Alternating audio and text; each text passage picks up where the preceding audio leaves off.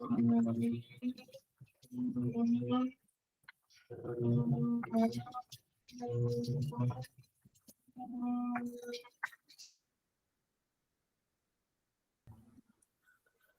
morning, panelists and staff. My name is Chad Buderbaugh, and I serve as the Senior Program Director of the Maryland State Arts Council. A couple of quick notes before we get started. To ensure an equitable process, we will be using a script to guide today's meeting, so there will be a high level of formality in our presentation.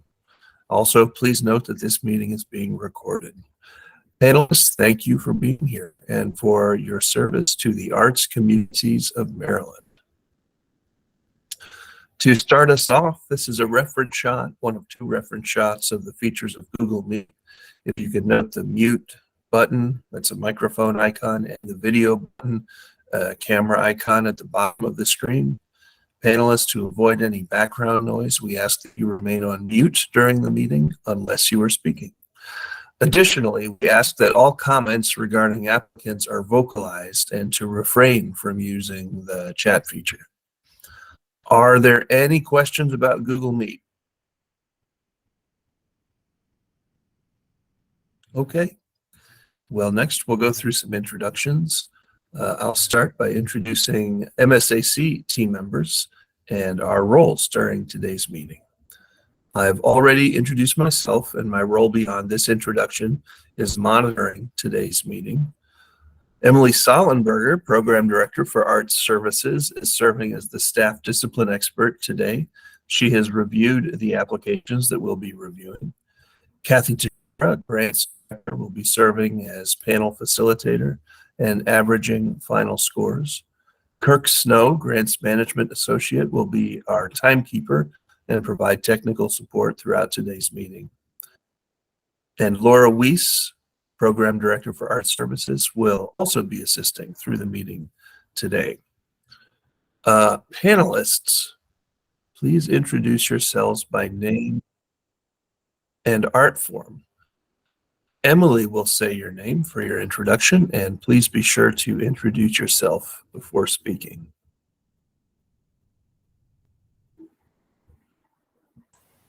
Okay, good morning, panelists. So great to see you. Thanks for being here and all your work.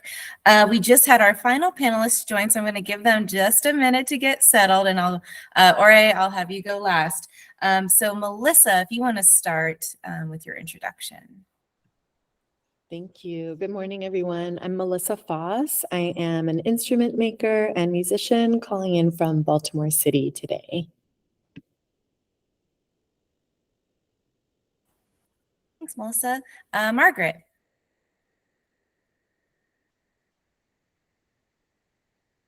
You're on mute, Margaret.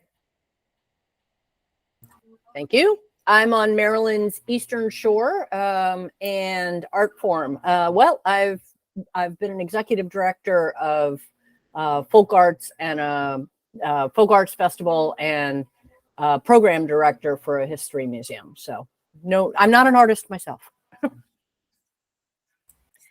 Thanks, Margaret. Dorit. Yes, good morning. My name is Dorit. I recently retired from my role as Deputy Director of the David C. Driscoll Center for the Study of African American Art at the University of Maryland. Thanks, Dorit. And Ore, I know you just joined, but if you could give us a quick introduction of yourself, that would be great. Thank you so much. Good morning. My name is Ore. I'm a performance artist in Baltimore City. And yeah, I'm currently also learning how to stilt walk. Great, thanks for being here. We're having just a little bit of trouble. I don't know if it's me or Kathy or Chad, if you guys had a little bit of trouble hearing Ore. Yeah, I had a little trouble. bit. Yeah. Okay. Is it any better now? Yeah, Yes. that was better. Okay. Thank you. Okay, good. Thank you, panelists. In accordance with Maryland's Open Meetings Act, applicants may also be attending online. Applicants, counselors, and other guests may observe, but may not otherwise participate in the process. If you are here to monitor or observe, and I see we have a number of applicants on the phone already, please be sure to remain on mute and off camera throughout the duration of the meeting. We will now review MSAC's guiding documents to ground today's process. We'll start with our land acknowledgement statement developed in consultation with tribal leaders around Maryland. We acknowledge the lands and waters now known as Maryland are the home of its first peoples, the Akahannock Indian Tribe, Assateague Peoples Tribe, Cedarville Band of Piscataway Indians, Choptico Band of Indians, Lenape Tribe, Nanticoke Tribe, Nassawawash Band of Indians, Piscataway Conoy Tribe, Piscataway Indian Nation, Pocomoke Indian Nation, Susquehannock Indians, Youghiogheny River Band of Shawnee, and tribes in the Chesapeake watershed who have seemingly vanished since the coming of colonialism.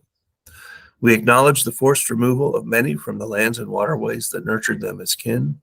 We acknowledge the degradation that continues to be wrought on the land and waters in pursuit of resources. We acknowledge the right of the land and waterways to heal so that they can continue to provide food and medicine for all. We acknowledge that it is our collective obligation to pursue policies and practices that respect the land and waters so that our reciprocal relationship with them can be fully restored. MSAC's Equity and Justice Statement. The arts celebrate our state's diversity, connect our shared humanity, and transform individuals and communities. MSAC and its supporting collaborators are committed to advancing and modeling equity, diversity, accessibility, and inclusion in all aspects of our organizations and across communities of our state.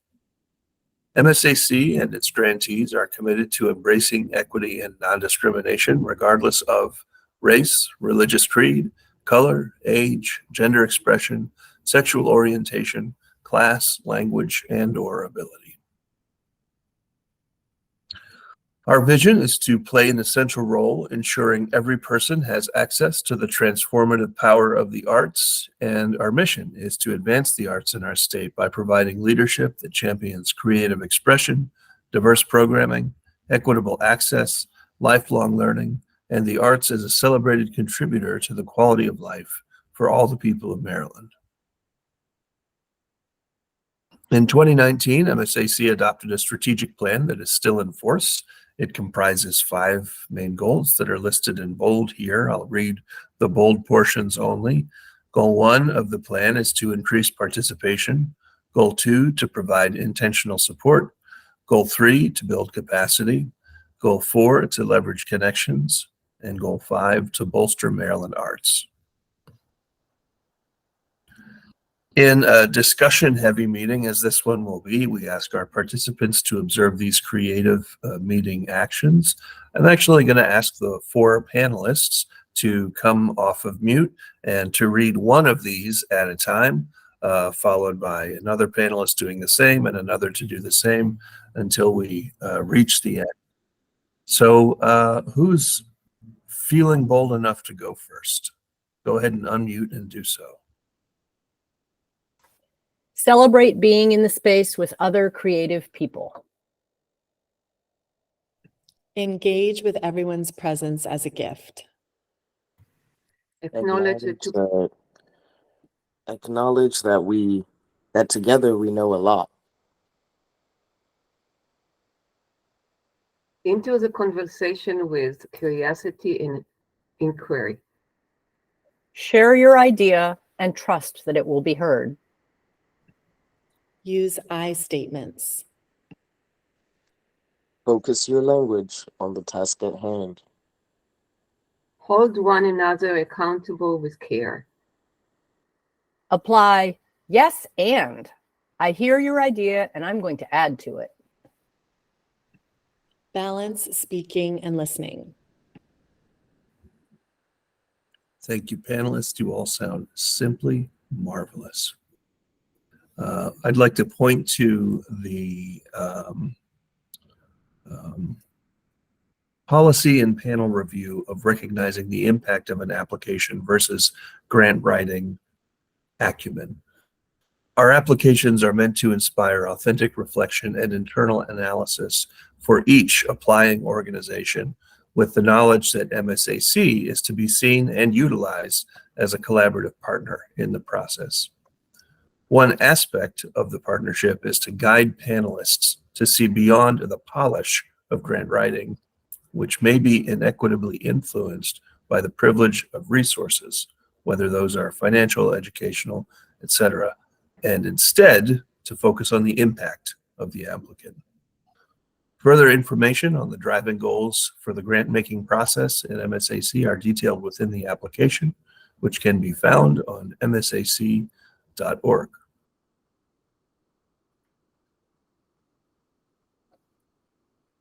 We also ask that panelists frame their responses as recommendations. For example, as you see here, if you're having the reaction, the strategic plan was unclear and did not connect to the organization's mission and goals, that would become, I would recommend that the organization clarify the strategic plan by adding language that connects directly to the mission, vision, and goals.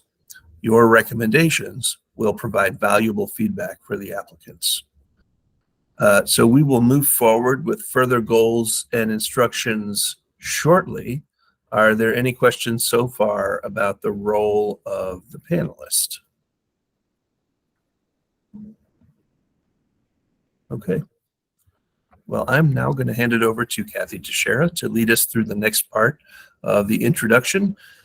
Take it away, Kathy. Thanks, Chad. The goal of today is to arrive at an average panel score for 21 applications in the folk and traditional arts category.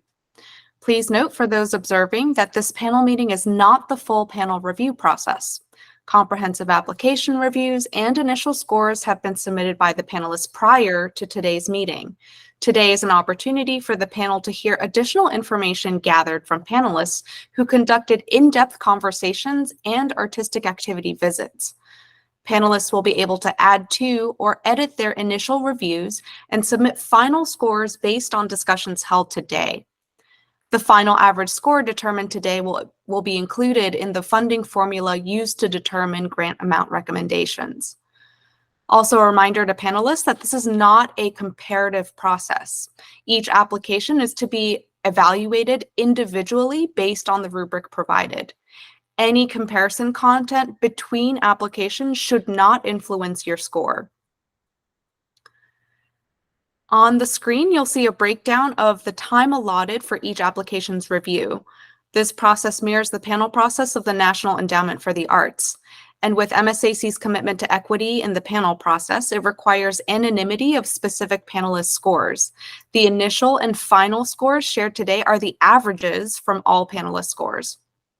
We will start by sharing a slide of the grant application's initial average score. Then the panelists who conducted the artistic activity will speak first, followed by the panelists who held the in-depth conversation. Each panelist will have 2 minutes to speak. Our timekeeper, Kirk, will chime in at the end of each 2-minute mark.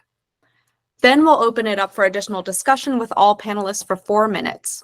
Kirk again will alert us at the 4-minute mark. Then I will ask staff discipline expert Emily to contribute any additional thoughts based on her analysis of the application. Her contributions are intended to ensure that recommendations are in alignment with MSAC's commitment to equity, justice, and procedural transparency. Then panelists will be provided 3 minutes to submit their final scores and comments in Smart Simple. If there are thoughts or recommendations that come to mind after the discussion periods have ended that you didn't have a chance to vocalize, you should include those in the comments of your scoring rubric on Smart Simple. Please note that any identified conflicts of interest will be announced prior to an application's review. Panelists, if you have a conflict of interest that we don't already recognize, please just announce yourself at the beginning of that application review. Those with conflicts will not participate in the discussions and scoring. Finally, I'd like to mention that we will be taking breaks throughout the day, and depending on the timing of how we're working through the schedule, we may shift some break times accordingly, but we'll be sure to check in with you before we make that call. Before we move on, are there any questions regarding the panel meeting structure?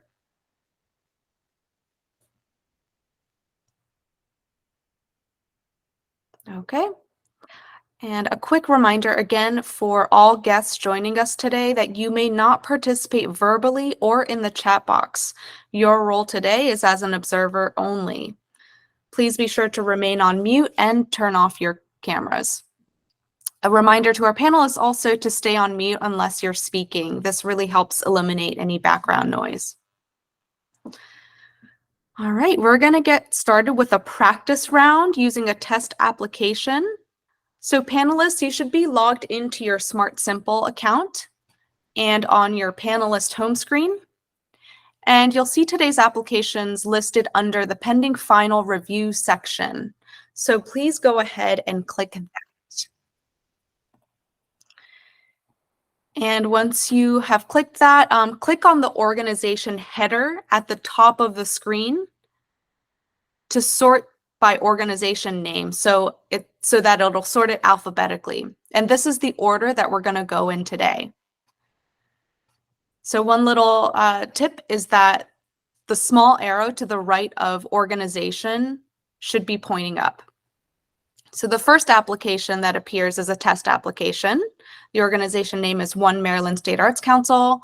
And then following that, the next application you should see is for the Baltimore Folk Music Society. So I'll give you a moment to sort your applications alphabetically. Please let me know if you have any questions or need help with that.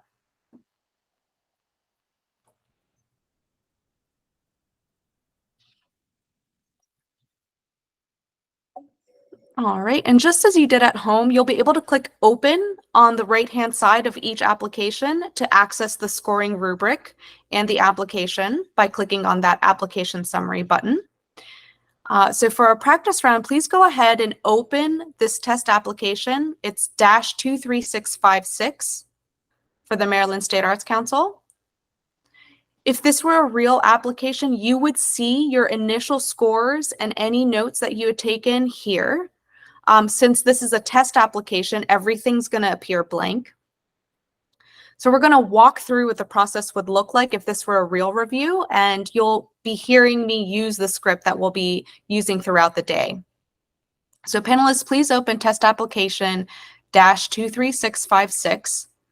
The mock average score from round 1 of review is 85%.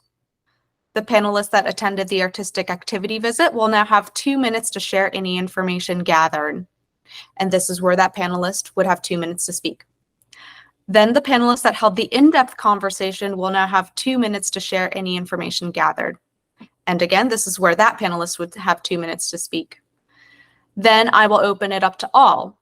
In the real review period, you would now have 4 minutes for discussion.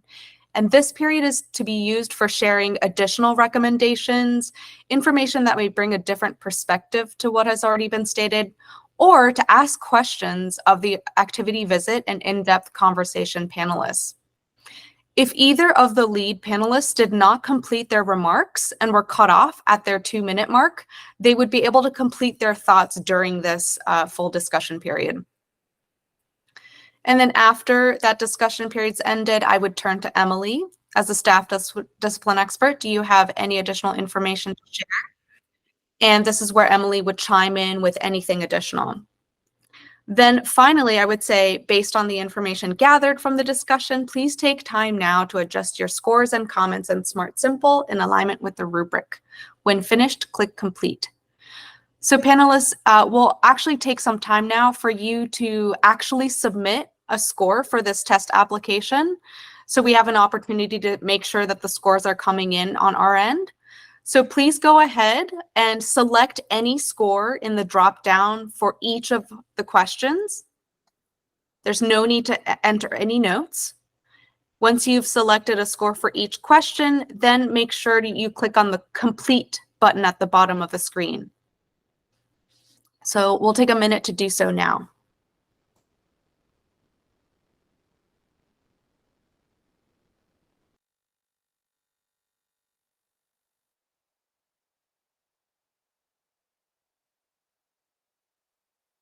I think I'm missing something. Yep. What do you see, Margaret? Yeah, I think I'm missing something. So I see how, why all the questions, and then I understand why they're blank. Mhm. But I don't see where I shouldn't be able to update the scores in each category, right? Yes, you should be able to update, like actually select a score from the drop down. Oh, so change individual scores in Yes. each category. Okay, gotcha. All right.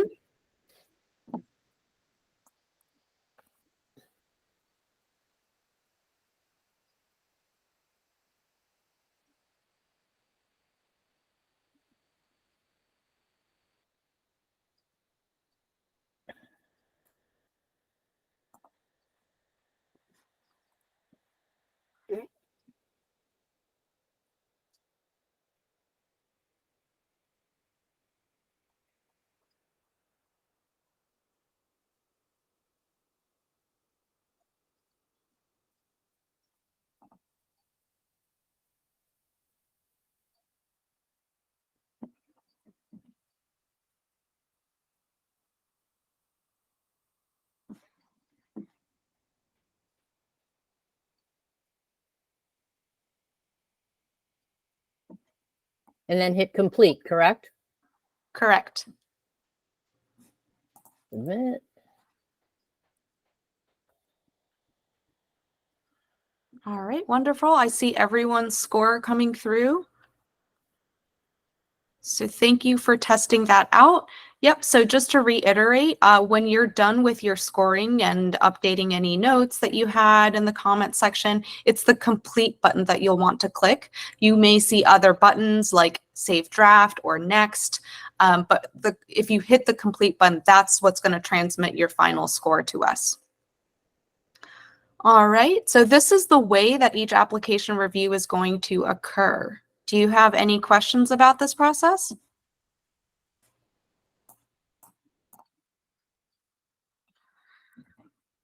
All right, if not, we will get started. So panelists, please make sure you're back on your panelist home screen under the pending final review section and ensure that your list is sorted alphabetically by clicking on the organization header. All right, we'll get started here with our first application. Panelists, please open application from the Baltimore Folk Music Society. Application ID 2024-18531. The average initial score is 82%. The panelists that conducted the artistic activity visit, Ore, will now have 2 minutes to share any information gathered. Hey, good morning, everyone. Can everyone hear me all right? Good morning. Yes, we can hear you. Maybe if you could make sure you hold your mic closer to your mouth, that might be helpful.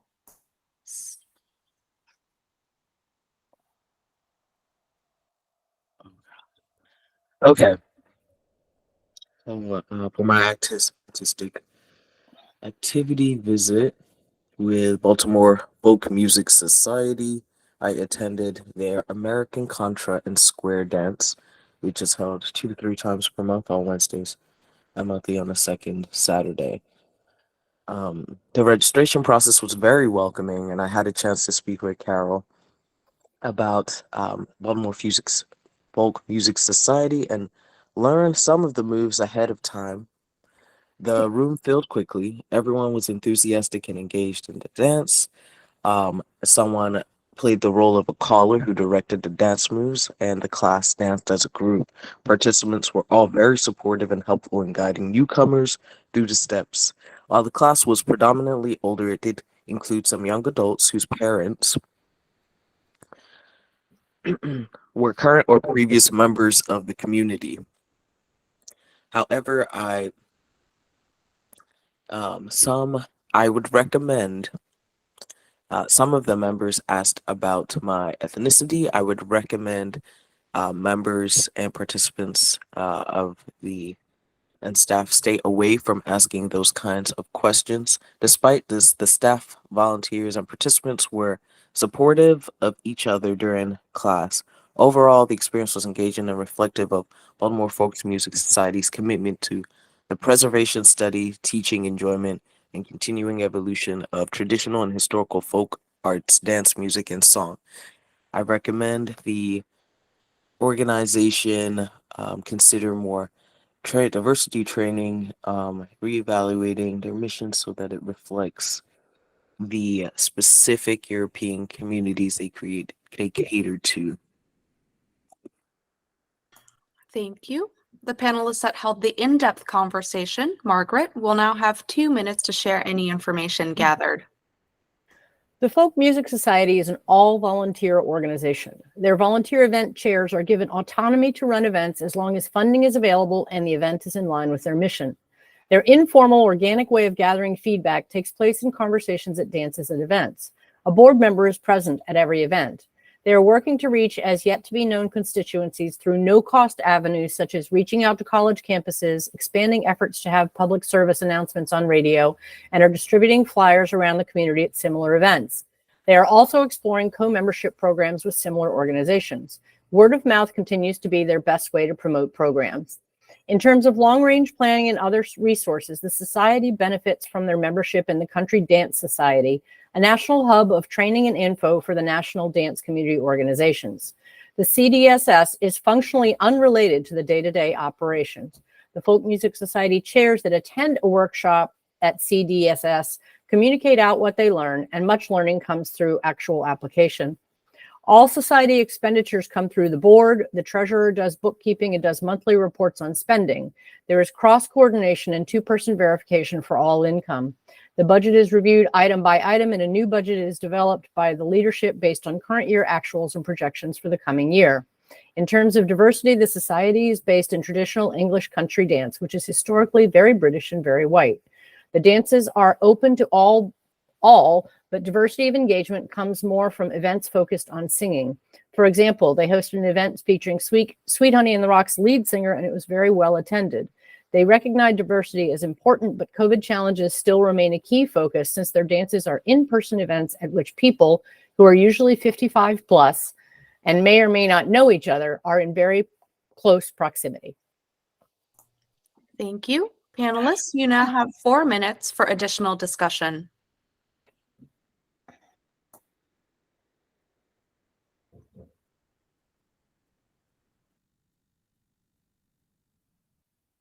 Am I allowed to offer something else? Absolutely. I wanted to touch, since Ore mentioned it, I wanted to touch back on the last part in terms of diversity. One of the things that the folk music, and it was just in my last sentence, but I want to reemphasize that because everything they do is in person, because their demographic is mostly older and dancing is, you get very close to somebody, their main challenge still is coming back from COVID and getting people to attend dances and to show up. They're doing a lot of things to try and change that and to try and bring people back, but that's their main focus right now. And it's very challenging because everyone is a volunteer. There are no paid staff. Thank you, Margaret. I want to add that actually. You're breaking up, Ore. I want to add that I actually meant to say sensitivity training as opposed to diversity. I would agree. I would agree with that. The community, and I also stated that yes, updating the mission to highlight that the specific communities they center are European. I actually talked with, who did I talk with? I think one of the board chairs about their approach to diversity, which would be to engage with other communities, dance communities in Baltimore and do cross-cultural exchange, which I think is an excellent idea and would actually recommend steering away from trying to necessarily integrate into a community with that specific cultural background. Does that make sense? I made a similar recommendation to them to work across the community with other dance communities. Yes, yeah, and I think that's a great idea, but yes, I would recommend sensitivity training so that they do not say or ask questions that may result in negative interactions with those communities. Yes. Melissa, feel free to jump in. No need to raise your hand. Great, thank you. Margaret, I was wondering, I'm just looking back at my notes and I see that they talked about the fact that they do rely on their volunteers and that burnout is an issue. So I was wondering if you talked with them, if they said anything about ideas that they have for potentially diversifying income sources to start to address those issues with staffing. We did not talk about diversifying income sources specifically. I did ask them about their operations, how it all works. They do have members that each of them are sort of, I believe, trying to cultivate and bring up to the positions. But getting volunteers to take ownership and leadership continues to be a challenge. Great, thank you.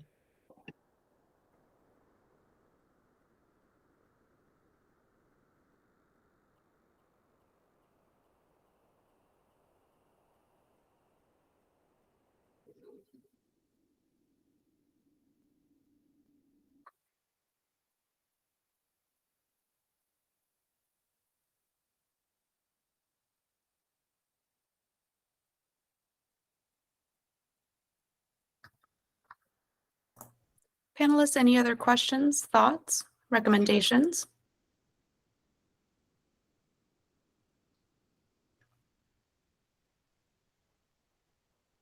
If not, Emily, as a staff discipline expert, do you have any additional information to share?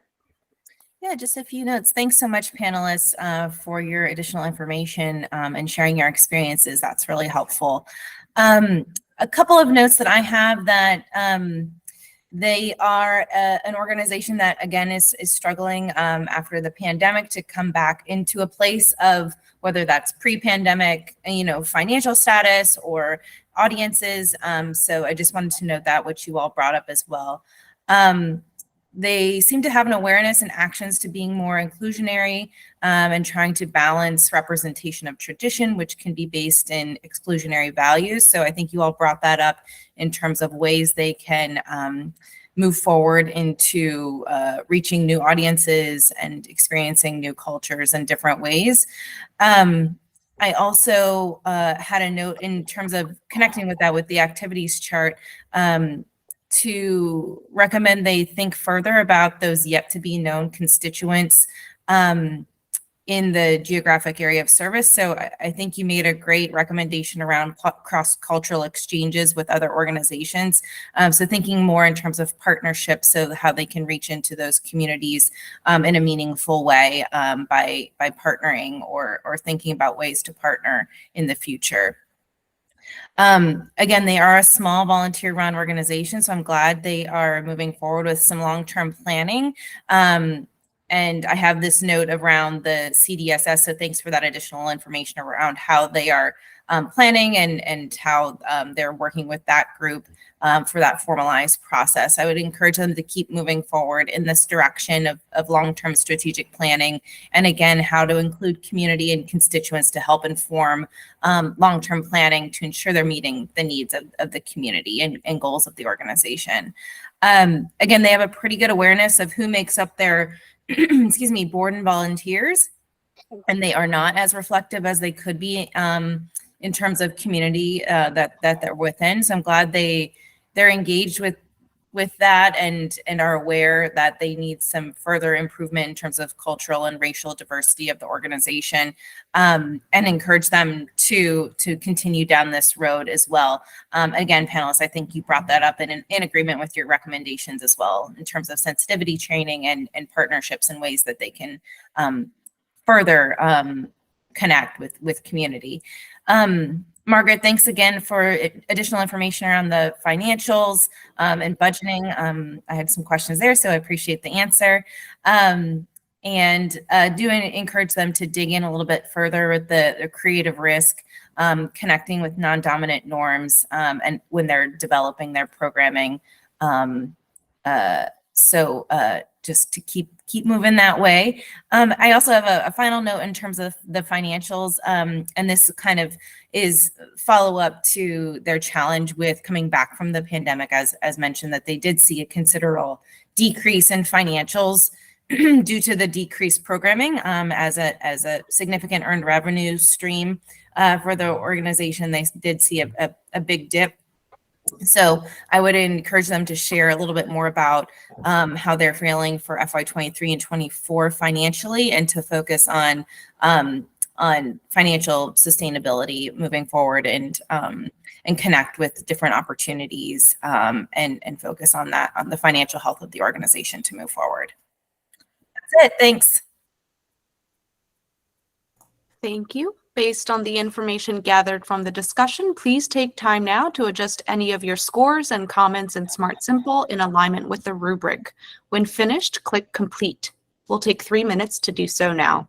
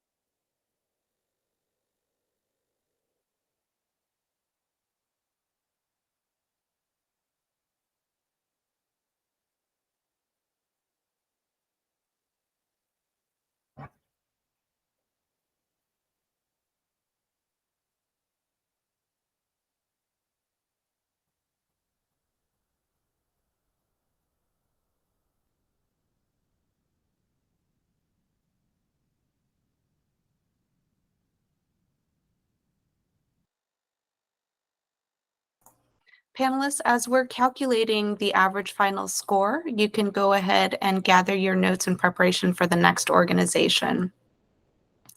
Also, just want to provide a reminder for any observers who have joined us. Please be sure that you are on mute, and also that your video is off throughout the duration of the meeting. Thank you so much.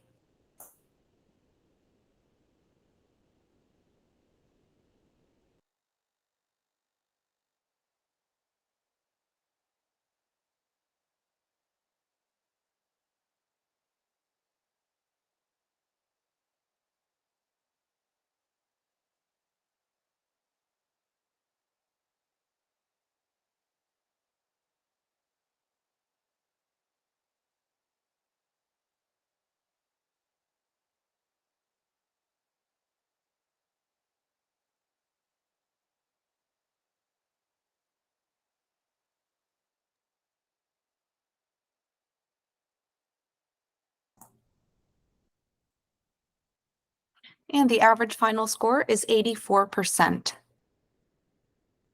Next, please open application from Carpe Diem Arts, application ID 2024-18765.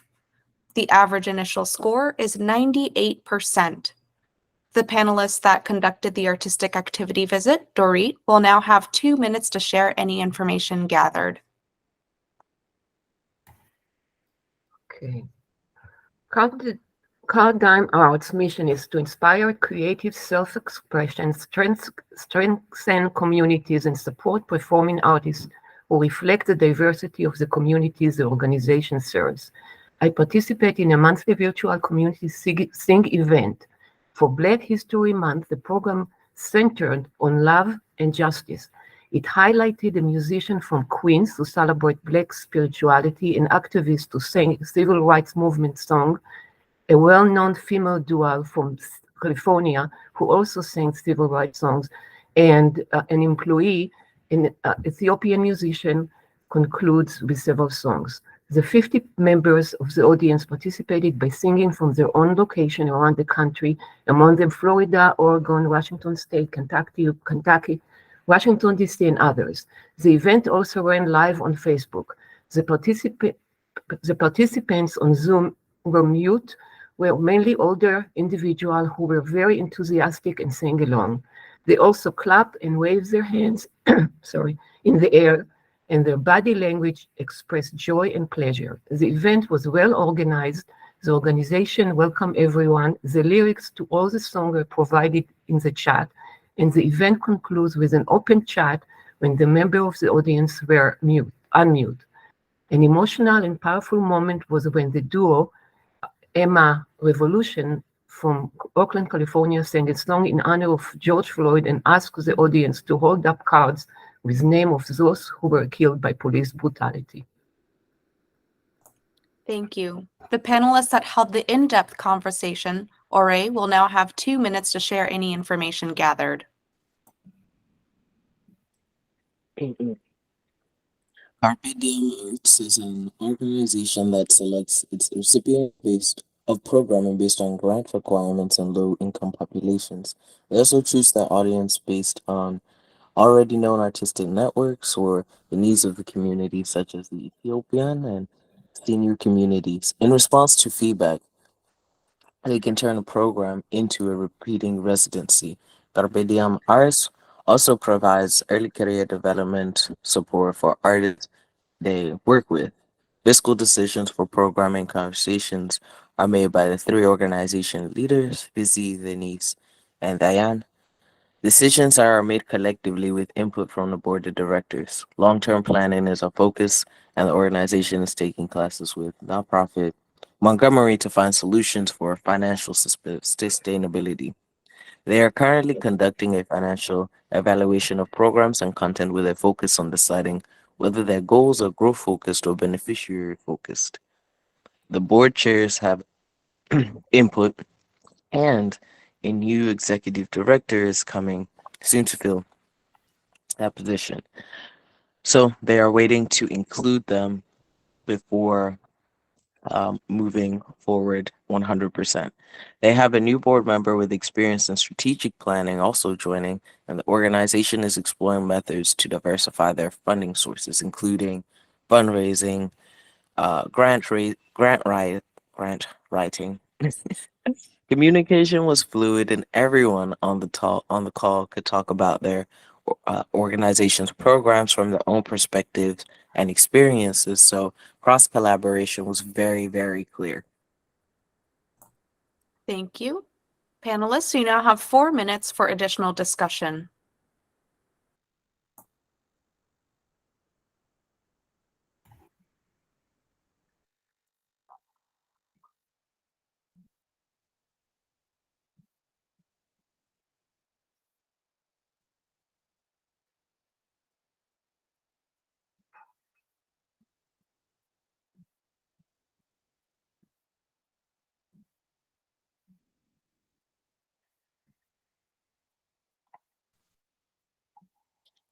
Margaret looks good.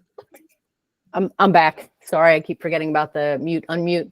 I don't have any additional questions. I thought it was a very thorough application, and your further visit and conversation explanations really covered everything and affirmed already how I felt about the application. So thank you.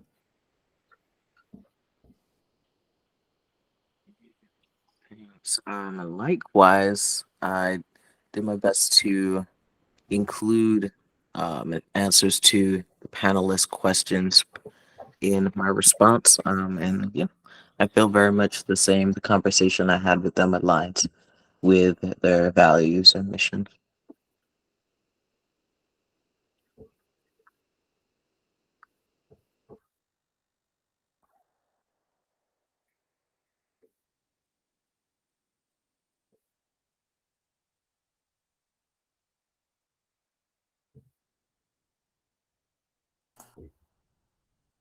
I guess I presume we're allowed to compliment them as well. I don't know if they're on the line, but I thought their response to the last question of a recent example of an organization's greatest successes, explain why it's considered successful. It was one of the most comprehensive answers I've ever seen. Really, really nice job reflecting exactly why the program, what the measures of success were and why it was considered successful. So I really thought that was just an incredibly well done answer, very thoughtful.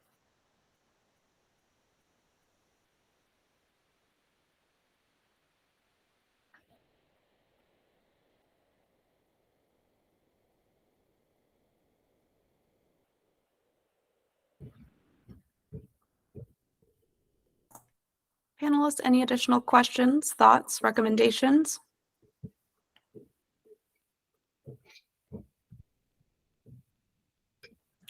If not, Emily, as a staff discipline expert, do you have any additional information to share? Just a couple of different additional notes here, panelists. Thank you. I just noted that with Carpe Diem, they have a very clear mission, vision, and connection to programs and needs of the community.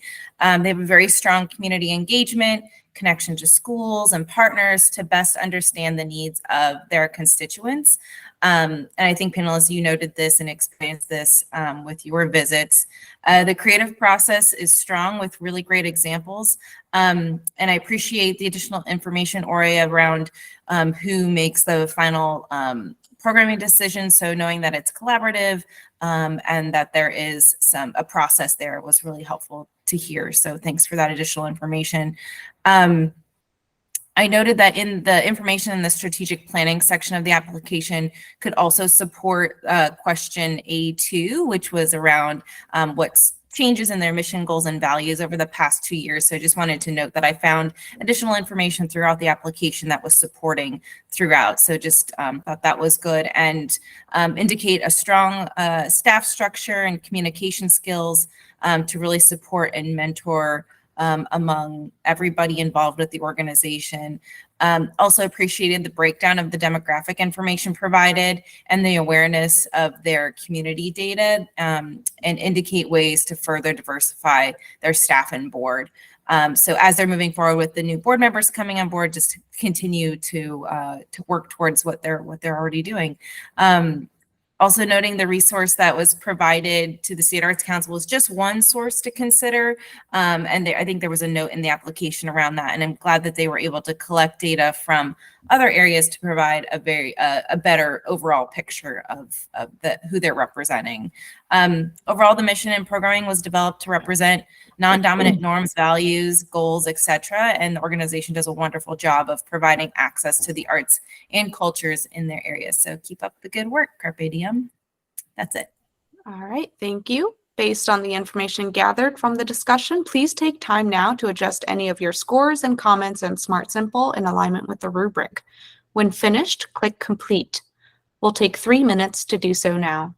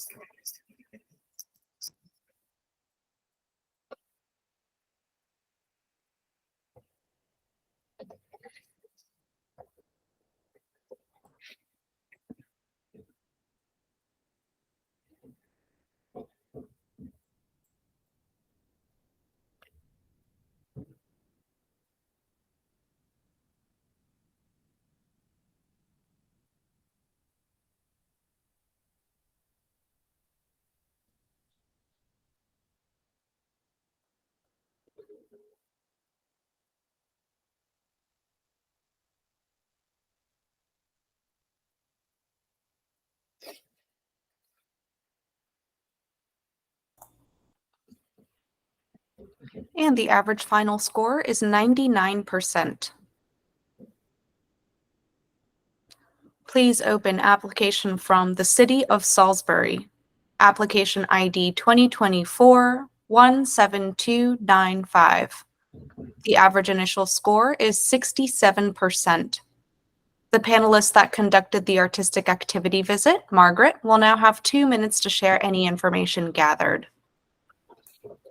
The Arts, Business, and Culture Department, ABCD, of the city develops a wide range of arts programming and events throughout the year to build community for city residents and surrounding towns and communities. Events embrace diversity both in art and in audiences and take place mostly in the warmer months when people are able to come together outdoors for concerts, arts festivals, exhibits, etc. The National Folklife Festival, a national organization, rotates through cities around the country with the express goal of planting the seeds for a regional event to continue once that national presence moves on. The ABCD team is excited to continue that legacy and showcase Maryland traditions in Salisbury. Via Zoom, I experienced the Juneteenth celebration, the Pride celebration, Hops on the River, Salisbury River Fest, an evolving sculpture exhibit in the city park that showcases outdoor visual arts. My experience was invaluable because it helped to round out the story behind ABCD's work and how they have evolved and hope to evolve, which I didn't really find to be clearly stated in the narrative. My experience was supported by the application rather than vice versa, if that makes sense. What I learned connected to responses provided in questions A2, A3, B1, D1 in the application, and I have to say, they are a committed and enthusiastic group who seem to work very collaboratively and creatively to bring the arts to all Salisbury residents. Thank you. The panelists that held the in-depth conversation, Dory, will now have 2 minutes to share any information gathered. ABCD was created a year ago by combining 7 city departments. The biggest catalyst was the Maryland Folk Festival, which started in the city in 2019 and until recently was managed by NCTA.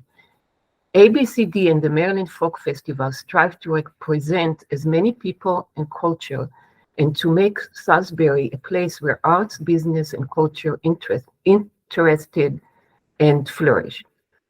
Clarification, the ABCD presents event it developed as well as those developed by other cities organization. ABCD application to Maryland State Art Council is only for covering 1/3 of the activities in the festival, those which are directly related to Maryland tradition folk lives. In addition to Maryland State Art Council, ABCD asked for support from groups, corporations, foundation, and individual in the festival programming change based on the available funding. ABCD sends a call for volunteers to participate in committees or performances, and the committees review the proposals. The event and cultural manager makes final decision based on funding and schedule.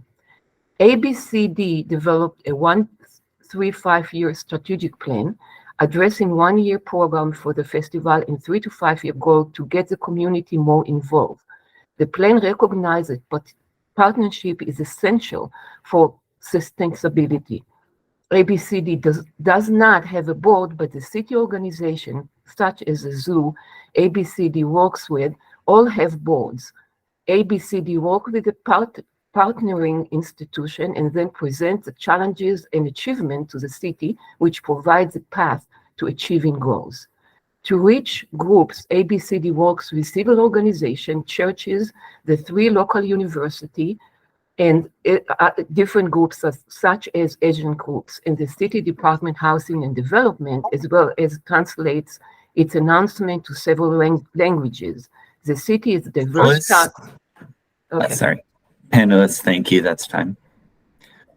Thank you. Panelists, you now have 4 minutes for additional discussion. Dory, please feel free to complete your thought there if you would like. Yeah, just one sentence. The city is a diverse town with overall staffing which represents the diversity of the community. That's it.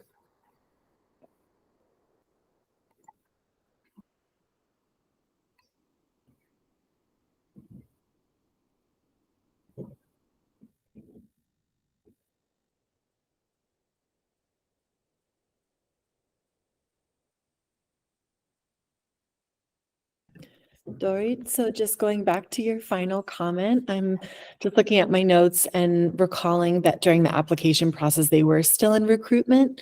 So what you were saying is that the new staffing the staff and volunteers, that it is reflective of their area of service? Is that correctly? Did I understand right from what you said? Yes, that's correct. And they are still involved with recruiting, if I recall correctly. I think there is one position that they're still recruiting. They're involved with the housing department, which a very diverse group. Also, the staffing, the majority, some of the people are new, but there are some people that were involved with the activities before, so they are familiar with the program. Great, thank you.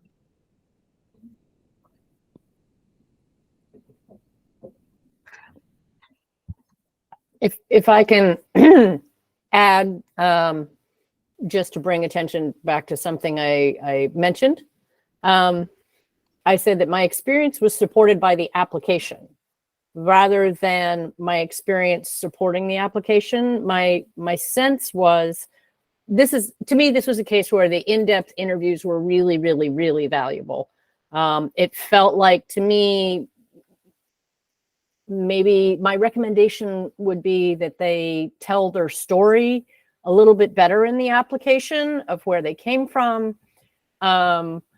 I might recommend that whoever is submitting take a grant writing workshop, because I think that the story that Doree got and that I got, I didn't see reflected in the written application in a way that I would have hoped. So I love that MSCC does these in-depths and these artistic reviews for just this reason, because I think they are very cool, but I think their application could use some strengthening, their narrative. Yeah, let me just add again that I agree with what Margaret is saying. Also that like I said, this team is relatively new. It just was put together about a year ago. And we are focusing on this Maryland Festival, which until now was organized by another organization that usually goes to a city for 3 years and then leaves. So they are coming to this as new organization to a new project, except I believe, like I said, 1 or 2 people that were involved before who are very knowledgeable. So I think there is some learning curve there in both writing the application and describing the experience. And it's also difficult, I think, to experience something that happened once a year. It doesn't happen right now that we can actually get involved with.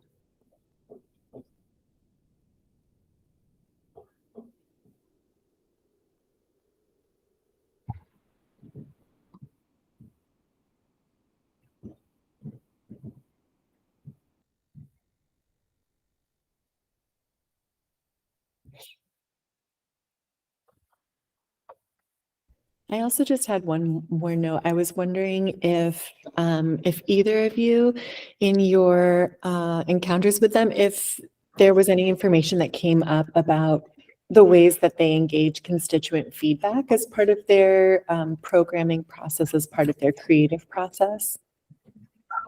I'm sorry, panelists, that's 4 minutes.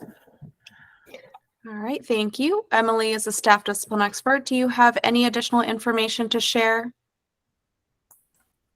Just a couple of additional notes, and thanks for the experiences and sharing what you all learned. I appreciate that.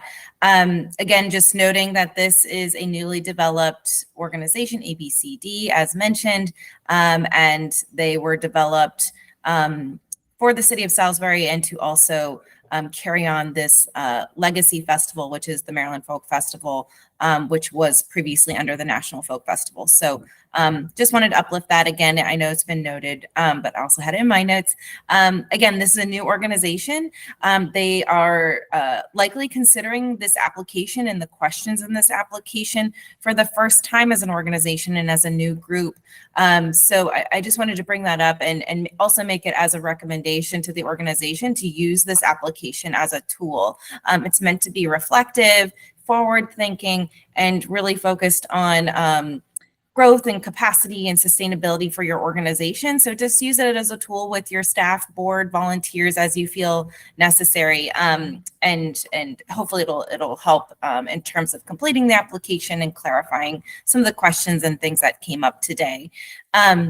Again, this year is a time of transition for this organization and development to carry on the folk festival along with other offerings throughout the year. So I'd recommend that they take this as a holistic approach to the organization's offering and ensure the folk festival is also included in the activities chart. I think it was missing from there, but it included a lot of other offerings. So just recommend that they ensure that they complete that with the activities that they are planning throughout the year. All the arts-based activities, I should say, for under the ABCD umbrella, and further connect with the community in different ways, as noted by Melissa, in focusing on the engagement of community and constituents as part of the process.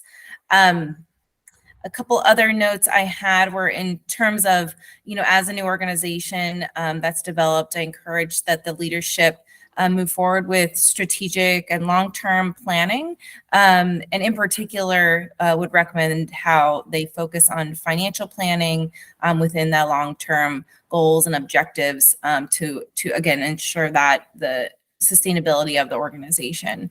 I would also recommend that they engage with resources and assist with equity and diversity within the organization, how they can be reflective of the community that they serve, and the traditions and cultures being represented at the festival in Salisbury, and bringing those folks in. How can they also be in touch with those different cultures and folks from those groups?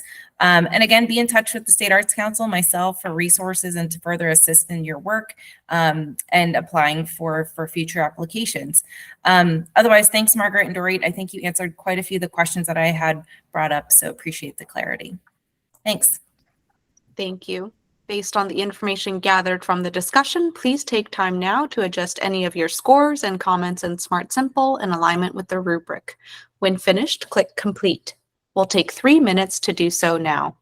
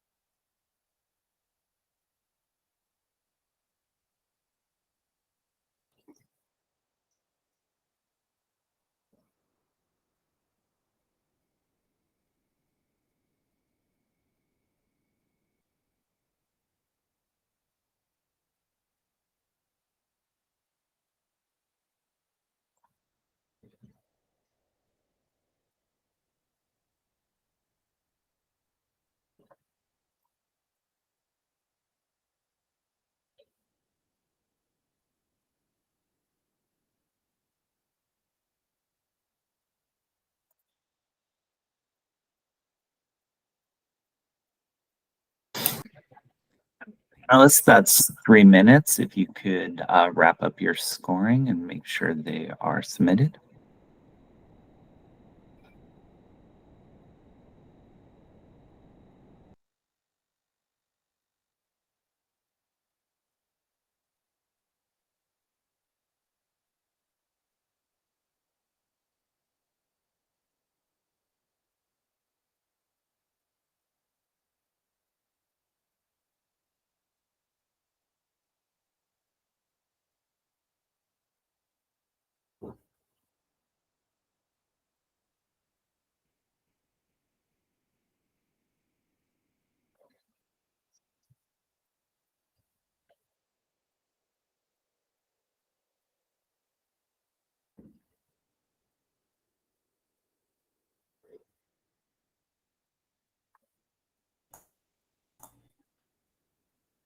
And the average final score is 75%.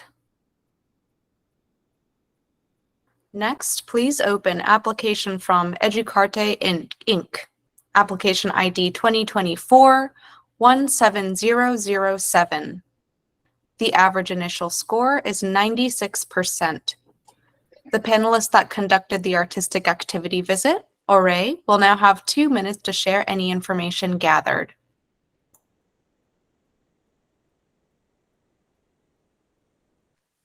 Good morning. Give me 1 second to switch from the other application. Okay. I attended a Brazilian carnival dance with Educarte focused on samba, hosted by Educarte Inc. The registration process was very welcoming, and the room was packed full of energy and enthusiasm from engaged participants. The class was led by Hilma Zese, a Brazilian dancer, teacher, choreographer, performer, and healer from Sao Paulo. She began by teaching us basic steps and dancing in pairs before eventually transitioning into a group dance. Throughout the class, Hilma continuously affirmed the group, reminding us all of the gifts we bring to the world. The diversity in the class was notable, with participants of different races, age, and genders, ethnicities, all with a connection to Brazilian culture through direct experience or familial ties. The staff, the supportive staff, volunteers, and teachers help transition the space and support participants during class changes as there were other classes during that day. The class closed with each participant sharing words of gratitude. In addition to the dance class, there was also a drumming class afterwards and a children's percussion class happening simultaneously but in separate rooms. Just to speak to the range of the programming and the audiences, participants they serve. Uh, Overall, the experience was engaging and inclusive, reflecting of Educarte's commitment to performing arts and arts education in Maryland and the greater Washington region. Thank you. The panelists that held the in-depth conversation, Melissa, will now have 2 minutes to share any information gathered.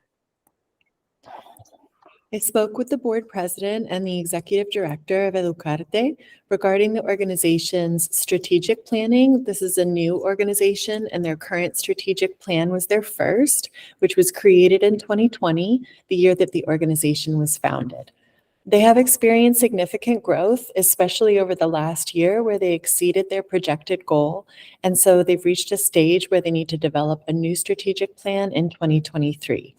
They're currently planning fundraising for this, which will take place together with the board, and researching with different consultants to explore options. They plan to carry out a senior leadership retreat that will likely take place this year. They're also carrying out extensive research to explore different options for a physical space, looking at current cultural spaces that have been vacated, others that are being built, and considering the possibility of sharing a space with another arts organization. In their application, they discussed a need to expand staff and staff hours.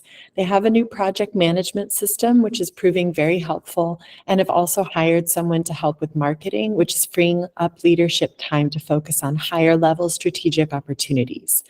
Regarding their fundraising efforts, they have many grants pending and upcoming, and they have a new board member who is a fundraising expert from Georgetown University, who's helping them to develop a plan around increasing individual giving, which is one of their most important areas for fundraising.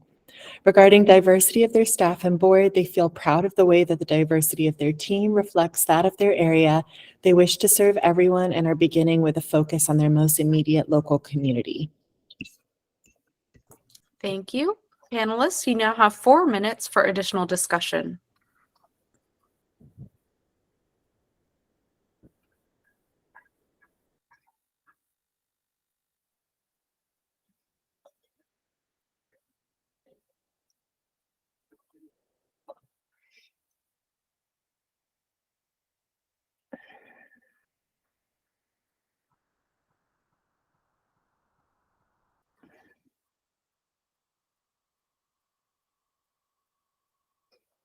I might have, I'm sorry, I might have missed it, but one of the things I was looking for, I remember when I read this, was sort of a very specific statement of values. And I didn't know if that was discussed at all, or if they're looking at doing that with their upcoming strategic planning.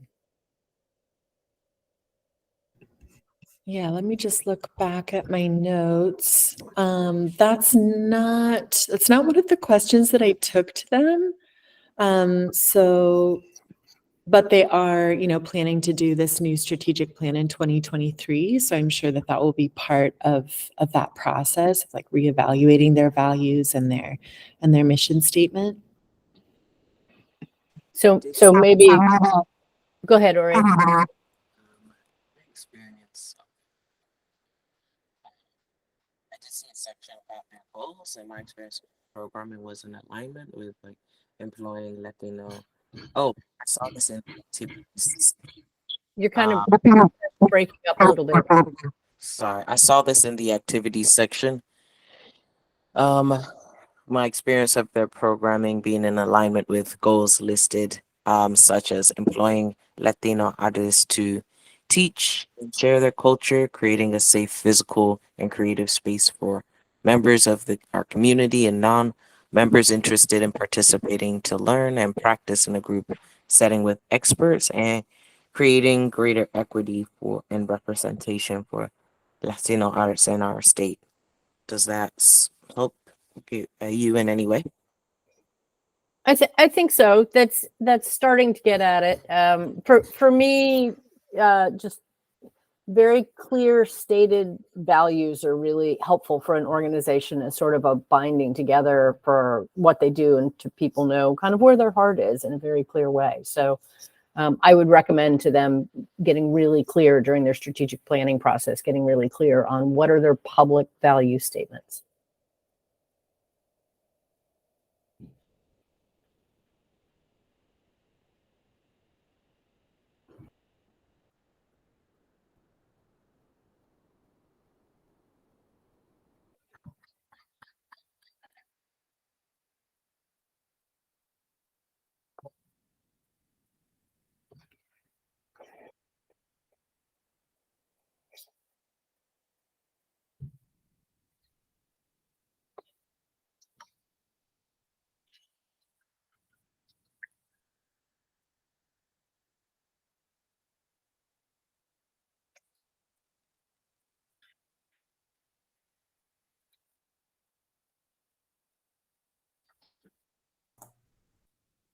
Panelists, are there additional questions, thoughts, recommendations?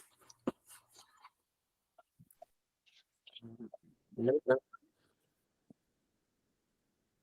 If not, Emily, as a staff discipline expert, do you have any additional information to share? Just a few more notes. Thanks, panelists. Appreciate the additional information.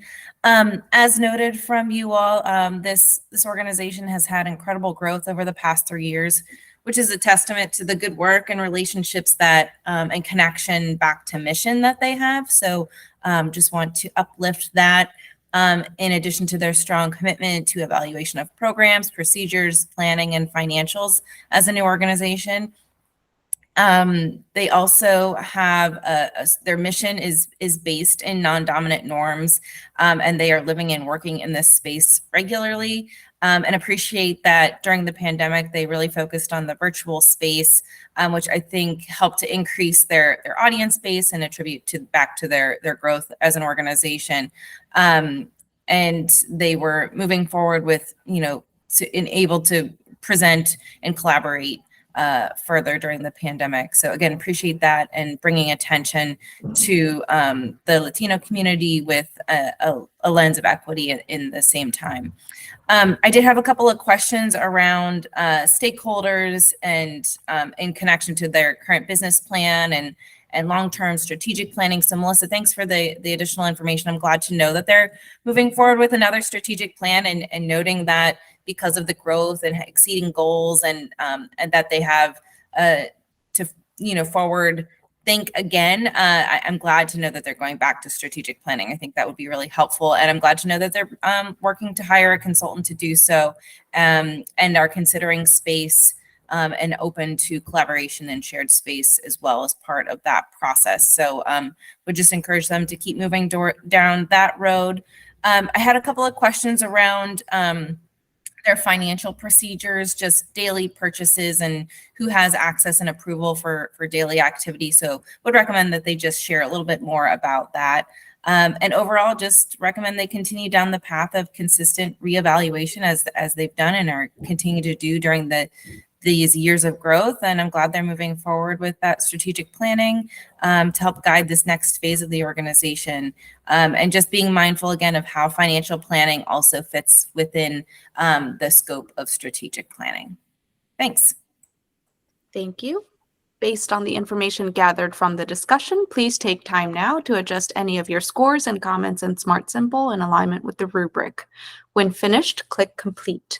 We'll take 3 minutes to do so now.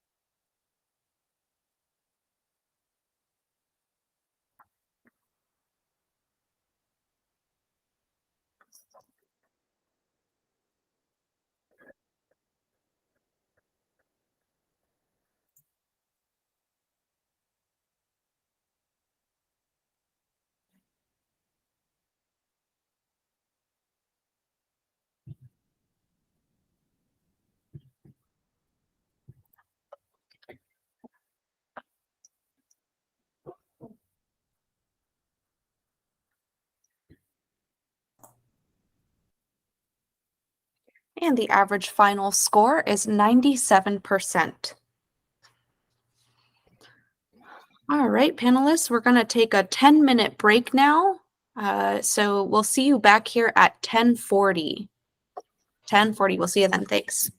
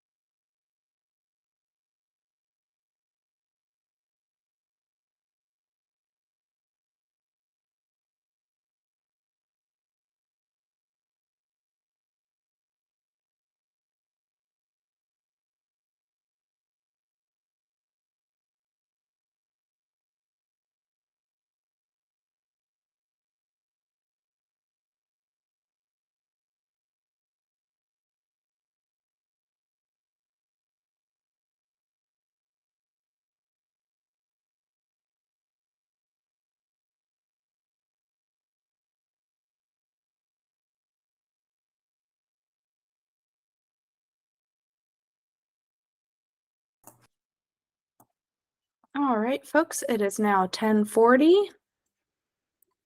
If we can start to make our way back.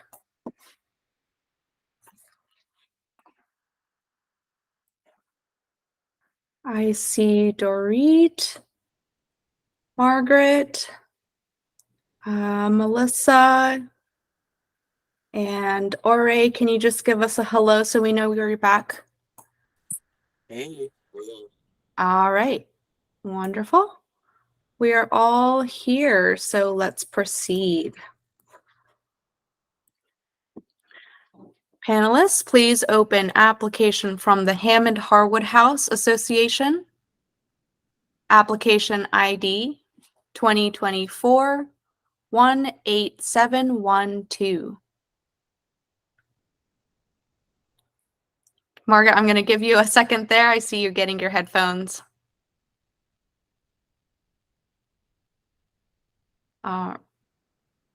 All right.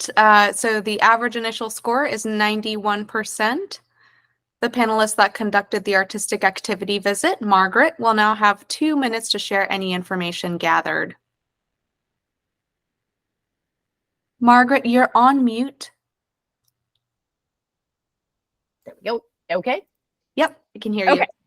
Hammond Harwood House is a historic house museum that serves as a showcase of traditional and folk arts, as well as a backdrop for a variety of programming that engages participants in art forms that are becoming increasingly rare. There were no scheduled workshops or programs for the time I could visit, so I toured the historic house and we discussed programs they offer, including an upcoming needlework program, which may be an ongoing group, a traditional clockmaking and repair program, which had just taken place, musical events using harpsichord and antique instruments, woodworking and traditional furniture making, architectural detailing made by hand, and cooking from the late 18th century. As their staff is small and volunteers are integral to the operation, their creative process is collaborative and organic, with ideas arising and being explored as a group. My experience supported all responses in the written application and their efforts to be in tune to broadening their program offerings to engage new audiences. That last sentence didn't make a lot of sense, but I'm done. All right, thank you. The panelists that held the in-depth conversation, Dorit, will now have 2 minutes to share any information gathered.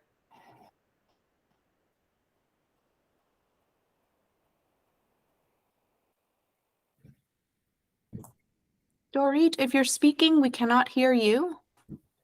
Sorry, my apology. Okay, let me start again. Hopefully I get 2 minutes. HHH mission is to preserve the historical house, its paintings and decorative art, as well as its social history. All the programs are related to its mission and are developed by director and curator with guidelines from the board members. Remarks from the community, which are available through emails, word of mouth, and social media, are being reviewed and considered. Currently, there are no specific updates on the next phase of the strategic plan, but the board met on March 9 to discuss 8 components, including preservation of the building and grounds, financial, collection, education, and marketing. Social history narrative from a variety of viewpoints is being developed in collaboration with the director of PG Marriott House Museum and a retired professor from Morgan State University to develop language and storage which recognize the life of the slave who built and served the Hammond House. This more inclusive interpretation, which will also be included in printed material, will be used by the 30 docents of HHH. The director clarifies that HHH is financially secured with a $4 million endowment and $1 million bequest it recently received, and HHA is now in the silent phase of the capital campaign. The tour of the house often includes tourists, and a video of the tour in Spanish is available online. For the local community, HHA organized programs on specific handcraft or traditional art such as ceiling plastering or lithograph. To reach yet to be known community, HHAs provide free passes at the local library, presents tours to students from local community college, and is developing relationship with local youth groups such as Seed for Success, which focus on providing education to kids from low-income families. Thank you. Panelists, you now have 4 minutes for additional discussion.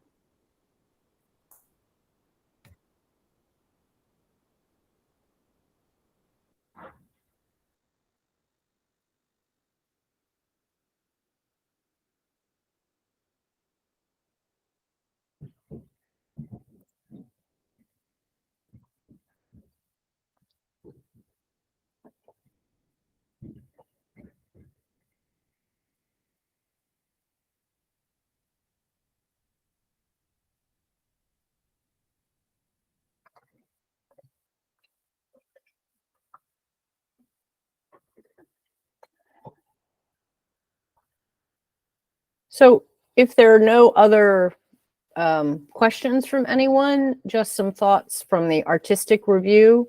The whole historic house, in many ways, is an example of traditional and folk arts that are being lost. The front door of the house is an incredible carving, decorative carving. So I would love to see the Hammond Harwood House, given their limited staff, but expand into traditional furniture making or fine furniture making or traditional decorative arts and crafts. I just think there's lots of opportunity. The question would be, I'm not sure that there's an audience to come do it, but I know a local history museum here through their wood shop has started offering all kinds of classes, that carpentry, fine carpentry and furniture making for women and things like that. So I think there's a lot of possibility for the Hammond Harwood House to build on the resources that they have on display at the house to create programs. And I think they're going this direction, but it was really a fascinating visit with the artistic eye in mind.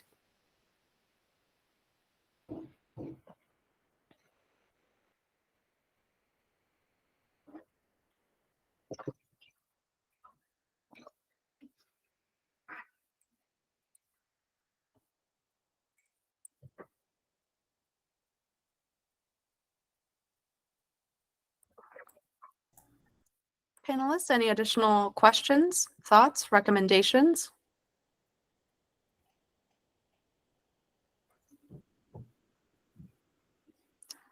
If not, Emily, as a staff discipline expert, do you have any additional information to share? Just a couple additional notes. I made a note that they have some great partnerships to further extend their reach into new communities and telling the stories of this historic house. So I encourage them to keep going down that road, as noted from the panelists as well. With the strategic planning process in place, I had some questions there about where they were at in the process. So appreciate that was discussed a bit. I would recommend that they continue down the path of ensuring they're including stakeholders, partners, and community as indicated. I also noted in the plan the fiscal stability, which is in this great time of uncertainty coming out of pandemic. I'm glad to see that the organization puts financial stability as a top priority in the process, along with the other pillars that were noted. Taking on financial challenges along with the importance of equity in the programming is something I noted. And again, I encourage them to continue this work with the staff and board and volunteers moving forward. Commend the organization for the Diversity, Equity, Inclusion, and Access Committee to further their efforts to reflect the community further, and actionable efforts with recruiting. So definitely continue down this path as well.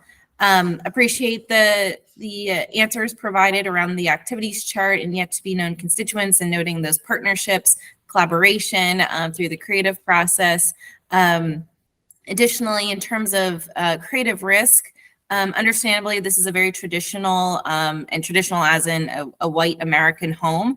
And the organization is telling stories of its history, including those that were enslaved within the home, which is an important story to tell. So I would just encourage them to think about other ways they're interpreting and or uplifting other narratives, values, aesthetics during this time, other ways of partnering and envisioning beyond the traditional storytelling.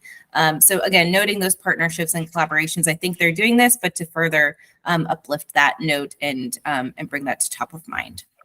Thanks. Thank you.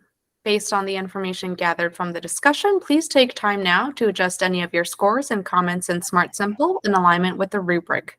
When finished, click Complete. We'll take 3 minutes to do so now.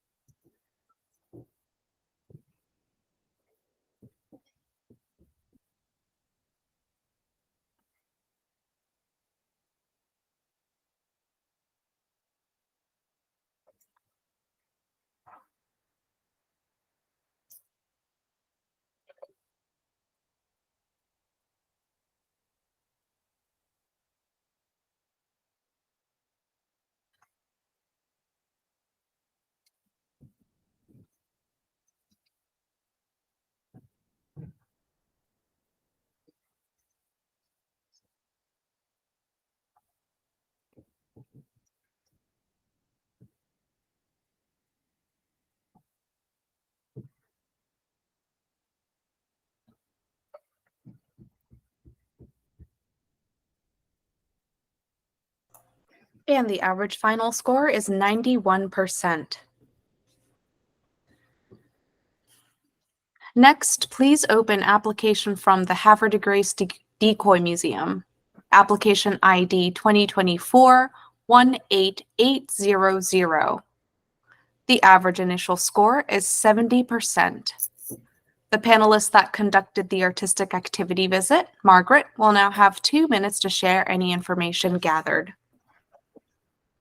The Havre de Grace Decoy Museum is a comprehensive showcase of various artistic styles of decoy carving that are deeply connected to the Chesapeake Bay region's history of creating waterfowl decoys of all kinds, from traditional historic decoys used in waterfowl hunting to decorative carvings of ducks, geese, swans, and other bird life. The museum is planning an exhibit on African American carvers, including the work of African Americans who carved decoys for white artists who painted them. The museum is a destination for tourists from all over the world, while the programs and activities listed in A3 tend to draw on a more localized audience.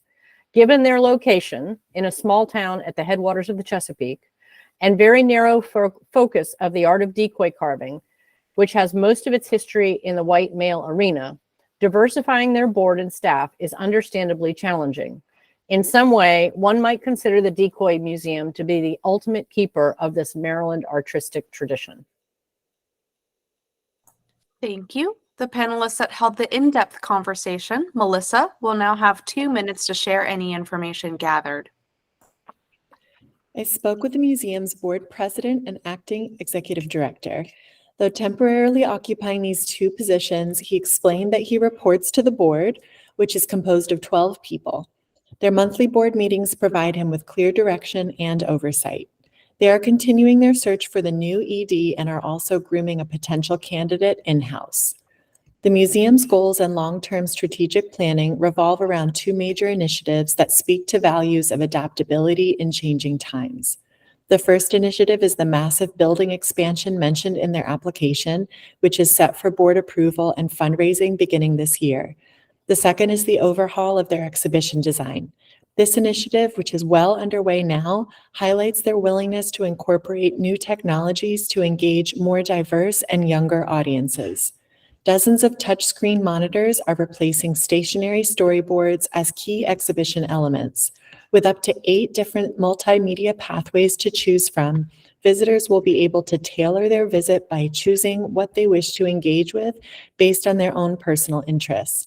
In this way, the museum is striving to center individual visitors' experiences, make their exhibitions more dynamic, and to improve accessibility. The museum gathers constituent feedback in many ways. When leaving the museum, visitors can scan a QR code at the feedback kiosk to fill out a survey. Ongoing interactions with the local public school system provide key feedback from educators, and frequent speaker series have discussion periods built in for audience participation. Visitors often remark about the surprise they feel about learning something completely new at the museum. The museum is always listening to constituents. In fact, thanks to a provocative critique from a community member, they're now installing a permanent exhibit about the influence of African American populations on the tradition of waterfowl decoy making. They are excited to further diversify their offerings by highlighting the lesser-known history of this important folk tradition. Thank you. Panelists, you now have 4 minutes for additional discussion.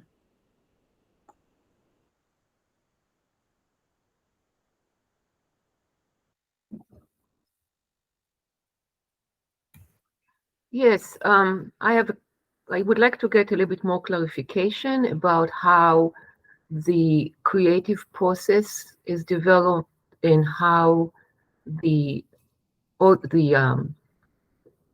constituents from the geographic area of service are involved in the programmatic development.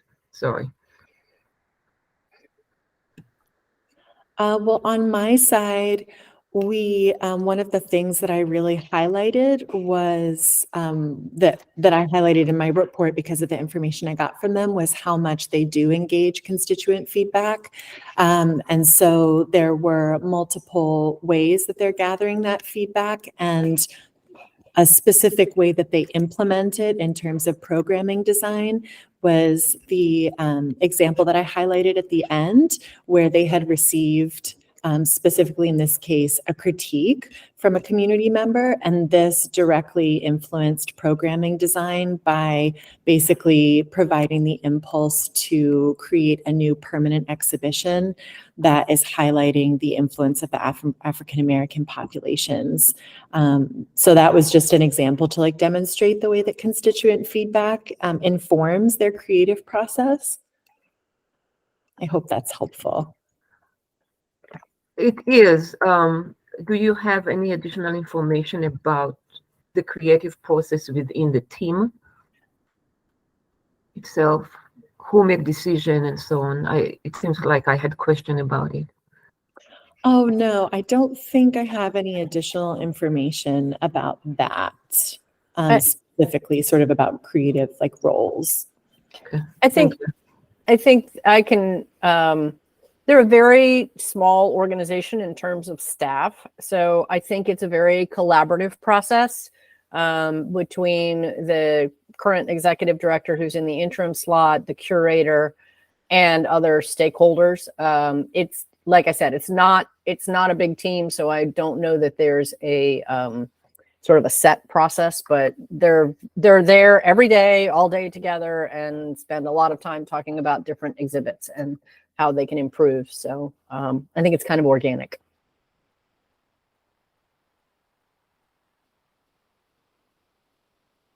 If I could, I think you asked also about the geographic area of service. They're an example of a really, I can understand why it's hard to answer this question for them, because literally tourists come to this town to see their museum. So for their geographic area of service, if some of their visitors are global, that's sort of hard to describe. So there's sort of that kind of visitor, and then there is the local constituency. And from my past experience, I can tell you that the community of decoy carvers, decoy collectors is very well networked all around the Chesapeake Bay, and this museum is well known. And I'm sure that they, or actually they told me, they pull really strongly from that constituency, which is less, it's geographic if you look bay-wide, I guess, rather than by zip code. Thank you.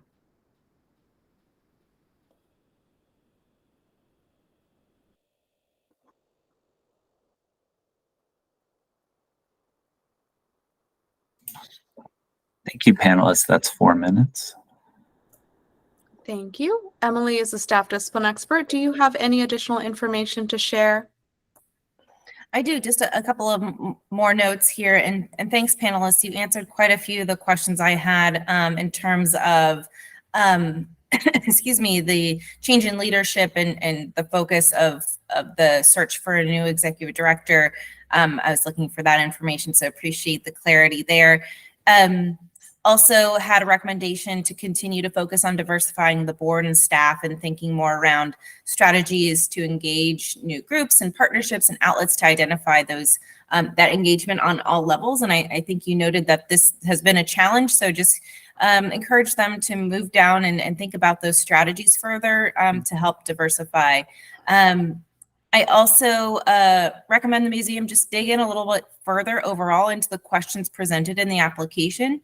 And consider further why it's important to share this work mission with the community. How might you continue to uplift the untold stories through the craft and reach new people, strategize around ways to extend the reach into new communities. And I think the example you gave, Melissa, about the new exhibition, focusing on the African-American history and story within this particular tradition is really important. And I was glad to hear that they responded to the community in that way to make a change and to hopefully invite other communities into the museum by making sure representation is felt within that space. So I just want to uplift that a little bit more. I had further recommendations on revisiting the strategic plan, evaluating and ensuring fiscal health and strategies through that process, and keeping the staff in mind, the vacancies and board development. I know that can be a challenge, but just want to put that as a goal moving forward when they're thinking about strategic planning. I was glad to hear a little bit more about the creative process and who's involved with that, and do understand it's collaborative too, but would recommend just further clarity on the decision making and including that within the next application. But I think the conversation today really helped to clarify a few of those pieces. Also had a recommendation in terms of finding indicators of success with the board, or the staff, board, and volunteers. They noted the functionality, but I'd just be curious to know how you know it's successful. How do you know that structure is working, and communicating what those indicators of success are for the organization? Additionally, I noted the strategies about further diversifying board and staff and to continue down that road. Also, within D1 and D2, which were thinking more along the lines of sensory and emotional intent, along with considering non-dominant norms, I encouraged them to think a little bit further around how they're considering they'd like visitors to feel and what they'd like them to experience further. I think with the improvements and the multimedia updates, I think they are thinking about that in a different way. I would just encourage them to share that a little bit more about the experiences and in the intent there.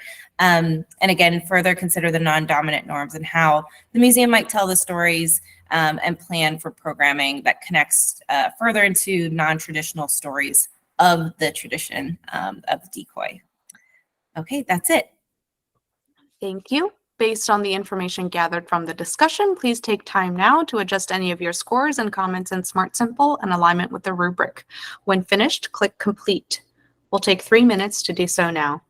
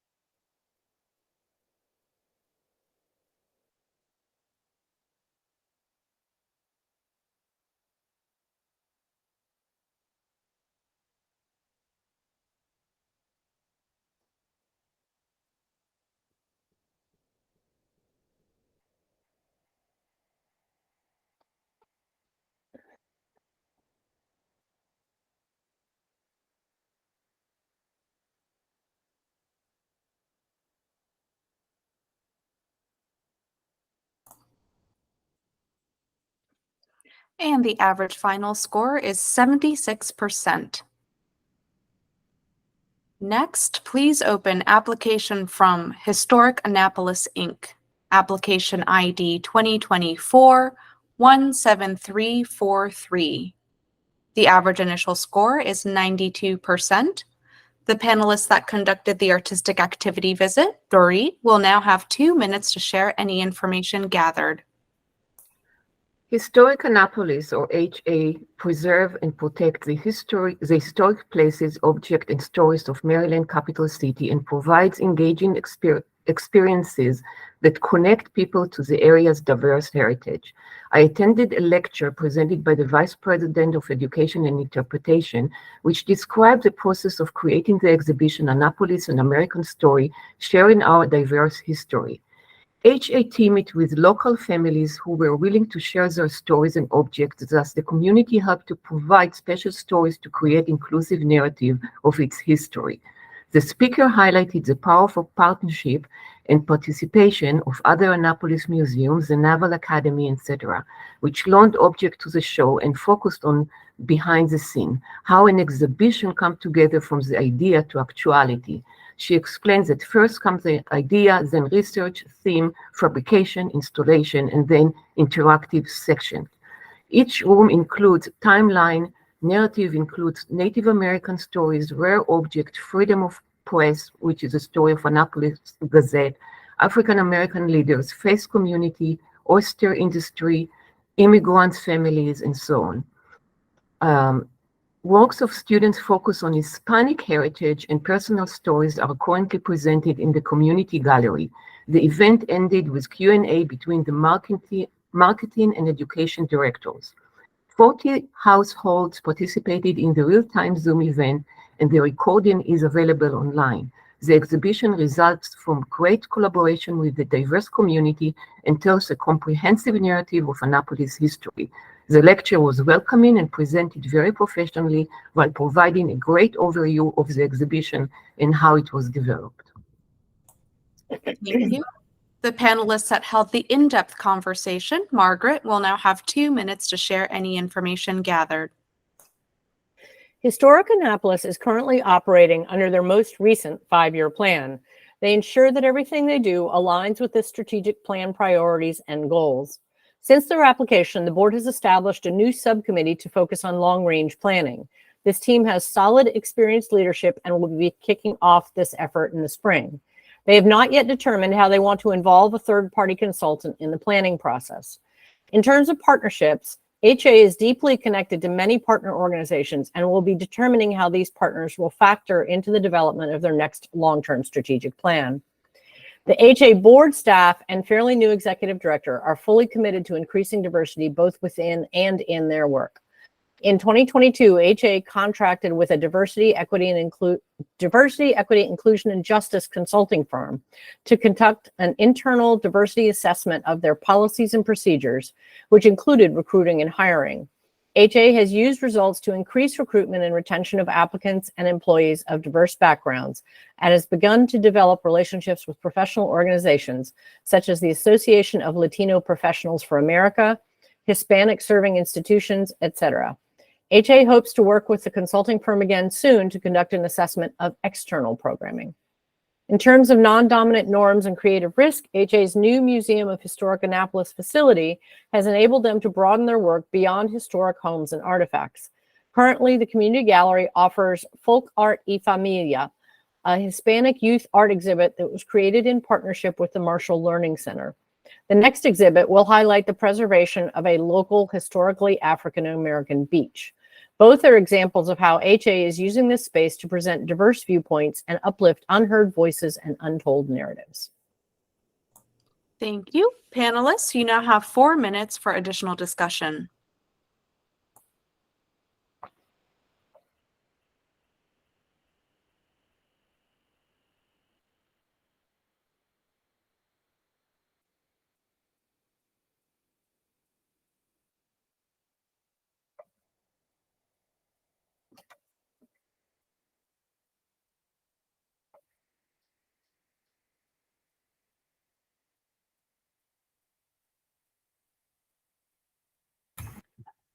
It's more of a comment. I don't know if Margaret asked that question, but it seems like the question about emotional response to the program, they didn't, I would love to hear a little bit more about with examples that were not given in the application.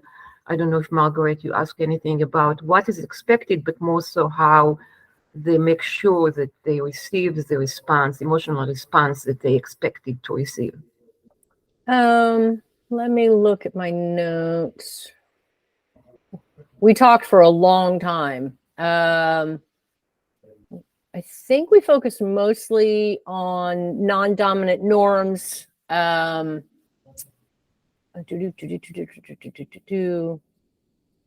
most of our questions as panelists really wanted to talk about long-range planning and sort of the non-dominant norms. So I did not ask that question. but it's completely subjective, but it seems to me that their program director is what I'll just say, she's on it. Like she is someone who is very concerned about that. So, or very attentive to that, I should say, not concerned. But I did not ask that question.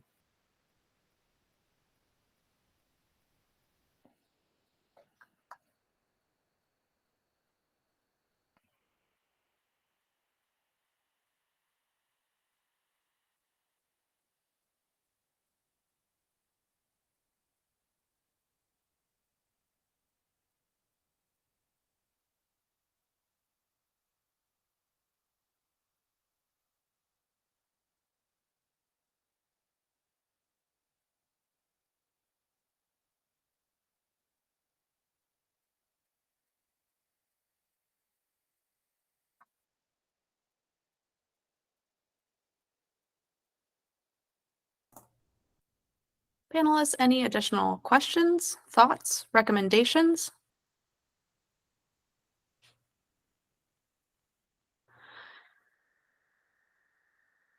If not, Emily, as a staff discipline expert, do you have any additional information to share? Just a couple of additional notes. Thanks again, panelists, for the additional information here. I appreciate the clarity around the strategic planning, the shifts in goals during the pandemic, and focus on equity work within the organization. In particular, there seems to be an awareness around strategies for hiring in new positions with this effort, which was noted, and appreciate that clarity, panelists. As an organization that's based in preservation and history, I would recommend that they further clarify and focus on the arts-based activities within the organization to ensure alignment with the goals of the State Arts Council and the funding of the organization's programmings. So in the activities chart, I, in particular would recommend they clarify those arts engaging activities within the history and preservation activities listed. So again, just what are the arts related elements when it's based in history, for example. So further clarity there would be great, just to make sure we're all in alignment. I think they had a really great explanation of creative process and how decisions are made, further considering the arts-based activities and how those are connected to planning and evaluation of community. And given the challenges of staffing and financials during the pandemic, I would recommend in the next review and process of strategic and long-term planning, the organization considers the financial health and sustainability into the discussions. And I think having that, the board committee created is great, and I'm glad to hear more about that work that's being done for future planning. And I also had a note around providing examples around non-dominant norms and creative risk. And I think the examples provided from you panelists really helped to uplift that question and recommendation I had. In addition, and I think Dorit, you mentioned this as well, I would recommend providing further details and examples of how the arts programming is designed to connect on that sensory and emotional level. So what is the intent of those programs, and have some examples listed there would be helpful. That's it. Thanks. Thank you. Based on the information gathered from the discussion, please take time now to adjust any of your scores and comments in Smart Simple in alignment with the rubric. When finished, click Complete. We'll take 3 minutes to do so now. I also just wanted to make a note for any observers who have joined us. Welcome. Just a reminder to please remain on mute, and also please turn your videos off for the duration of the meeting. Thank you.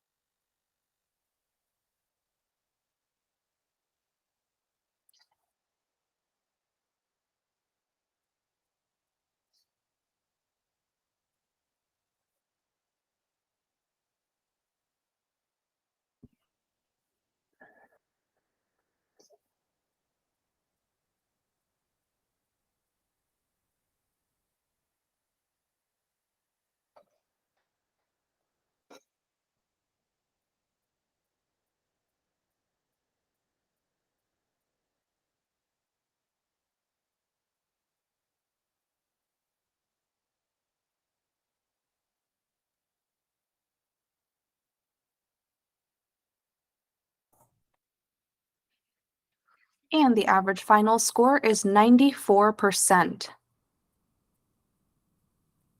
Next, please open application from the Institute of Musical Traditions, application ID 2024-18860.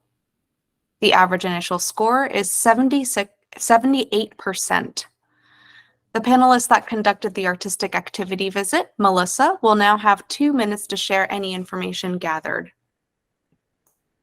I went to a concert of the internationally acclaimed Irish folk band Dervish, which was held at the IMT's principal concert venue in the St. Mark Presbyterian Church in Rockville, Maryland. This event, which was a live concert by a band recognized as an icon of Irish music by the BBC, is in line with the organization's in-person concerts featuring traditional and contemporary folk music, and aligns clearly with the organization's stated vision, mission, goals, and values by successfully promoting and educating the audience about a different genre of traditional music. The concert thoroughly supported the information in the IMT's application. Dervish provided a lively and entertaining concert of music and story that included arrangements of historic folk ballads, as well as original contemporary folk songs of their own composition. This was a well-attended event where traditional music was both showcased and explained to give the audience a fun and informative experience. And it was inspiring to see an historic musical tradition from Ireland that is also enduring through new musical stylings. The event also supported the sensory and emotional impacts discussed in the application. The virtuoso musicians entertained the audience with their skillful playing of an elaborate array of traditional instruments, and the lead singer drew us in with her stunning voice, various percussive instruments, and delightful stories and jokes that revealed the colorful character of traditional Irish folk ballads, some of which have been passed on for hundreds of years. There was even a surprise performance by a young woman who is an award-winning local traditional Irish dancer. Her footwork provided the perfect accompaniment to one of Dervish's most lively ballads of the evening. Thank you. The panelists that held the in-depth conversation, Margaret, will now have 2 minutes to share any information gathered. The Institute for Musical Tradition. Whoop, am I on mute? Nope, sorry. The Institute for Musical Traditions is a 30-year-old organization run by 4 dedicated volunteers who have worked together successfully for many years. The founder has 30 years of experience bringing a wide variety of concerts to the community and has an incredible network of artists and relationships in the community they serve. Their model is to offer traveling acoustic artists from the US and other countries a place and date to perform in the DC area in smaller, more intimate community venues, usually on nights that commercial music venues are closed. In addition to drawing on their own networks, they welcome feedback from audiences in the community and usually receive it during or after concerts. Most feedback comes from, never mind. When possible, they also offer pre or post-concert workshops. In terms of long-term planning, they rarely plan out more than a year. The 4 leaders get together a few times a year to look ahead to performances and scheduling and consider things like online performances or cluster concerts. But generally speaking, they like to stay flexible and open to opportunities that arise. During COVID, they did free shows online with 3 artists doing 20-minute sets each. They also did a radio show and for the first time helped to produce a musical. One of the things they saw from COVID is that some budding musicians just dropped out of performing and touring to get stable, regular jobs. They hope those artists will come back and they will be ready to support them. In terms of sensory emotional experiences, the person I spoke with was very clear. He said, "I think that music is one of the best things humans do. Performances offer a respite from the troubles of life in the world, a place you can go on an emotional journey through music that resonates with your heart and soul. Almost every concert is a way to come together, a way to cross boundaries and barriers and have a great time enjoying music. I think every show gets a standing ovation. Our concerts are a positive way to escape the world's troubles for a little while." Thank you. Panelists, you now have 4 minutes for additional discussion.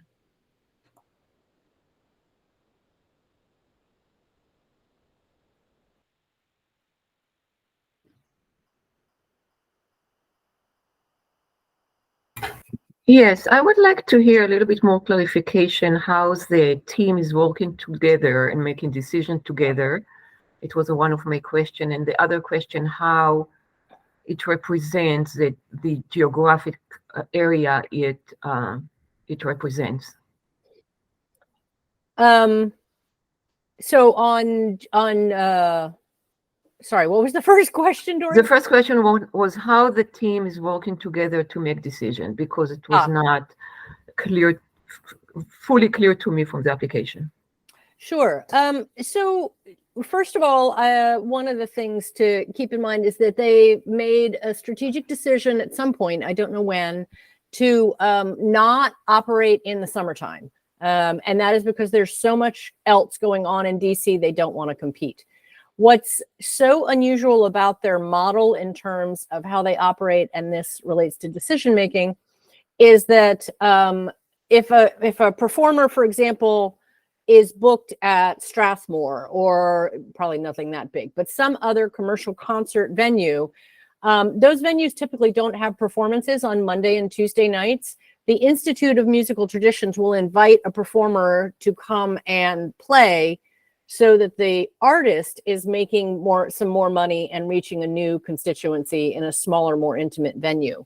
So when you talk about how they operate, there is some long-term planning and for the coming season and year, but they also really work closely with their constituency, who sends them ideas for performers who are coming, and they have to stay nimble and flexible because the nights that they offer concerts are usually based on when performers are coming through town. So sometimes they don't know that way in advance. And I think that essentially it's very organic. They're small, they're volunteers. And if they can use one of their contracted spaces, they don't have their own space. They use churches. They have 3 different venues, and it fits in with the scheduling. That's how they plan it. I don't know if that helps, but it's a really interesting and I think fairly brilliant model. And they were very clear that their main goal is to support the art and the artists and give them other performances to come to.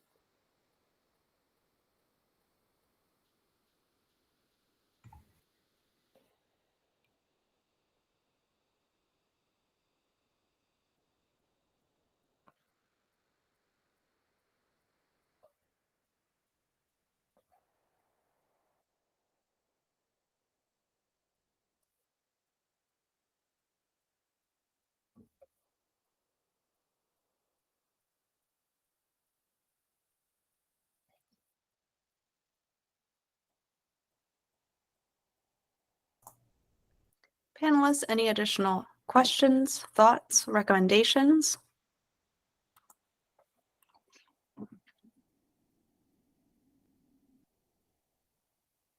If not, Emily, as a staff discipline expert, do you have any additional information to share? Just a couple of additional notes. Just around the further long-term strategic planning efforts. I understand that they made an intentional decision to be very nimble and flexible and work based on their information from relationships and constituent feedback. However, I would recommend they do consider some further long-term strategic planning, perhaps not a full-blown strategic plan with consultant, but just thinking further around some overarching goals to support the programming decisions and to further align what they're doing with some larger overarching goals. And within that planning, they could consider how financial health and sustainability are included as moving out of the pandemic and things are shifting and changing, and how audiences are shifting and changing as well. I would recommend that they consider some long-term strategic efforts, keeping that in mind. Additionally, recommend working with the community and constituents to further ensure that mission, vision, values, and goals are relevant, and how that they are involved in the evaluation efforts and creative process overall. I think panelists, you spoke to this a bit. It sounds like they've got some really great connections and feedback loops in place, but to further clarify that within the application would be helpful. I also would recommend they consider diversity and equity inclusion efforts across the board and staff, and how this might show up in future planning efforts, professional development opportunities, and ways in which they reflect the community being served as well. So just keeping that in mind, and recommending that they consider those demographics beyond the geographic area. So how might the staff in the current geographic area of service or the volunteers board be reflective? And they may consider the age, race, ethnicity, et cetera, and further strategies in place to further that diversity in the future. I also noted that they have in the, I guess it was C3, ways the board and staff identify challenges regularly and how they're addressed. So consider some additional processes and procedures in place to ensure that those opportunities to discuss challenges come up regularly and what happens during that process. Also had some questions around the annual budgeting and who's involved with that. So further clarity around procedures and monitoring the annual budgeting process would be helpful as well. Otherwise, I think you uplifted some great points, panelists, and provided some additional information that I needed. So thank you for that. Thank you. Based on the information gathered from the discussion, please take time now to adjust any of your scores and comments in Smart Simple in alignment with the rubric. When finished, click Complete. We'll take 3 minutes to do so now.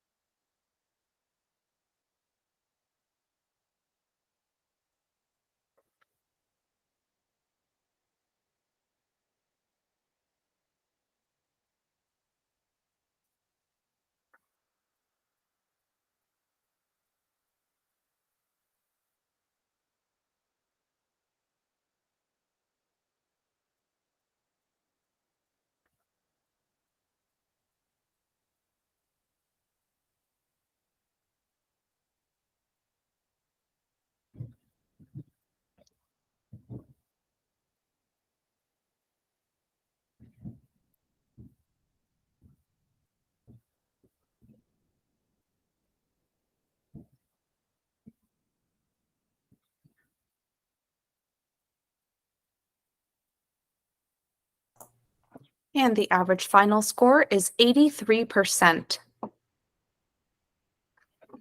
Next, please open application from the Jewish Museum of Maryland, application ID 2024-18791.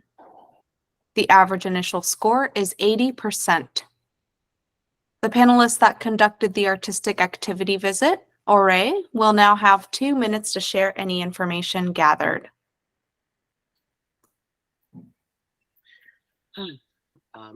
I switched to a different device. Please let me know if you can hear me any better. Yeah, this is great. Thank you. As a part of my artistic activity visit, I attended a virtual performance at the Jewish Museum of Maryland. The performance featured 2 Jewish families with vastly different experiences, sharing, discussing, and at times challenging the misrepresented narratives they each had of one another. Through the role of the shared cultural figure, the Mavoy, who acted as a mediator, they eventually found peace in their differences. The cast used critical reflection, humor, and personal experiences to bring an engaging, entertaining, and informative response to historic narratives that center U.S. Jews in the Soviet Jewry movement. Following the performance, I experienced a great conversation with collective members, using their shared cultural experiences to connect. This performance is in alignment with JMM's mission and values. The diversity of gender, especially, and age representation in the performance shows that JMM is keeping diversity a priority. Thank you. The panelists that held the in-depth conversation, Margaret, will now have 2 minutes to share any information gathered. The Jewish Museum of Maryland is moving in new directions in terms of their approach to long-term planning, staff engagement and operations, programming, and community outreach. All changes stem from their deep dive into what they collectively see as the museum's values, which include moving more deeply toward participatory practices. From this awareness, which aligns with present-day audience behavior and expectations, they have shifted towards programs, exhibits, and spaces that offer more conversations, engagement, and dialogue. In terms of long-range planning, many goals in their prior rigid strategic plans were not fulfilled due to unforeseen issues, including COVID. Today, the museum operates with a living master plan that moves towards achieving goals in shorter-term phases, while also being flexible enough to adjust for issues that arise. This applies to their capital infrastructure improvements, facility changes, programming, outreach, and all that they do.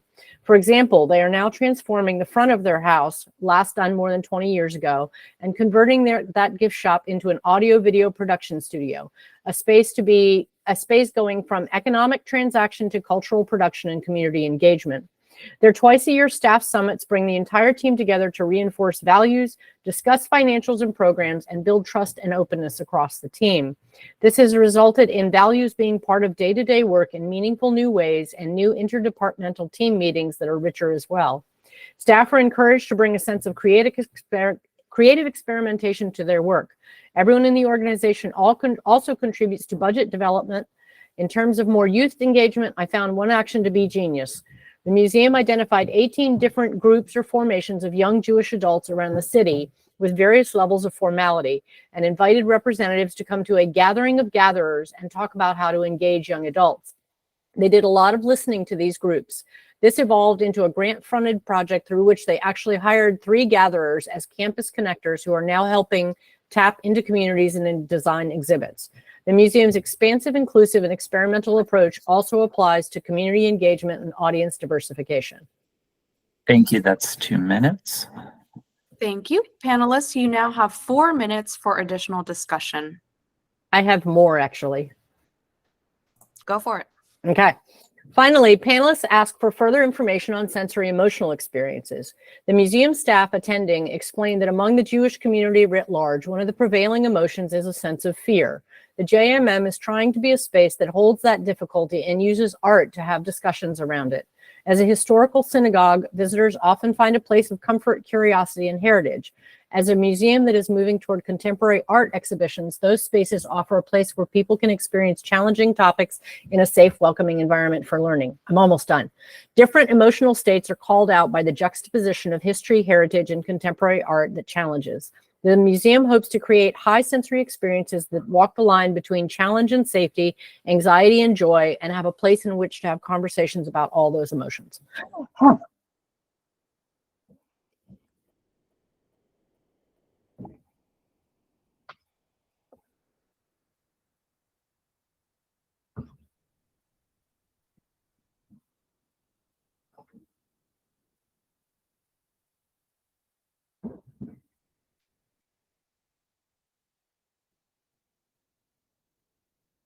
If there are no questions, this is a place where actually kind of like a different application where I felt like the story was so incredibly rich and there was so much information in the in-depth interview. I would recommend that they try and find a way to communicate that in the narrative.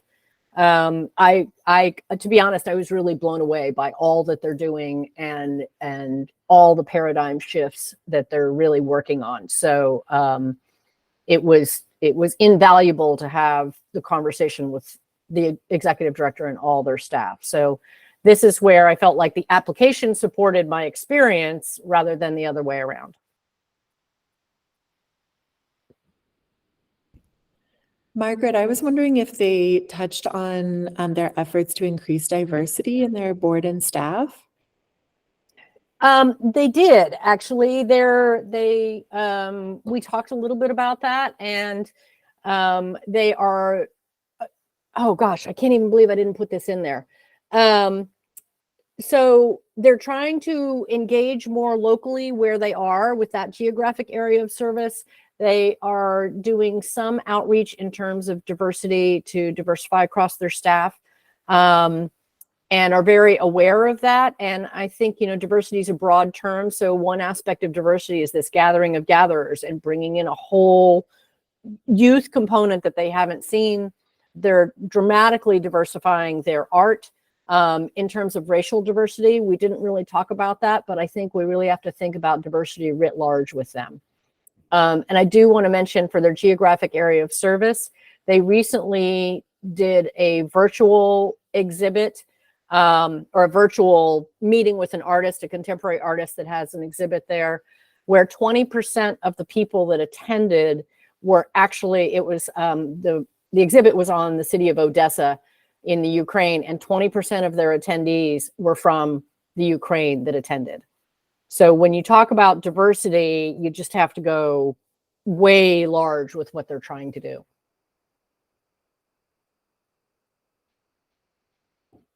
And I won't even say trying to do. I think that's what impressed me. They're doing it.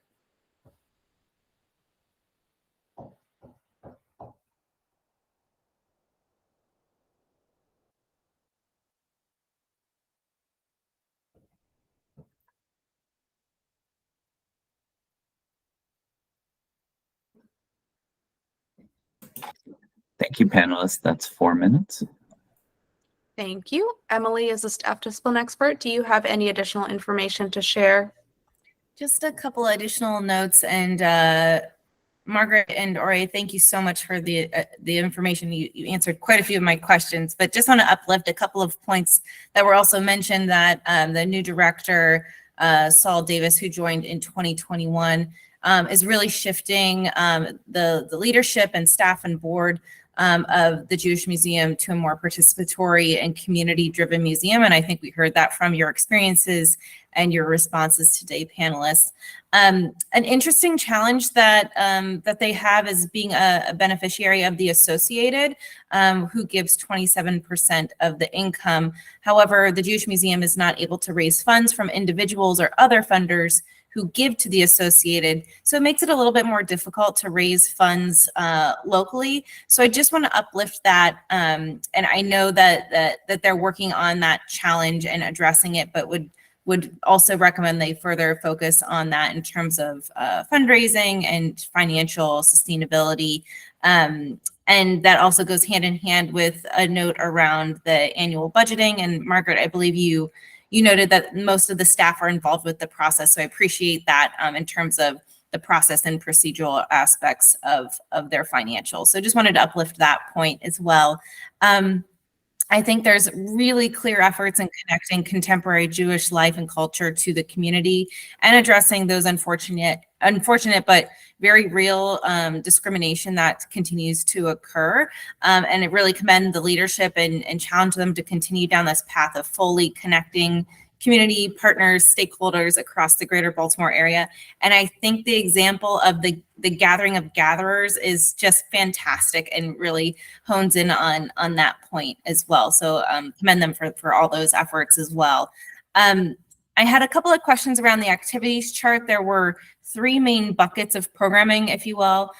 So I'm just curious if there was anything missing, or if they could break apart those activities a little bit more in terms of, educational or external programming, just to provide some additional detail of what the activities are throughout the year.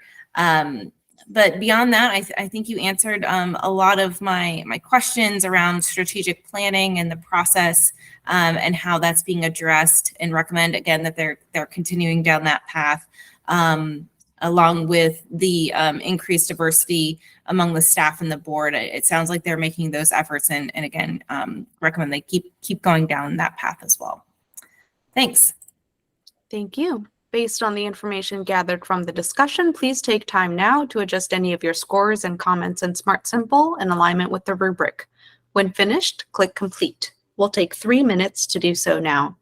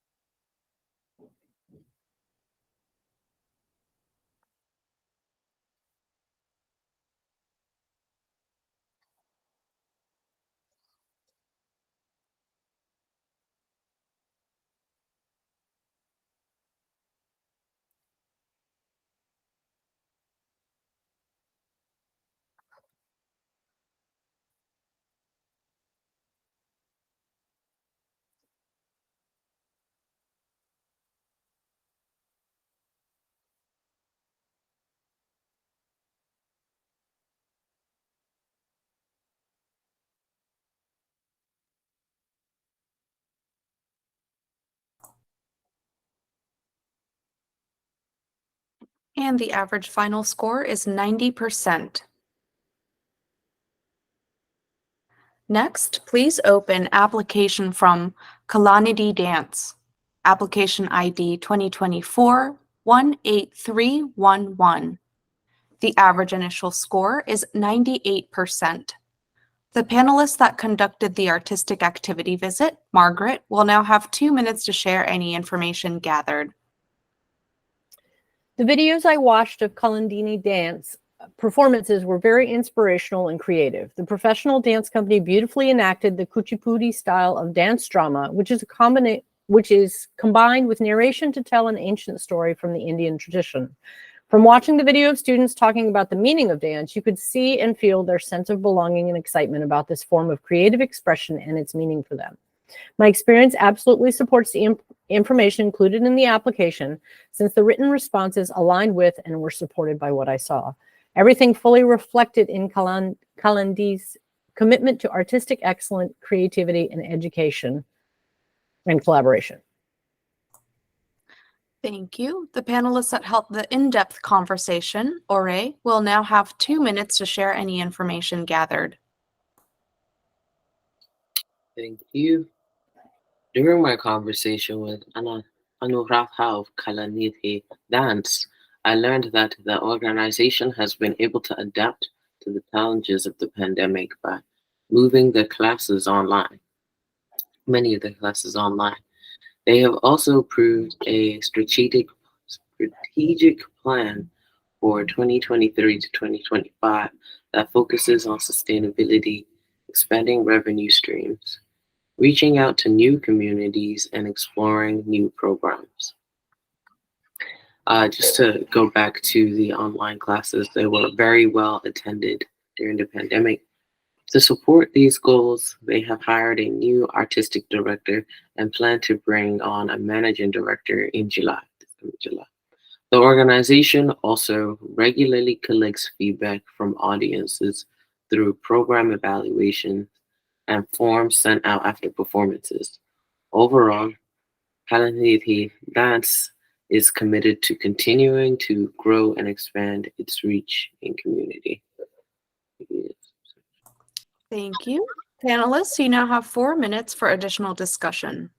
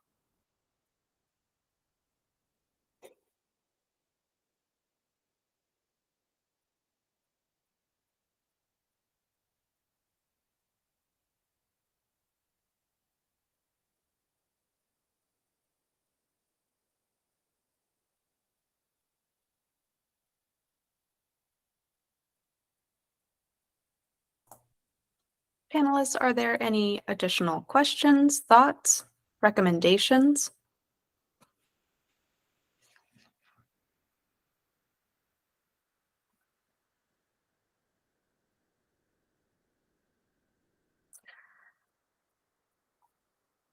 If not, Emily, as a staff discipline expert, do you have any additional information to share? Just a couple of points to uplift. I think overall this was a really thorough application, but just wanted to note that as an organization with professional dancers, school, community programs, they are very engaged with their community in the area through the creative process and engaging the community during strategic planning.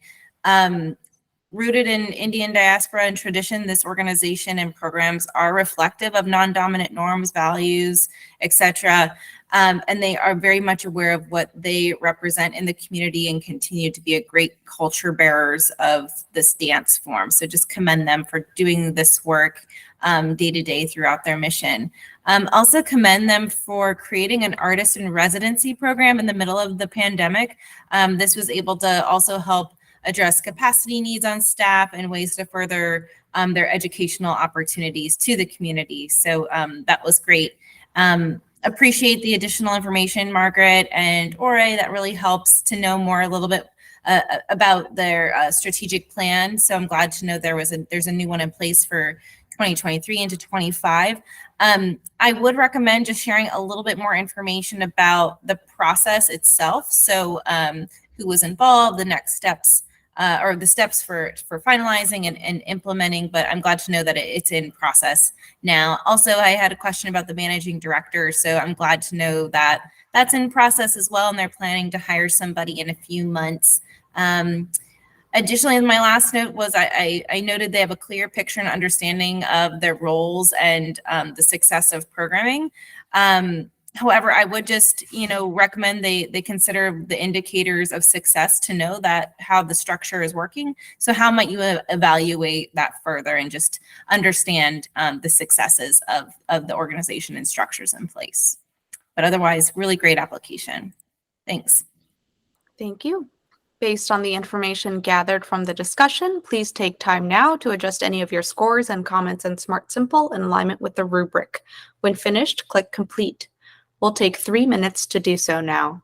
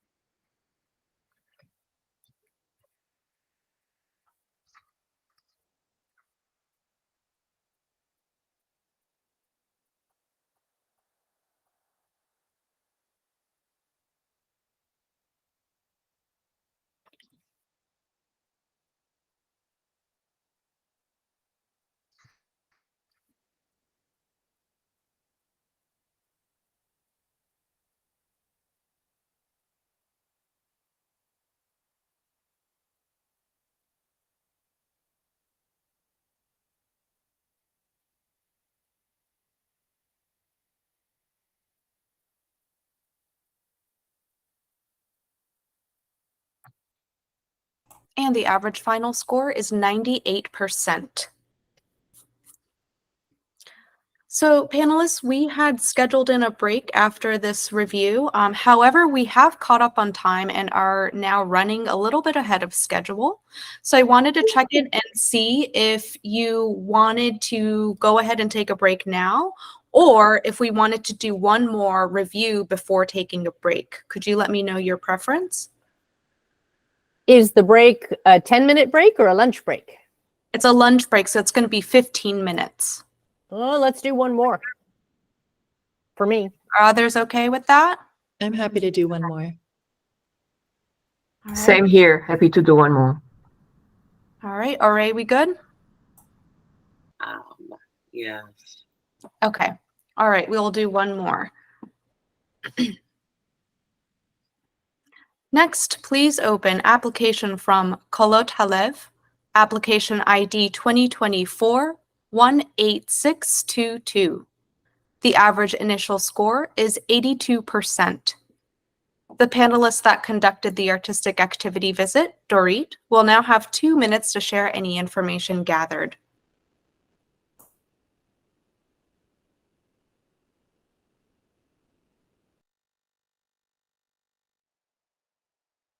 Sorry. Okay. Kolot Halev translate from Hebrew to voices as Voices of the Heart. It's a Greater Washington, D.C. independent community choir focusing on Jewish choral music that have disappeared from our communities and bring them as well as new composition back for everyone to enjoy. It aspires to build bridge between the denomination and singers from any background may participate without auditioning. I attended the third Maryland Jewish Choral Festival. It seems this year was Etz Chaim, which means Tree of Life, celebrating the Tree's Jewish New Year. The event was co-sponsored by Interfaith Power of Light of DC area. It cost $30 to register for the event, and registered singers receive printed material of the music that was to be studied during the day. The selected music highlights the beauty of Tree and included pieces by Mozart, Puccini, Brooks, as well as brand new composition. 2 cantors led the workshop and conducted the final performance. Both leaders also performed solos, thus the singers of the choir became the audience. The performance was recorded to be placed on Kol Halev website and on YouTube. About 55 to 60 singers from at least 3 choirs in Maryland area participated, and additional 25 people joined to watch the final performance. 2/3 of the singers were female, and the age range between 30 and 80 years old, though a few younger kids attending the performance. It was a great learning experience because the leaders explained each piece for both the singer and audience, which seemed to experience a sense of joy, clapping hands, move the music, rhythm, and so on. The event was a great example of Kol Halev performing, and it fits well with the organization mission. Thank you. The panelists that held the in-depth conversation, Melissa, will now have 2 minutes to share any information gathered. Kolot Halev recently completed a strategic planning process and shared the updated mission and values that resulted. Their new mission states that Kolot Halev is a community choir that finds joy in learning, studying, and performing rarely heard Jewish choral music, and through their performances, they educate and delight audiences. Their values are openness, knowledge, dedication, and inclusion, and throughout the course of our conversation, many examples were shared that illustrate the ways they're embodying these values. For example, they demonstrate openness as a non-audition choir, where anyone who wishes to sing with them is welcome to join and learn, regardless of whether they have any experience with singing. Their value of inclusion is inherent in the ways they engage diverse constituencies. For example, when working with historic Jewish music from France, they reached out to collaborate with a choir from a local French school. At a festival focused on trees, they invited different organizations to talk about climate change.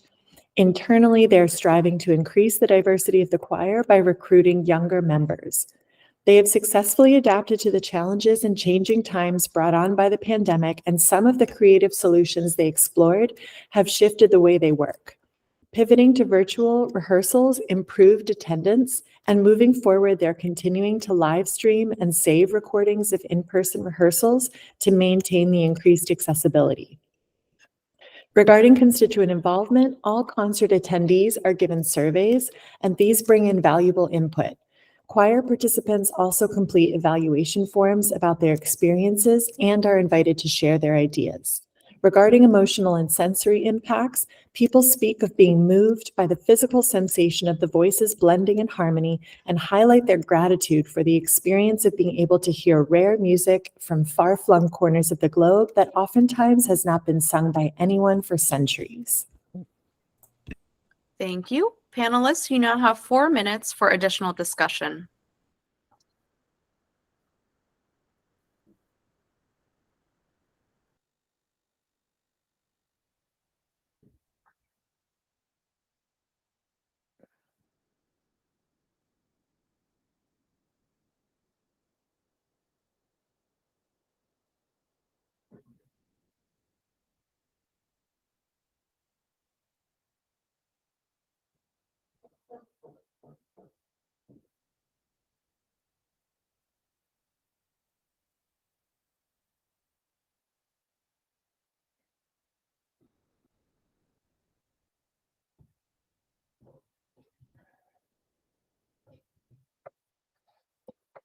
I think I just appreciate the reviewers' input into this and some of the questions that I had. I think it sounds really good, and I think yet again just shows the value of these in-depth and artistic visits.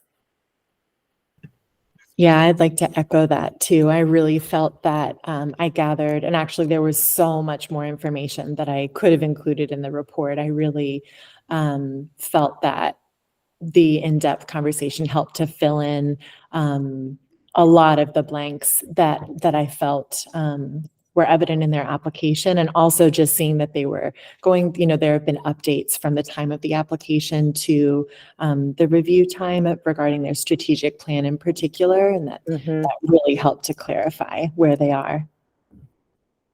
Yeah.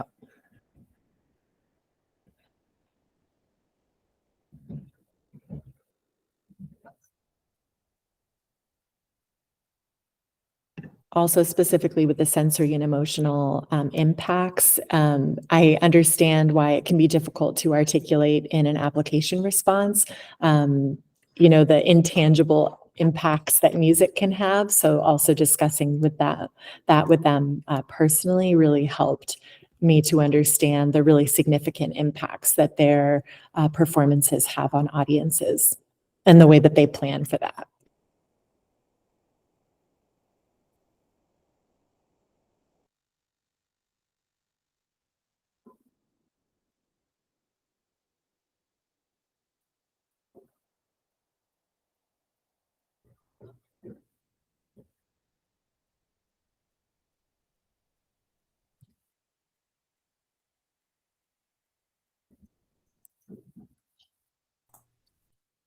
Panelists, are there additional questions, thoughts, recommendations?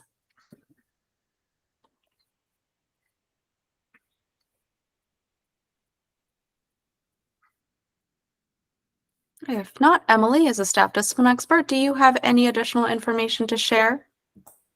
I do. I got a lot of answers from you all panelists, so thanks again for the discussion and great information. Again, this is a small organization who they rely heavily on in-person performances and rehearsals.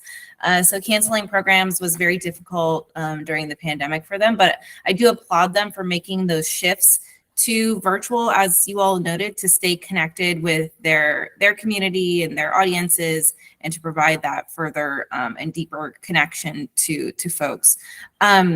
This organization is rooted in non-dominant norms with the Jewish culture, and they are working to diversify their offerings, as also noted by you panelists, even in this particular religious culture.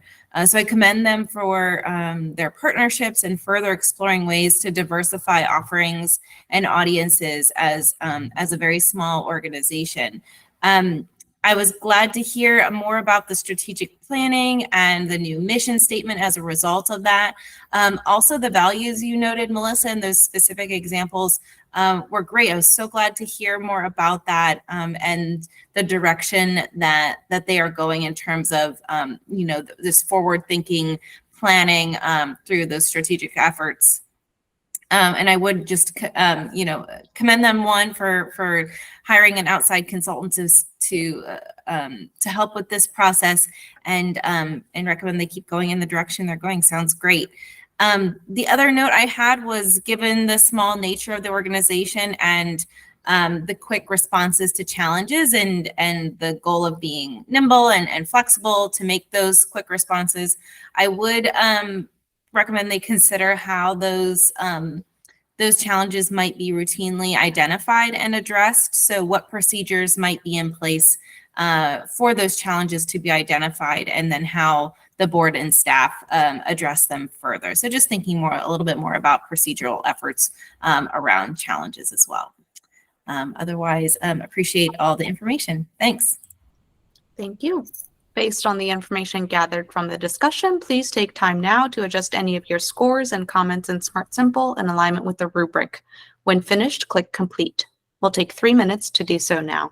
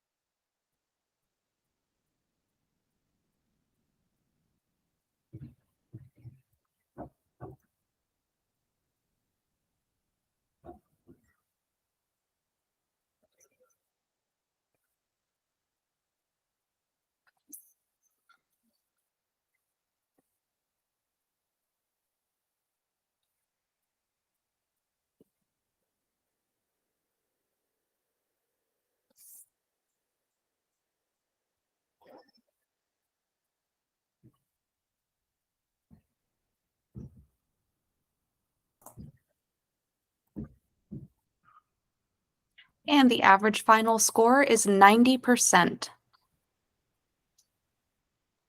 Okay, panelists, we are going to take our 15-minute break. So we will be back at 12:20. See you back at 12:20. Thank you.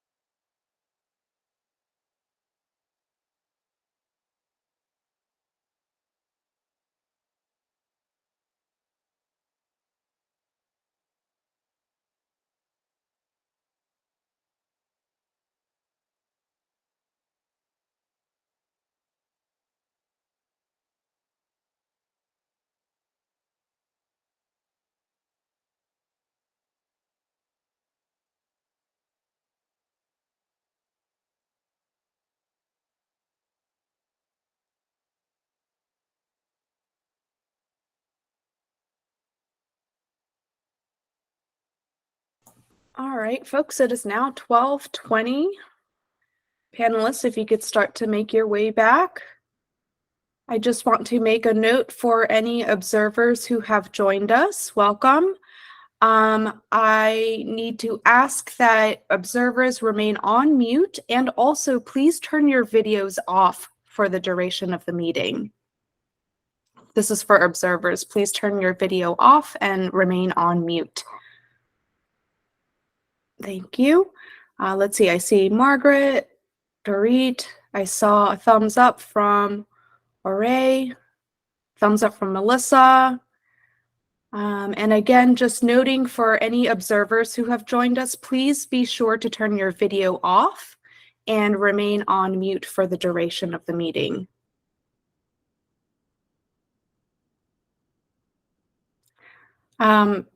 Just real quick, Fran, I see that you have, yep, okay, great. Thank you. All right, panelists, please open application from the Maryland African American Museum Corporation, also known as the Reginald F. Lewis Museum. Application ID 2024-17279. The average initial score is 82%. The panelists that conducted the artistic activity visit, Ore, will now have 2 minutes to share any information gathered. During my artistic activity visit, I had the pleasure of touring the Afrofuturist Manifesto Blackness Reimagined exhibit at the Lewis Museum with Terry Taylor, the interpreter, head docent, and Terry Freeman, the executive director. The exhibit showcases a blend of historical, present, and future perspectives rooted in African traditions, exploring the intersection of Black culture in the 21st century. The exhibit features works from artists such as Tony Chapman, Mauro Doucet, Monica Ikewu, displayed alongside classical African artwork and objects from the museum's permanent collection. One of the highlights of the visit was another exhibit, the Imaginarium exhibit.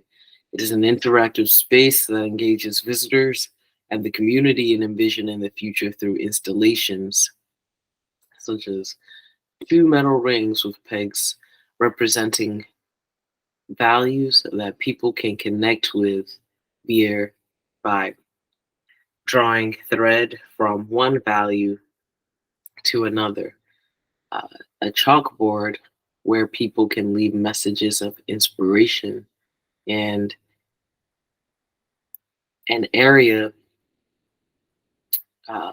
that's utilized called People's Park, utilizing paper where people can draw what they imagine the future to be. The Imaginarium creates an immersive experience that invites visitors to reflect on their own visions for the future and contribute to the collective narrative. From my discussions with Terry and Harry, my observations, it's clear that the Lewis Museum, Original Museum, is dedicated to promoting diverse perspectives and creating a space that fosters reflection and engagement with the community. The exhibit aligns with their mission to showcase the contributions of African Americans to Maryland and the nation, and their commitment to fostering dialogue around issues that affect the communities. Thank you. That's 2 minutes. Great. Thank you. The panelists that held the in-depth conversation, Dorit, will now have 2 minutes to share any information gathered. Maryland African American Museum Corporation mission is to collect, present, and document the history of African American in Maryland while engaging visitors in dialogue. For FY24, the program included the exhibition Afro-Futuristic Manifesto, Black Future, Black Imagination, an exhibition curated by high school students of works from the 25 high schools in their district, and Black and White, which focuses on the medical field. Events including a Kawanza virtual event, an MLK engagement, and closer look lectures, with each exhibition. Additional dance and music events are planned and performances are yet to be determined. The creative process involves the executive director and the director of interpretation, collection and education, and her team. They get requests from the community for programs, exhibitions, etc. through email, survey, and telephone conversation. The museum recently finished its strategic planning, which included working with program-focused group of key community and board members, and education consultant, teachers, volunteers, and visitors. The current staffing structure put in place in the last 2 years works because it is about working together across the education, development, collection, and external relationship departments. The staff and board have a large number of African Americans with a few Caucasian. Visitors are more than 65 African Americans. This year, financial contribution increased in all areas except from individuals. Incomes from the gala event and rental of space support general operation. Corporate support helps to cover the department head salaries. For emotional and sensory impact, the museum addresses how it uses language, both related to interpretation and bilingual, and considers including sign language and touchable object in all programs, recognizing that there are multiple ways of learning. The goal is that each person will live as a different person than he, she, they came in. Thank you. Panelists, you now have 4 minutes for additional discussion.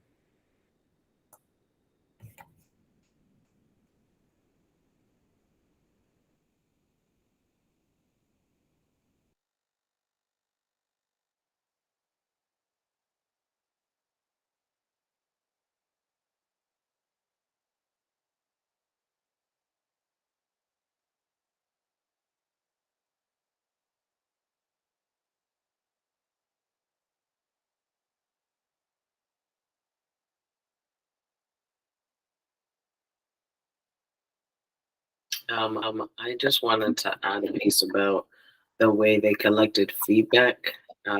It was very much made a part of the exhibit, the first one, in a way that I barely even noticed, inviting people to record the experiences as part of the exhibit while simultaneously collecting feedback.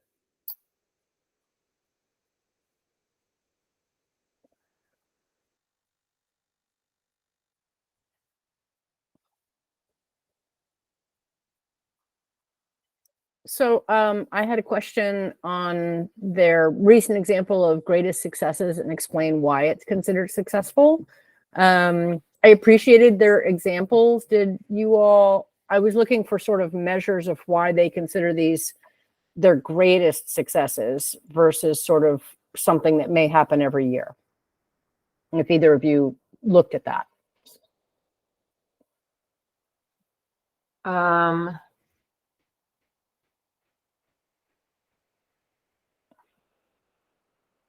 If I recall, it was explained that it was successful due to the number of school students, visitors who participate in the program, as well as the quality of the works and the relationships that are built with the schools during that time. Okay. All right. Great. Thank you.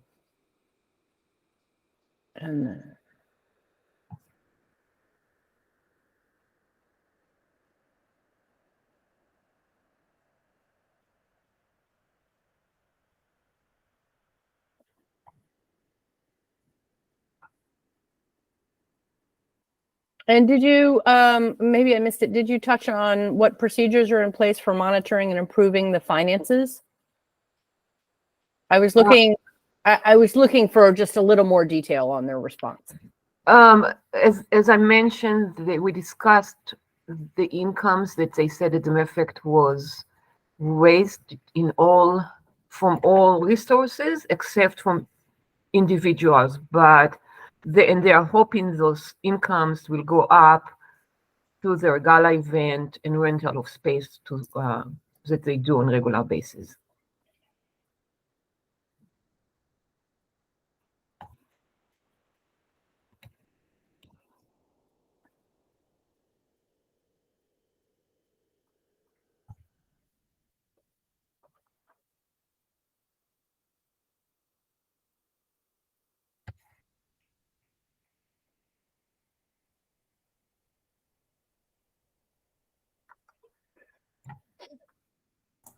Panelists, are there any additional questions, thoughts, recommendations?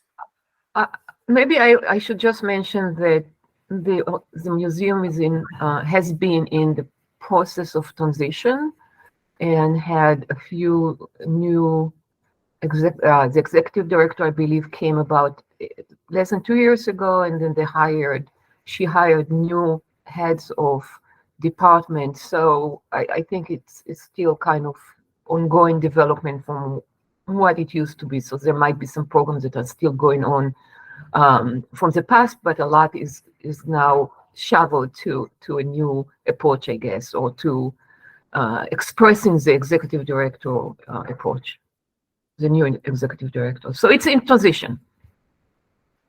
Thank you, panelists. That's 4 minutes.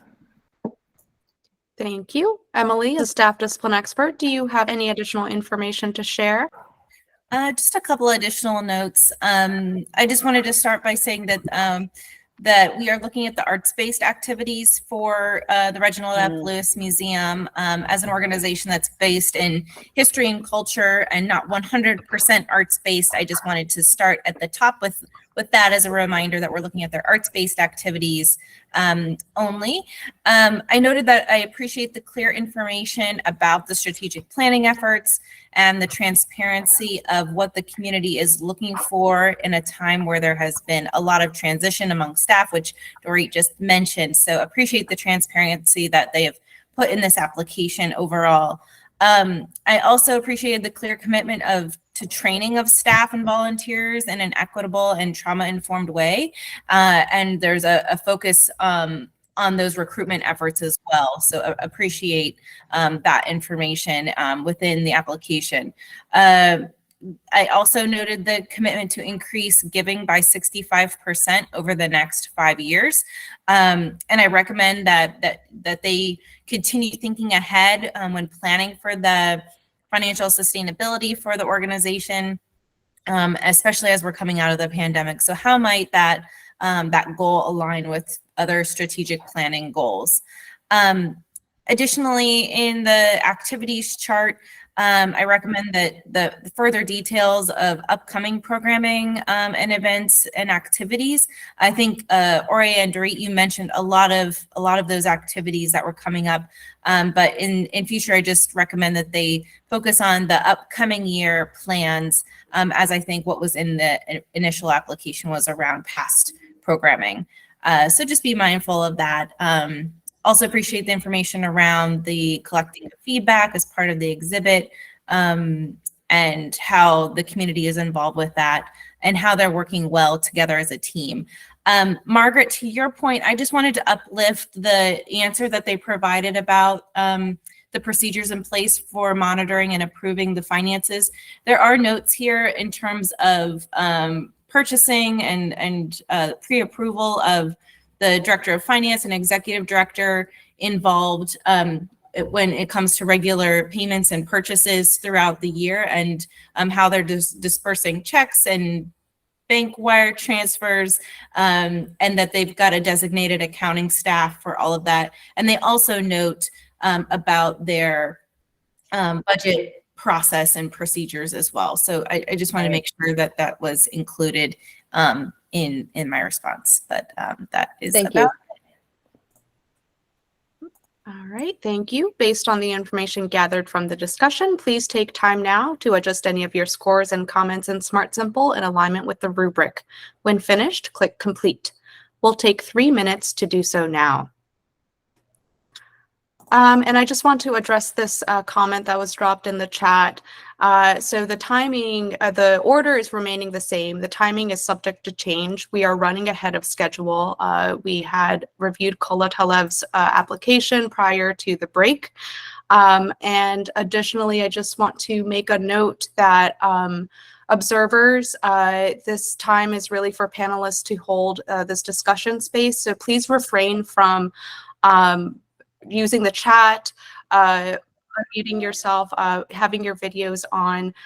You can only observe this meeting. So just a reminder to all, please refrain from putting notes in the chat section. Thank you.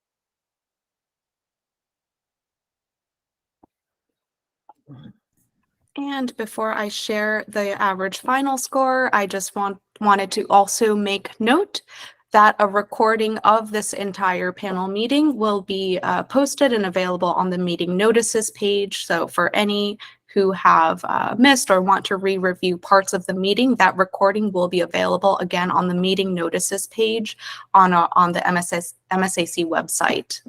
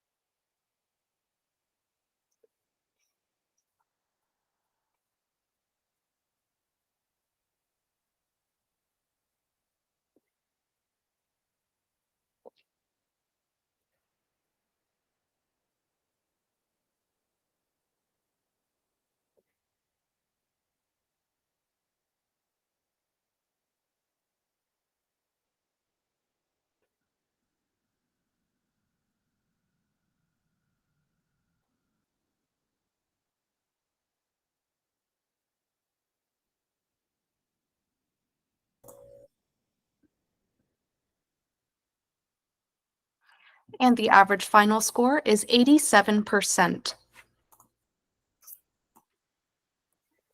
Next, please open application from Maryland Center for History and Culture, application ID 2024-17578.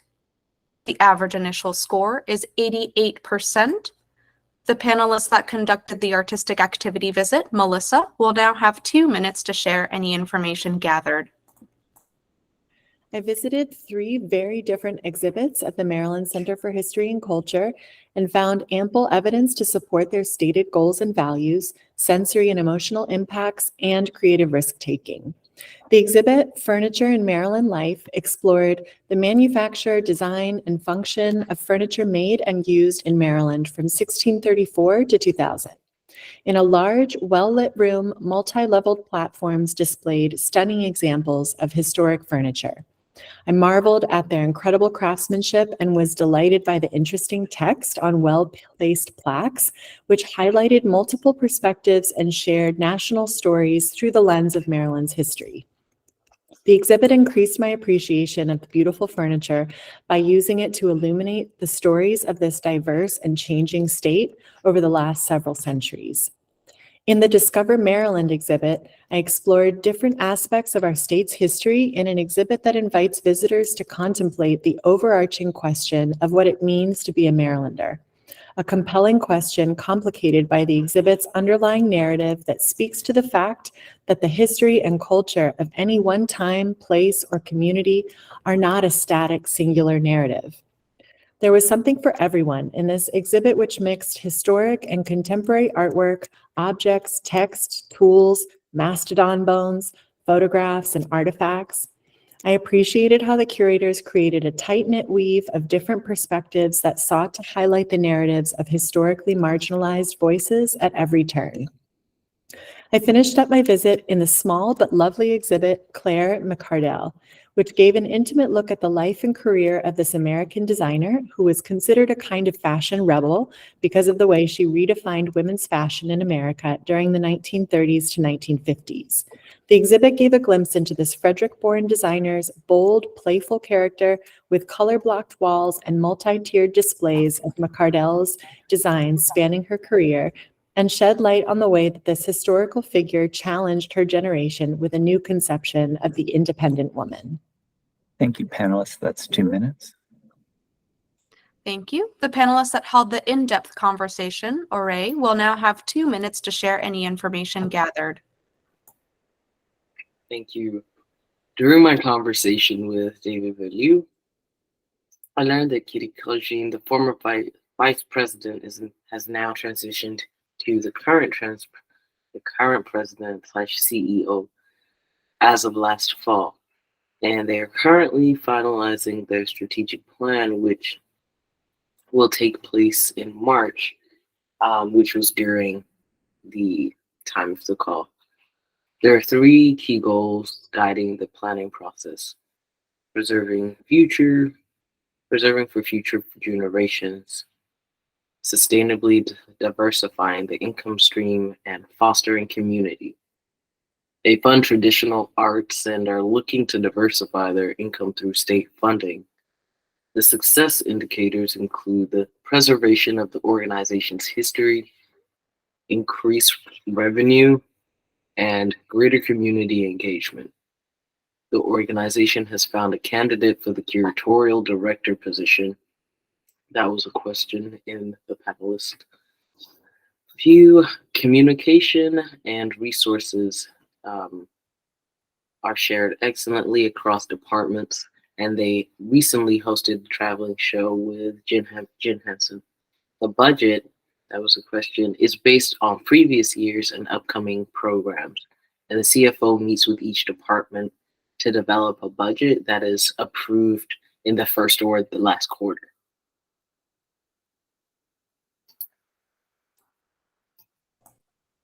All right, thank you. Panelists, you now have 4 minutes for additional discussion.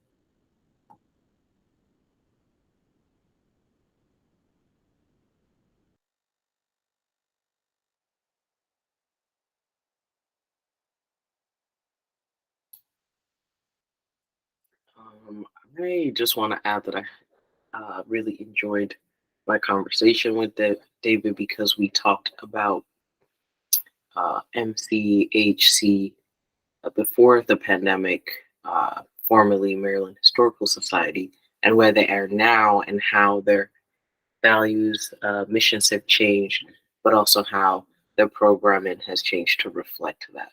That was really insightful, and I can see that they are putting in a lot of effort in that area.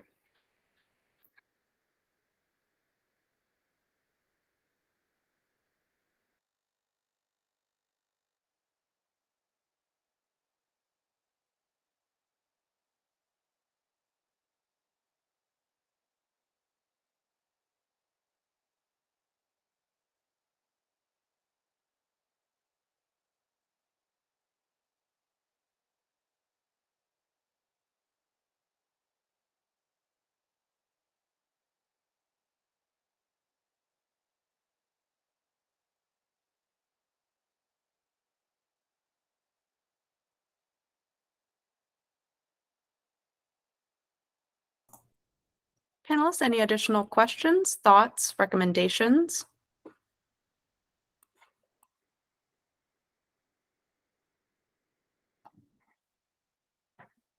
If not, Emily, as a staff discipline expert, do you have any additional information to share? Just a couple of additional points to uplift, and thanks again, panelists. I just wanted to note that in 2020, they went through a full rebranding from the Maryland Historical Society to now the Maryland Center for History and Culture. So again, as mentioned, this new name reflects the organization along with that new mission, vision, goals, and values that were a part of that full rebranding process. The arts are incorporated and connected to the history and cultural aspects of the mission and programming of this organization. For the State Arts Council purposes, we are looking at a percentage of the arts-based programming and activities that they have identified. So just wanted to uplift that point in terms of perspective on our funding and what we're supporting here. I appreciate the commitment to diversity, equity, and inclusion work across the institution, including their recruitment and hiring practices that were noted, and to further those goals of being reflective of the community being served. Also wanted to uplift the new executive director as of fall 2022, which you both spoke of as well. So they are still in a place of transition, but really looking future forward. So I encourage them to continue down that road, and glad to hear of the updates. In particular, I had a question around strategic planning and how it was being finalized and a status of how it was rolled out and implemented. So appreciate, Ori, the finalized strategic plan that happened in March, and those three goals that were leading the process were really great. In particular, I just want to pull out the financial stability. I think as a goal, that's really great. Again, coming out of the pandemic in a time of uncertainty, and I know they have goals of further increasing their fundraising efforts and other revenue streams that I think I'm glad to see that is a top priority for them as well. And just overall, it was a clear and thorough application, and encourage them to keep doing the great work. Thanks. Thank you. Based on the information gathered from the discussion, please take time now to adjust any of your scores and comments in Smart Simple in alignment with the rubric. When finished, click Complete. We'll take 3 minutes to do so now.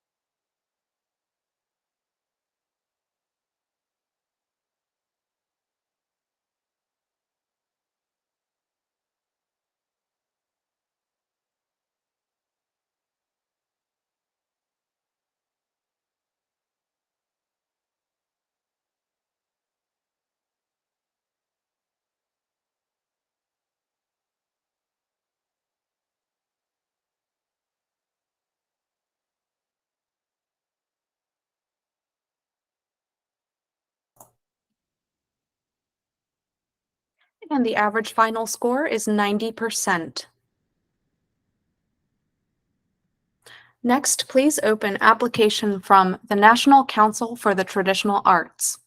Application ID 2024-18694. The average initial score is 93%. The panelists that conducted the artistic activity visit, Dorit, will now have 2 minutes to share any information gathered. National Council of Traditional Arts, or NACTA, is dedicated to presenting, documenting, supporting, and advancing folk and traditional arts in Maryland and the U.S. To clarify, NCTA supports events in different cities and states by helping the city organization in artistic program development, technical support, publication, and so on. I watched 3 videos of program titled From Spiritual to Blues and Gospel, The History of Multi-Century Musical Evolution, which was presented in 2022 at the Harriet Tubman Undergraduate Railroad in Maryland. The 3 videos, about 30 minutes to 47 minutes each, included an introduction by different individuals and included musical performances by several groups. Each segment was accompanied by sign language interpretation. One segment also included a living history performance focusing on the life of enslaved men. The event expanded awareness and appreciation of the richness of American multicultural and living heritage through exciting, thoughtfully selected live programs that created dynamic culture between artists and public. The video seemed to provide an accelerating experience that promote deeper understanding of spiritual blues and gospel music. The audience could be heard clapping hands and engaging with the musician while being extremely quiet and captivated during the living history performance. The 3 videos are available on the website and National Park Services. Additionally, I watched a slideshow for Maryland Folk Art Festival as well as an annual report. The images are of performers and members of the audience, all of which seem to be joyfully involved in the activities. 120 people attending the event and 1,044 view it online. Thank you. The panelists that held the in-depth conversation, Ore, will now have 2 minutes to share any information gathered. Thank you. I conducted an in-depth conversation with the National Council for the Traditional Arts. I learned that the organization plans to hire Bob Wheeler as a consultant to facilitate strategic planning by 2024. Nara Bottinelli became the executive director in 2018, and the organization has grown staffing since then, but challenges still exist. To address the work overload on staff due to increased demand, the organization plans to hire a program manager. They are also trying to make changes to the revenue stream to support growth. The organization is using local networks and working relationships to identify more diverse board members and tracking problems to help that consultant strategists provide assistance. They're using various methods such as their websites, local networks, word of mouth job boards, etc., to find new hires. The programming offered by the organization is diverse, but depends on the location and states. Thank you. Panelists, you now have 4 minutes for additional discussion.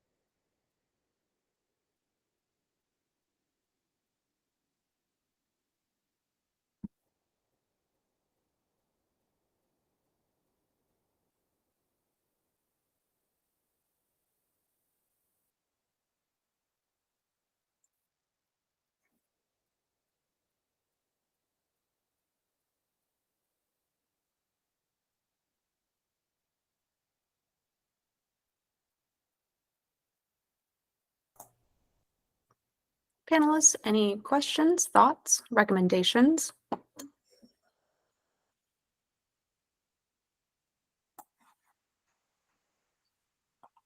I have a recommendation about in regards to staff challenges.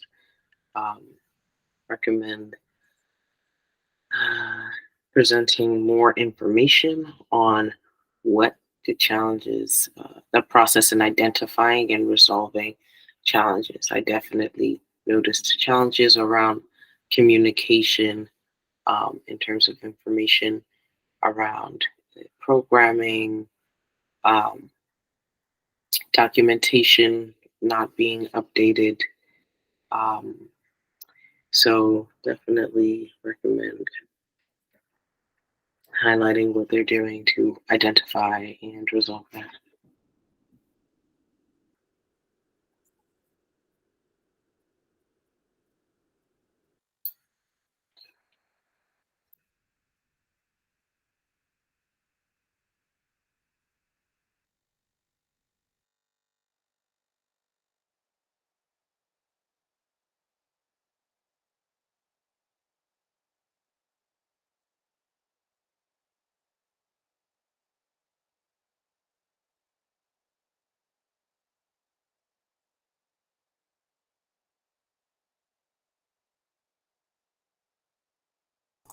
Any other thoughts or recommendations?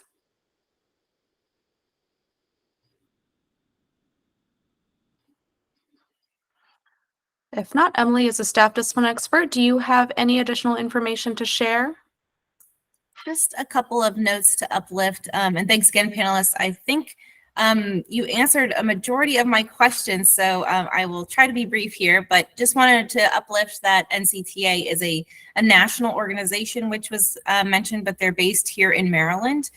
So we are looking at the Maryland-related activities and the organizational structure that happens to be in Maryland and supporting them in that way. So I just wanted to make sure that was aware.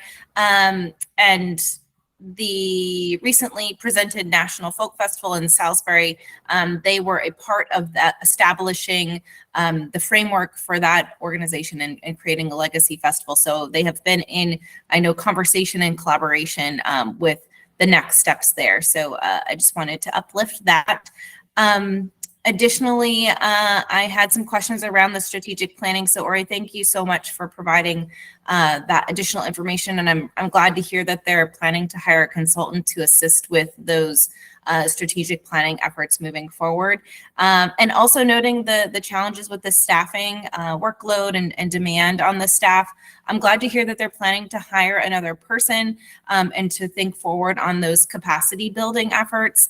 Perhaps in alignment with the recommendation you made, Ori, that they may consider how that shows up in their strategic planning efforts. How does capacity building and staff in terms of the organization and roles and responsibilities, how might that show up in their long-term planning efforts as well? And I'm glad to also hear there's some strategy to further diversify the staff and board. So thanks for that additional information, in particular with the recruitment and hiring practices, and encourage them to keep moving down that path to ensure that further diversity.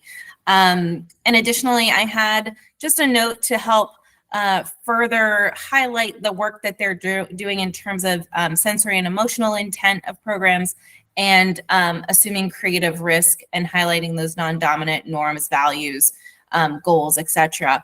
Providing some examples to help show that work would just help to again, highlight the work that they're doing already. Thanks. Thank you. Based on the information gathered from the discussion, please take time now to adjust any of your scores and comments in Smart Simple in alignment with the rubric. When finished, click Complete. We'll take 3 minutes to do so now.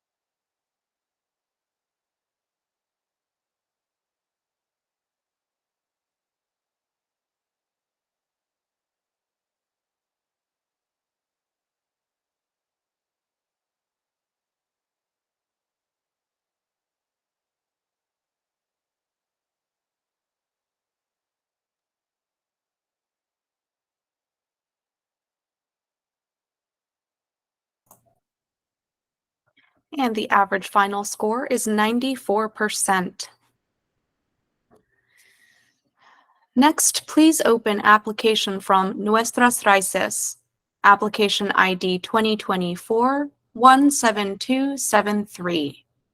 The average initial score is 66%.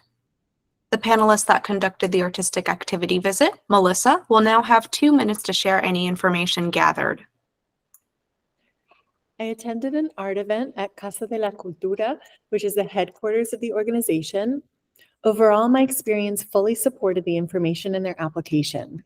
For example, their stated objective of creating Casa de la Cultura has clearly been accomplished since I got to experience a free art event in the space, which I was told opened just 6 months ago. The event also supported the organization's mission by celebrating the candombe, a fascinating and little-known part of the culture of Uruguay. There was a short film and interactive paintings by Uruguayan artist Pablo Macchioli, as well as a small market with traditional Latino crafts and homemade foods. The artist was present and engaged with visitors, both kids and adults alike, by sharing the cultural context of what was on display, explaining the short film that was projected on a wall in the space, and encouraging the use of their supply of markers and colored pencils to color in his large-scale drawings that had been printed and laid out on tables and affixed to walls. I also experienced the emotional and sensory impacts that they discussed in their application. There was an informative text printed on one wall of the gallery space about the history of the candombe, an African-derived rhythm that has been an important part of Uruguayan culture for over 200 years. Through the lens of this complex art form, which is made up of rhythm, dance, music, and costume, the text revealed the resiliency and beauty that have emerged from the dark history of enslaved Africans in Uruguay. The short film projected on another wall gave a glimpse into this art form through a compilation of recordings made by the artist during important cultural celebrations in a port neighborhood of Uruguay, where many enslaved Africans were brought. The film filled the space with images and sounds of the vibrant contemporary dances and songs that are a source of pride and an integral part of the country's cultural identity today. Thank you. The panelists that held the in-depth conversation, Margaret, will now have 2 minutes to share any information gathered.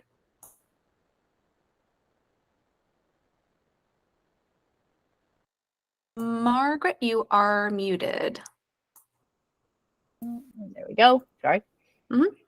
Nuestros Raíces is an inspiring, small but growing all-volunteer arts organization located in the heart of the Latino community in Baltimore.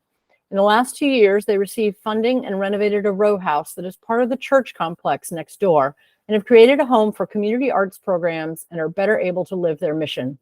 There are more than 25 countries represented under the term Latino, and Nuestras Raíces works to be reflective of them all. Programs arise organically out of the community, and decisions about whether or not to implement are made by the founder, executive director, based on their alignment with mission, capacity, and funding. They are always building relationships with foundations, businesses, and others, and with local government to support their work. They also hold events to generate support, such as Fiesta Baltimore, which is sponsored by many groups. Currently, budgeting is program by program.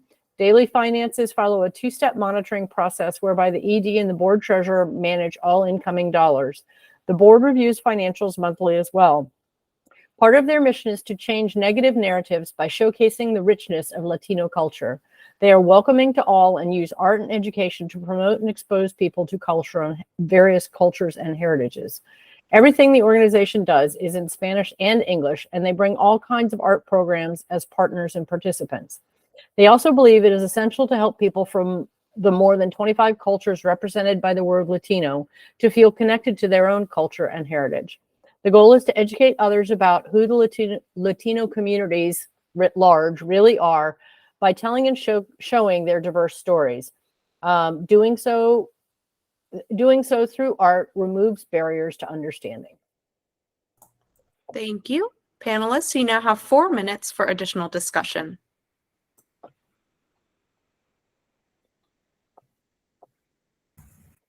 I have a question. I don't know if you discussed a strategic plan, if you have additional information. Maybe I missed something in your report.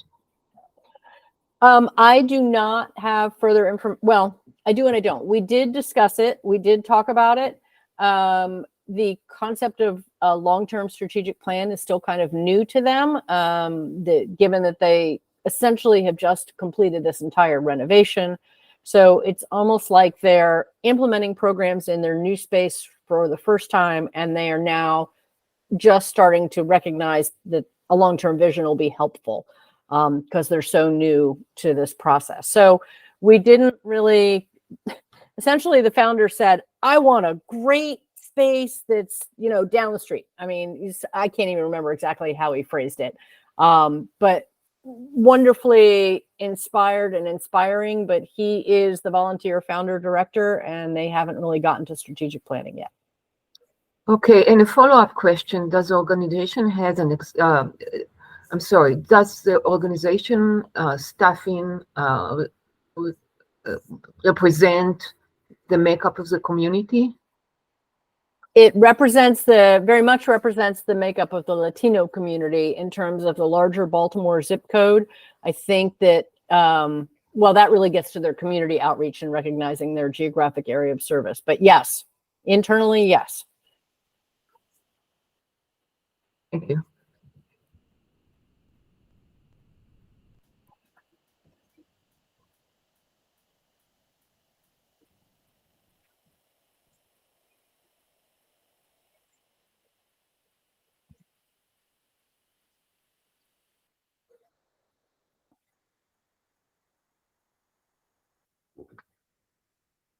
Excuse me.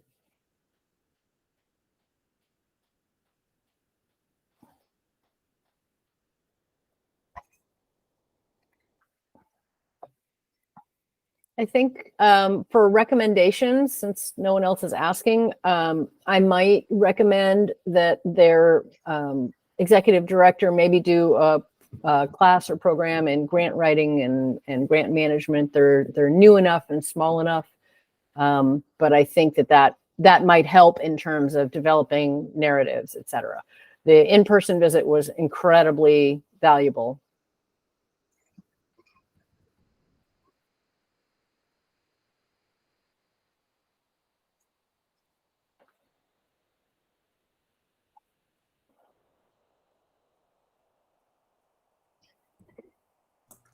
Panelists, any additional questions, thoughts, recommendations? Yeah, I just want to uplift my perspective. What I'm seeing is a still relatively new organization able to offer and programming that serves its community during still these pandemic times, and also navigating the institutions to seek out funding with new experience is still impressive. So I did navigating. I did see that. You know what? Yeah, that's it.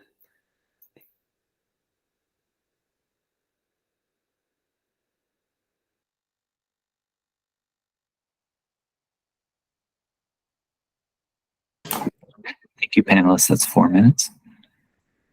Thank you. Emily is a staff discipline expert. Do you have any additional information to share? Just a few more notes. Thanks again, panelists, for the additional information. I really think your experiences and the information you gathered helped to fill some questions and holes in the application that I had as well. And again, uplifting what Oria just said, this is a new organization. They're growing and they're reaching the need of Latino families and communities across the area, and providing a learning opportunity for those who may not have been connected to these types of cultural programming in the area. So I do want to uplift that, and that this is the first time they're applying for this type of state funding. So I recommend that they use the application as a tool, as a reflective tool, and really consider each question and section within the application with perhaps the rest of their volunteer staff and board, and use it as a discussion point and to help just further the development of their future forward goals and mission and the work that they're doing. And I do recommend listening to each other's comments and information shared here in the panel discussion to consider for scoring as well. I think it did fill in some information gaps there. And again, they're volunteer run with limited capacity, but are really representative of community and engage and serve the need, as stated earlier.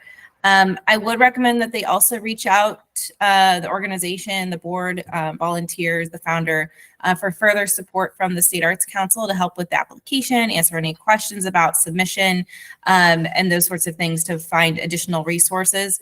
With that in mind, Margaret, you made a recommendation for further grant writing or fundraising, professional development. They can also take advantage of applying to the State Arts Council's professional development grant to apply for that type of opportunity. And that's in alignment with further developing their relationships and fundraising efforts and capacity building overall. I had a couple of questions around how creative decisions are made, and I think you all answered that, along with some thoughts around the strategic planning efforts and long-term decisions. I'm glad it's of top of mind, but can understand that as a new organization and shifting and growing, it might not feel like a great time to embrace that, but I'm glad to hear that it's at top of mind, and it would encourage them when the time feels right to continue forward with long-term planning or strategic planning, just to make sure there's those overarching goals to help lead the organization further. I think since the organization makes up a non-dominant norm and living and working in this space, they're doing the work in terms of creative risk.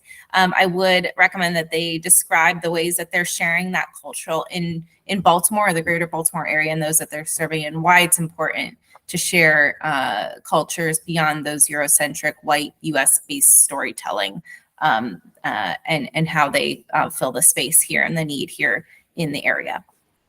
Thanks. Thank you. Based on the information gathered from the discussion, please take time now to adjust any of your scores and comments in Smart Simple in alignment with the rubric. When finished, click Complete. We'll take 3 minutes to do so now.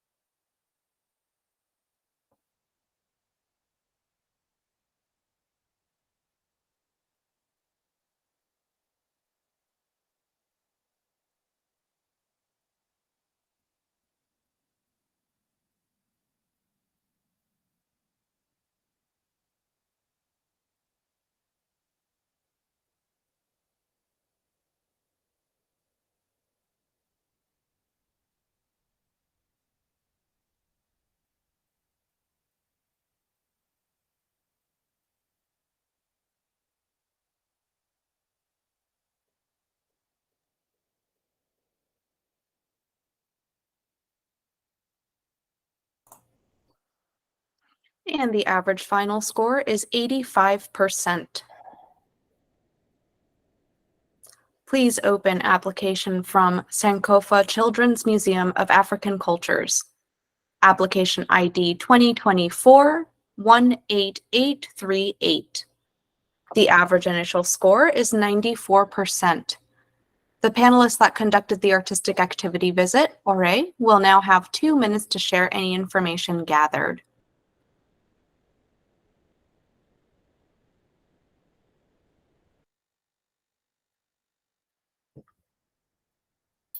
Thank you.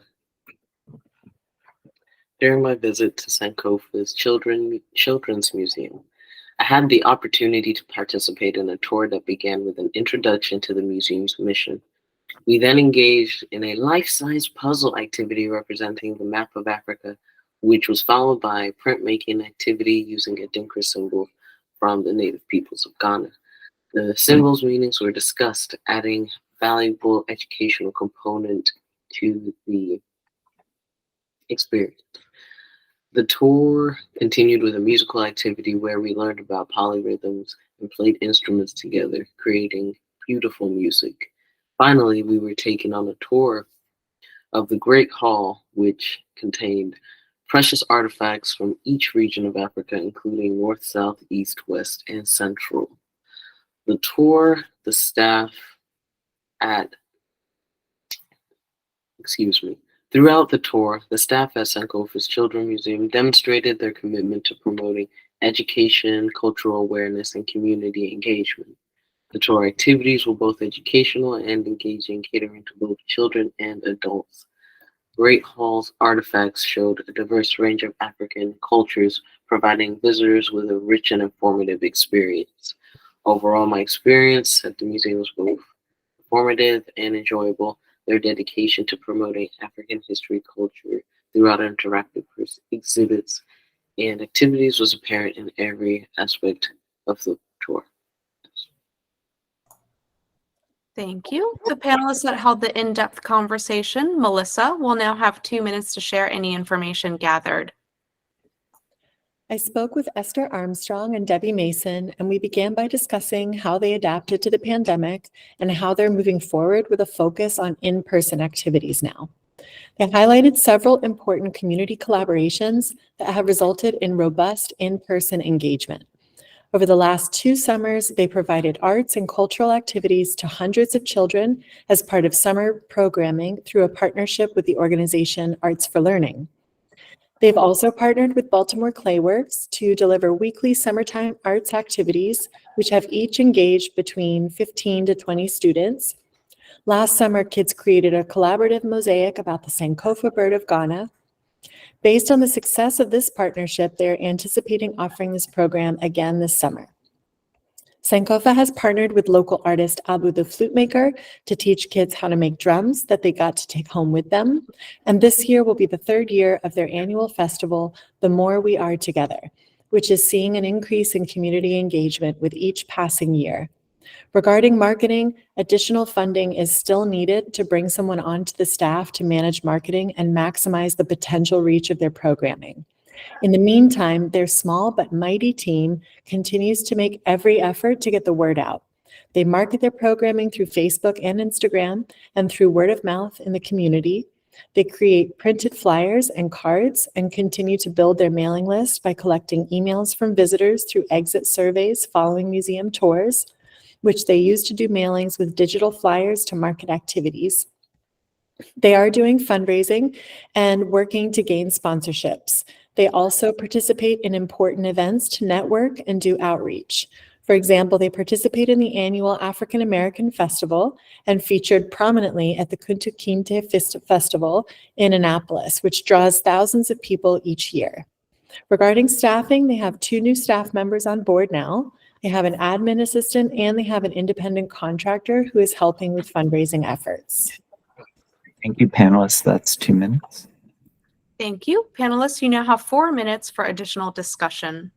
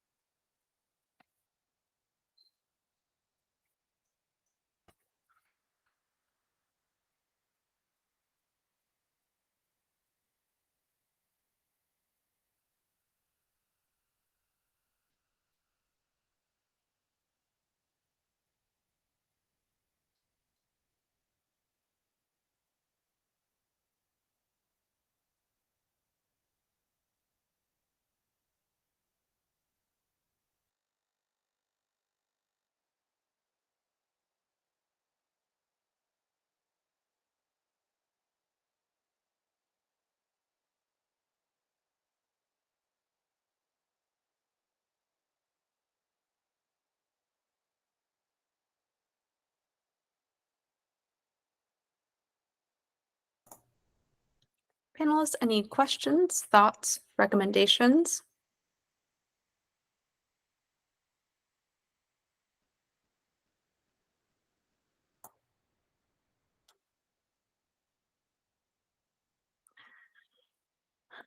If not, Emily, as a staff discipline expert, do you have any additional information to share? Just a couple of brief notes. Overall, I thought their application was very clear and transparent. So just want to uplift that. They also had really great clarity around the creative process, and that included engaging students and families in so many ways, and even have test runs, some workshops, have a youth advisory council, in addition to program advisory council. So I think they're utilizing the folks that they have connected with and are directly connected to community to help with that feedback loop in terms of how they're making decisions around the programming. So really commend them for that work. In addition to what you all notice in particular, Melissa, around the additional efforts they're making in terms of marketing and communication and collecting surveys and information to really further engage with communities that they might not be connected with already. Within strategic planning, I would encourage them to consider their financial and staff challenges they mentioned, and also the goals that they mentioned hand in hand with those challenges, and how they could incorporate those into further long-term goals and planning for the sustainability and capacity building for the organization overall. I also have a note that I really appreciated the responses in section D, which included the sensory and emotional intent, along with how they assume creative risk. They're really good, insightful, and important work to share. So just want to commend them on those answers. Thanks for that. Thank you. Based on the information gathered from the discussion, please take time now to adjust any of your scores and comments in Smart Simple in alignment with the rubric. When finished, click Complete. We'll take 3 minutes to do so now.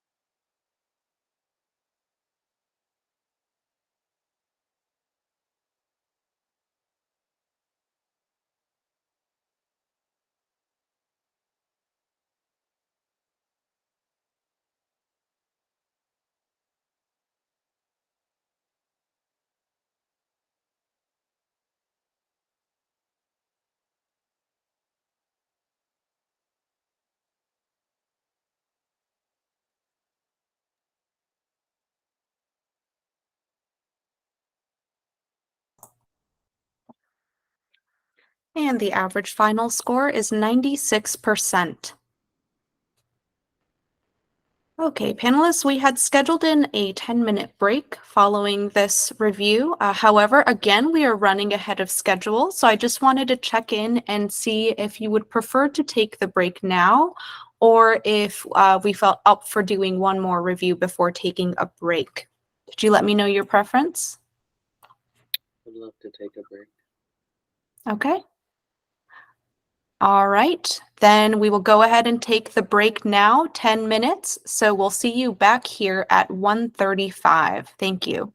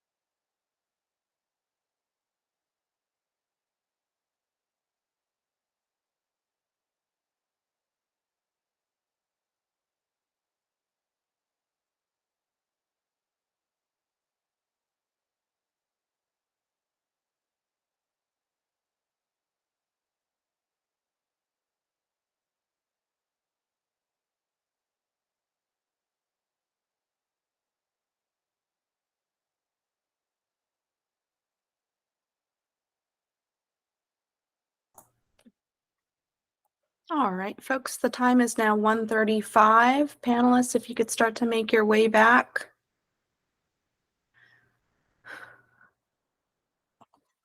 I see Dorit, thumbs up from Melissa.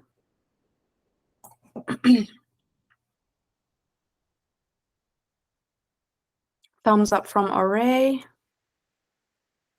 And just waiting on, and thumbs up from Margaret. Thank you. And just want to note for any observers who are joining us, observers, please remain on mute and also turn your videos off throughout the meeting. Thank you.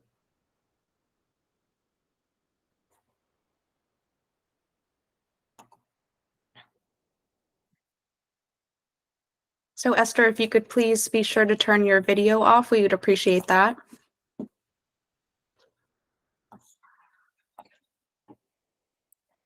All right, panelists, please open application from the Sutradhar Institute of Dance and Related Arts.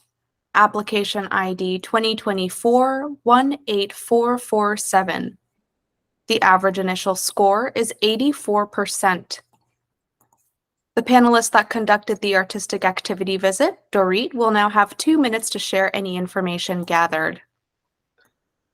Studio offers classes in Indian dance, material arts, and yoga, all which are linked to the chain of Kuchipudi aesthetic, a dance drama performance developed as religion art linked to Hindu temples and spiritual belief, with the mission, Siddhar mission is to transcend culture and gender barriers. I visited the studio and watched a practice by 2 teachers who prepare for an upcoming performance at the Walters Art Museum, and a class rehearsal of a student who prepares for her upcoming graduation event. I also watched 6 dance videos ranging from rehearsal, performances, and a class where participating students came from different age and race groups. Some of the videos are available on YouTube, where they include a short explanation about the dance meaning. Some of the videos have been viewed more than 650 times. The in-person rehearsal class and videos I watched demonstrate the teaching and studying of Indian dance, material arts, and yoga. The dance is often based on traditional narrative, were all well described. The applicant providing an explanation of the music tradition and movement. The applicant also presented some of the material used in the classes, such as the North Indian tradition of Madhuri Bani drawing and ecological philosophy, and exhibited a few works created by the students. The dance form is based on narrative and aesthetic, which were very evident to the viewer. Under the instruction of the teacher, the dancer emphasized rhythmic hand gesture to help convey the narrative. In the video, the dancers are also dressed in traditional costume and move using traditional poses and movement. The dances are expressive and the dancers are gracious. As a result, the viewer's experience is very unique and joyful. Thank you. The panelists that held the in-depth conversation, Margaret, will now have 2 minutes to share any information gathered.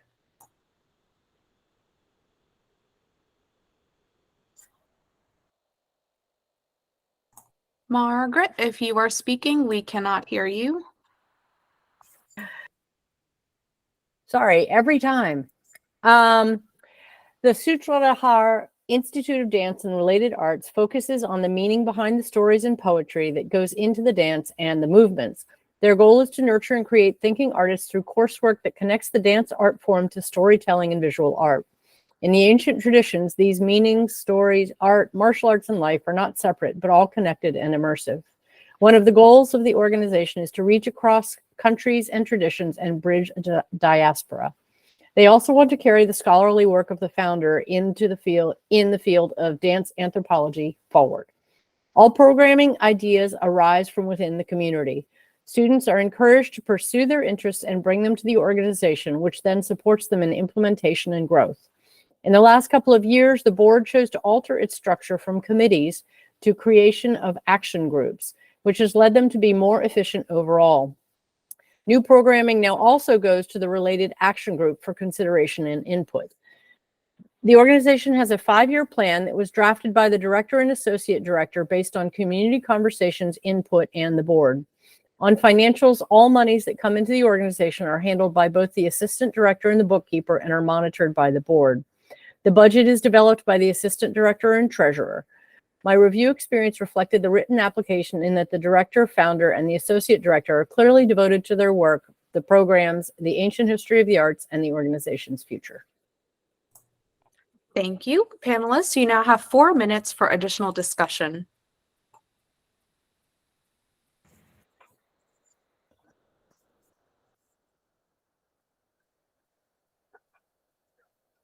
I don't have a question, but as a person who visited the studio, I just want to say that it was pretty impressive, the level of knowledge and passion that the founder has and the step that she's taking in order not only to transfer it to the next generation, but also to document it, which was really impressive. She shared with me a few, the information that she collected over the years. Some is already taken by the National Archive and stored there. So I'm sorry, the National Library of Congress, I think. And it's just really impressive how much activities this founder was able to organize under one roof.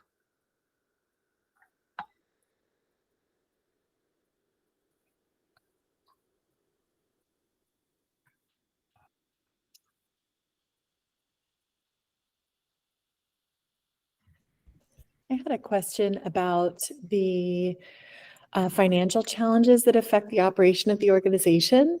They cited a couple of challenges in their application, and I wondered if they shared any additional information about the ways that they address those difficulties, like funding shortages and lack of marketing staff, or if they talked at all about any processes or routines that are in place for addressing challenges sort of as they go along. Well, I think that the response I would give is that they address challenges as they go along. It was a very interesting conversation from the in-depth perspective, and Dorit may have seen this as well. But it was almost as if the creative and the administrative just can't be pieced apart in the way that we would think about it. So when I asked, for example, about finances and how they were managed and what that process was, I think it was a very short and succinct, like, yep, we got that. Here's what we do answer. And then we would talk about the creativity and their passion for about 15 more minutes. So I can't really give you a whole lot more information. But it seems to me that they are on top of all of those administrative pieces.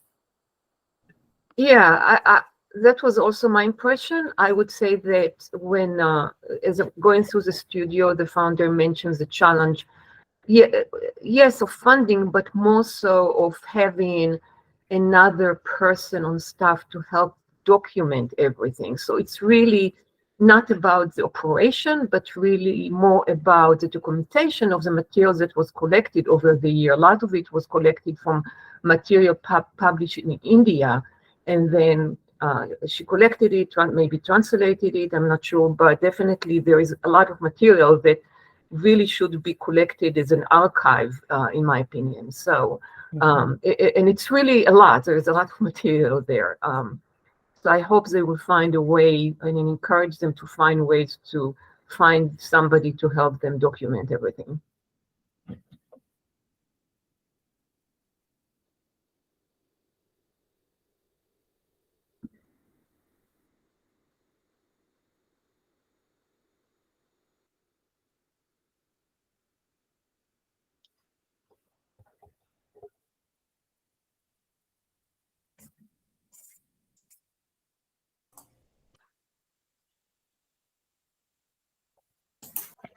Thank you, panelists. That's 4 minutes.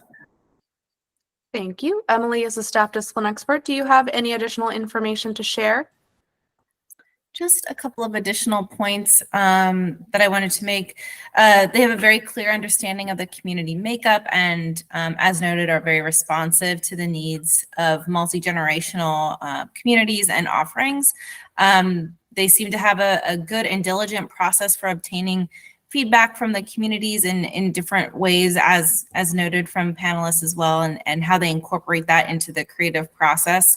I think they've been very adaptable during the pandemic in order to stay connected in terms of the programming that's offered. And I think that they also are working towards that succession planning of the founder, and as noted, including the documentation and archiving efforts.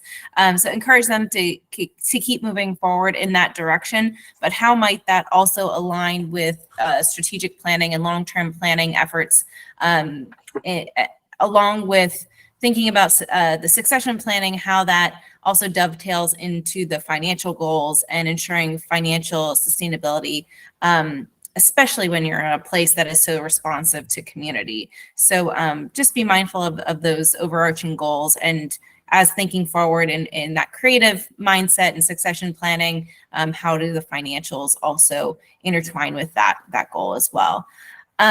You answered some questions about the decision making in terms of creative process, so thank you for that. And I think there was some clear and great feedback from community about the offerings and the necessary work of the staff and board. However, within the staff structure itself, I think thinking more internally about how the board, staff, and volunteers work together and those indicators of success, what makes that successful, and how they're identifying those indicators of success regularly would be helpful. And I think that also goes hand in hand with what was mentioned about identifying and addressing the challenges. How are they regularly addressed by the staff and board as kind of internal procedure? I think that would just help clarify a few things, and again, go hand in hand with their long-term strategic planning as well. That's it. Thank you. Based on the information gathered from the discussion, please take time now to adjust any of your scores and comments in Smart Simple in alignment with the rubric. When finished, click Complete. We'll take 3 minutes to do so now.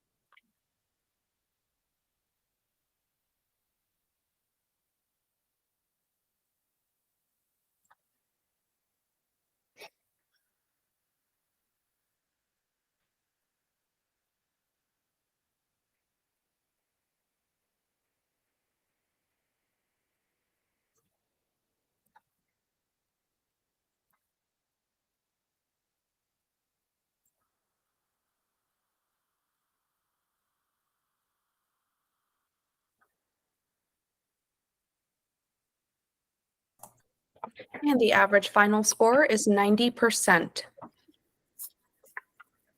Next, please open application from Towson University, Asian Arts and Culture Center. Application ID 2024-18101. The average initial score is 93%. The panelists that conducted the artistic activity visit, Melissa, will now have 2 minutes to share any information gathered. I went to a live performance of contemporary dance works held at Baltimore Theater Project, which was a collaboration between Towson's Asian Arts and Culture Center and the Deep Vision Dance Company. The event consisted of 2 different performances. The first, which was put on by Deep Vision Dance Company, was a remake of a work called In Faith, which is a choreographed performance depicting a vivid spiritual journey of friction, connection, and gratitude through the eyes of a Muslim man and a Christian woman. The second performance was given by Saiko Kino, a Japanese dancer and choreographer who traveled all the way from Japan to perform a work called Shizuka, which revives Shizuka Gosen, a 12th century mixed gender dancer known for her extraordinary psychic powers. The event successfully presented a cross-cultural dialogue through a broad range of artistic and cultural experiences related to Asia, and did a wonderful job at presenting different non-dominant narratives, standards, and aesthetics. I found the first performance to be intriguing and mind-opening by giving me an artistic take on the ways that faith is experienced by people of different religious backgrounds. In the second performance, I experienced an artful choreography inspired by a unique historical figure from Japanese culture. Here, the solo performer, Saiko Kino, was captivating. The accompanying music was interesting and beautiful and provided the perfect accompaniment with which Kino was in perfect sync. The dramatic lighting created an almost otherworldly context in which the choreography slowly and skillfully built exquisite anticipation that moved through different movements to finally culminate in an exciting and mysterious display. Thank you. The panelists that held the in-depth conversation, Dorit, will now have 2 minutes to share any information gathered. The Towson University Asian Art and Culture Center engages the university and surrounding communities in cross-cultural dialogue through a broad range of artistic and cultural experiences related to Asia. It emphasizes the contemporary voices of local artists and communities. The strategic plan for 2001 to 2006 was developed with a 20-plus member of the center board, which met 5 times to discuss strengths, weaknesses, opportunities, and threats as they are related to programming, financial, and marketing. Led by a board member, each meeting addresses different topics. Additionally, individuals from the university, its Asian community, and the university diversity office, as well as John Hopkins, Micah, and the Asian community's artist visitors survey and communities leader participate in program development. Though the University of Maryland system as well as Towson University have boards, the center works only with its own advisory board. The center's directors share the programming with the Dean of the College of Liberal Arts. Financially, the position of the director is paid by the university, but program manager's salary is paid through fundraising done by the center board.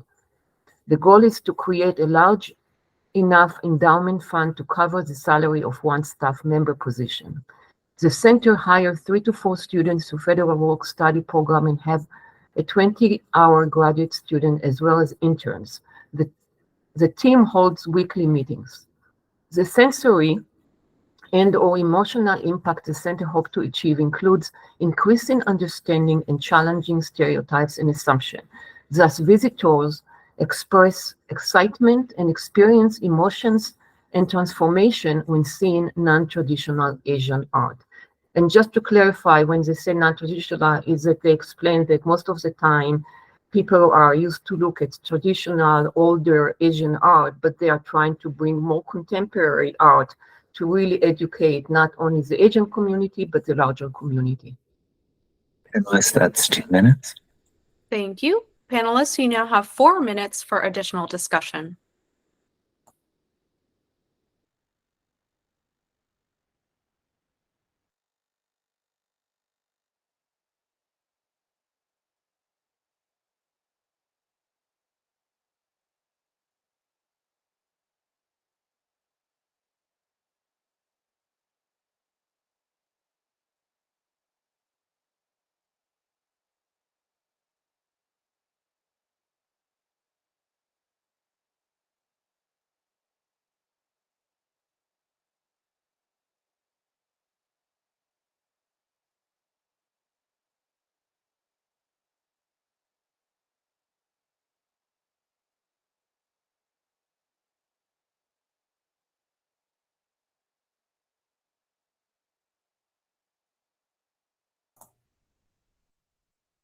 Panelists, any additional questions, thoughts, recommendations?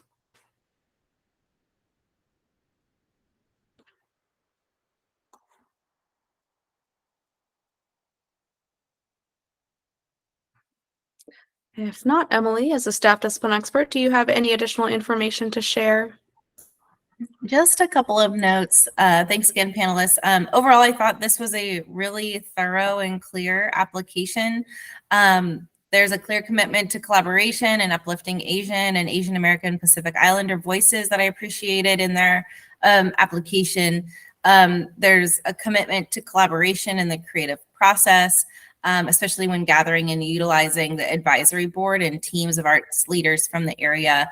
I thought was really great use of resources and commitment to collaboration and partnership. As a small staff and a self-sustaining department of Towson University, commend the efforts to addressing the challenges and utilizing the resources and volunteers to help address some of the challenges that they have in terms of a small staff doing big things across the community. I did have some questions around the advisory board and the strategic planning process, and Dorit, I think you answered that clearly around the stakeholders, community members, and other folks that are involved in developing and or evaluating their programming. So I appreciate the additional information, and that's all I've got. Thank you. Thank you. Based on the information gathered from the discussion, please take time now to adjust any of your scores and comments in Smart Simple in alignment with the rubric. When finished, click Complete. We'll take 3 minutes to do so now.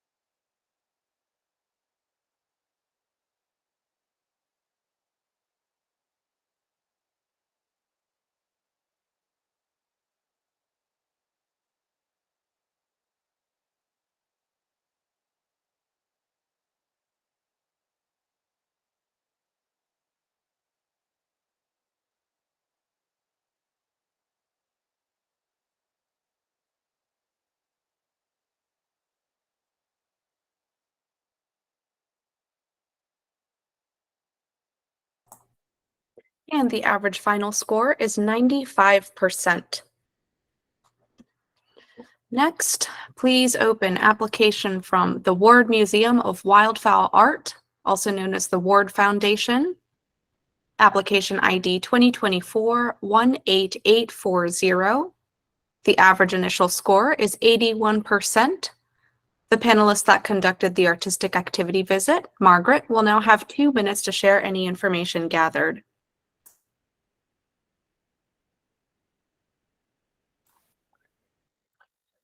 The Ward Museum is undergoing some changes in terms of how they get art and their mission out into the community. In addition to their ongoing children's programming and changing exhibits, they are exploring ways to offer temporary exhibits and activities in a variety of places around the lower eastern shore of Maryland. Essentially, they are changing a portion of their model to going out to the community to engage people in their work instead of relying on people coming to them. They have planned listening sessions with various constituencies to get input on developing future exhibits and folklife programming that will assist communities and highlight their own cultural traditions.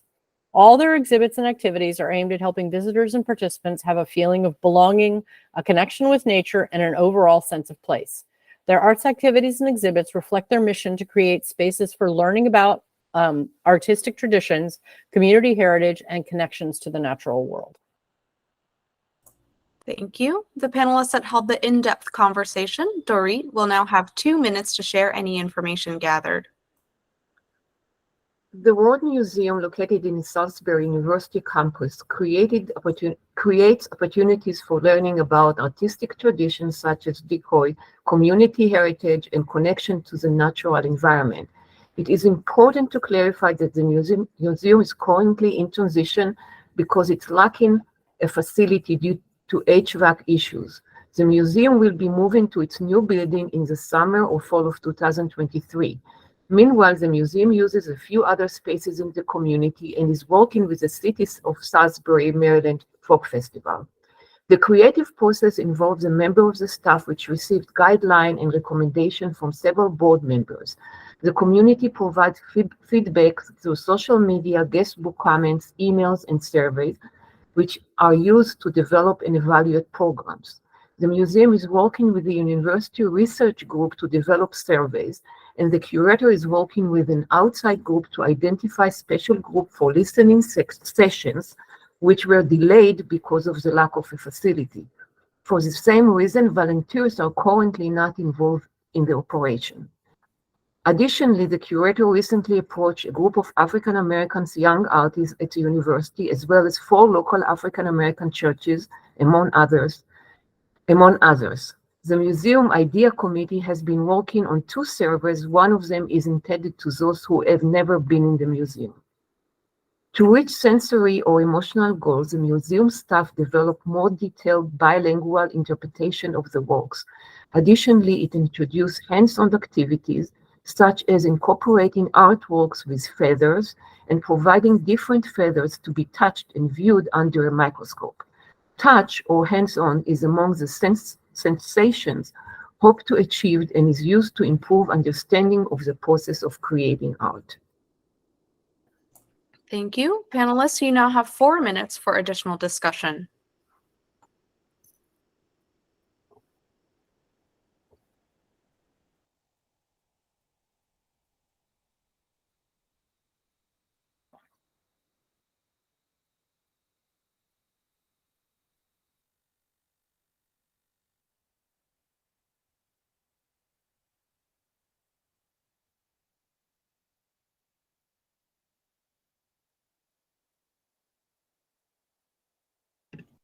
I was wondering if the organization shared any additional information about any efforts they're making to increase diversity in their board and staff.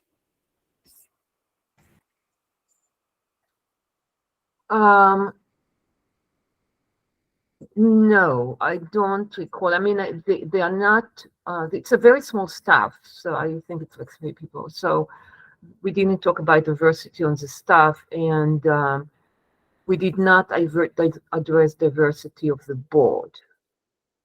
But as I mentioned, they are making effort to reach diversity through the visitors of the community. I would echo that. I think that they're in the midst of this fairly large transition from having a fairly big exhibit space and building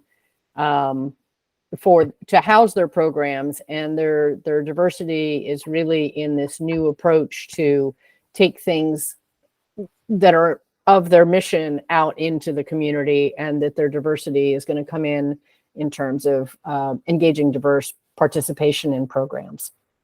So we didn't discuss, I don't think it was probably in the artistic review, really in my purview, but we didn't discuss board diversity either.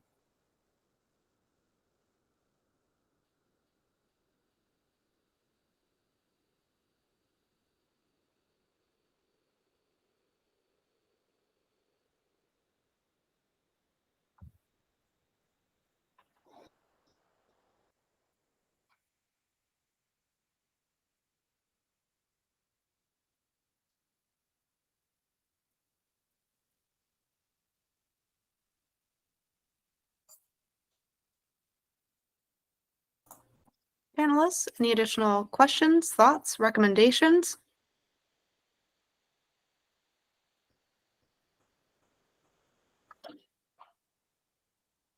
All right, Emily, as a staff discipline expert, do you have any additional information to share? Just a couple of notes. Thanks again, panelists, for the work here. I just wanted to uplift that in their application. I appreciated the efforts they mentioned of going through a year-long visioning process in FY20 that involved a long-term strategic plan. I think that's going to help in terms of framework moving forward, especially during these the noted challenges of staff retention and transition that have been mentioned. I would recommend that they continue with these efforts in developing plans to bringing staff up to a wage and salary that's reflective of the field to ensure greater sustainability within the mission and investment in its people and its leadership. Again, just to put that at top of mind in terms of when looking at strategic planning and as they're moving forward during this transition time. I was also glad to see that they do have efforts in place for diversity, equity, inclusion, and access, and a shift in being more reflective of the area being served. I do challenge the organization to continue down this road in developing strategies such as recruitment and hiring procedures.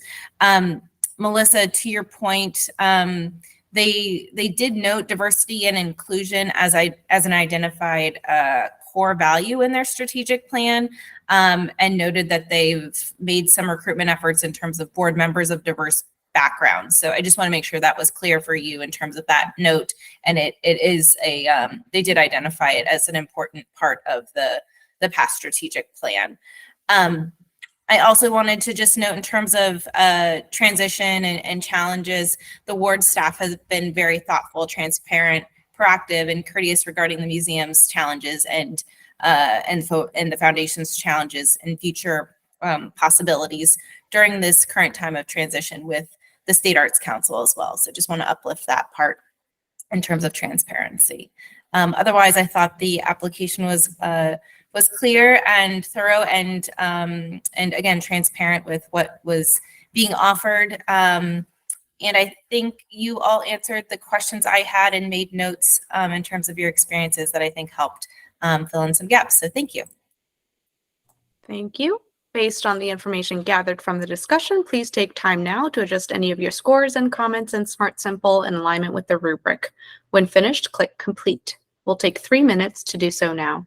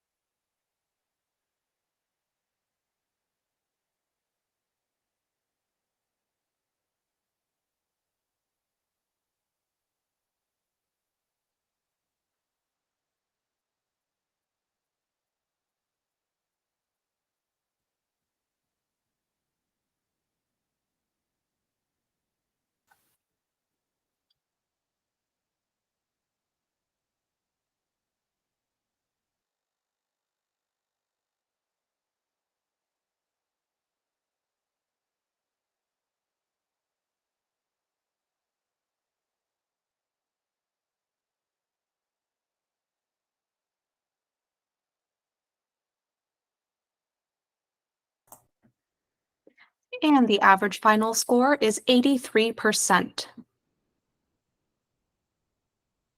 Next, please open application from Washington Revels, Inc. Application ID 2024-18056. The average initial score is 96%. The panelist that conducted the artistic activity visit, Margaret, will now have 2 minutes to share any information gathered. You are muted. Oh, you'd think I'd learn. Okay. I viewed videos from recent performances of the Washington Rebels. I watched their Christmas Rebels performance 2022, also the Jubilee Voices performance during Black History Month, and a Juneteenth celebration with Alexandria's Black History Museum. I also reviewed their Facebook page and the Daily Dose of Song program. The Christmas Rebels performance was interactive and included audience participation. Cast members appeared to be multi-ethnic, and the feeling of the performance was celebratory and community building. The Jubilee Voices performances integrated song and history and storytelling in a way that brought other time periods and perspectives to life. My experience supports all answers provided in the application. Thank you. The panelists that held the in-depth conversation, Ore, will now have 2 minutes to share any information gathered. Thank you. Uh,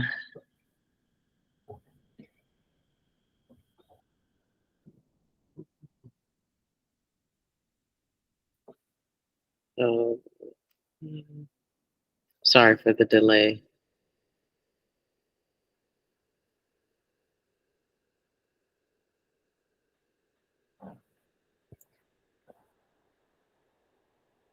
Oh, wow. I'm sorry, y'all. I'm having a technical difficulty. My session is trying to log me out or expire me. I am not sure. Okay. Yep. Take your time. We won't start the timer. So, yeah, if you just want to try and refresh the page, if you need to log in again, that's fine too. Doing that. Thank you. Mm-hmm.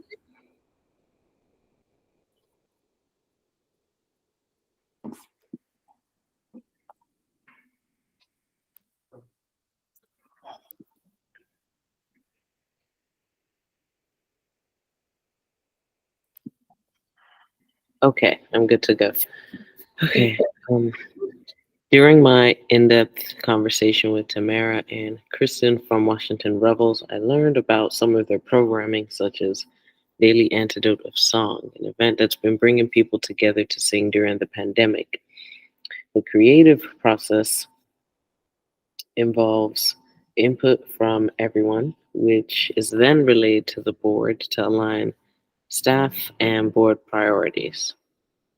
I'm just diving into the questions here. The artistic team consisting of Andrea, the assistant director, Betsy, music director, and Roberta, artistic director, gets feedback from the community and uses chorus surveys to inform the direction they will move. The board of directors made up of 7 community members with professional experience and various expertise in the arts are responsible for evaluating the ED, Tamara, who then presents staffing needs to the board. The Washington Rebels also, they hire 1 year-round intern and volunteers, vary depending on the event. The artistic team is all on contract and undergoes an evaluation before renewing each year. The organizational structure is flat, which makes cross-communication and collaboration accessible to all the staff. Overall, the conversation I had with Tamara and Kristen indicated that their programming and creative process aligned with their mission and values. Thank you. Panelists, you now have 4 minutes for additional discussion.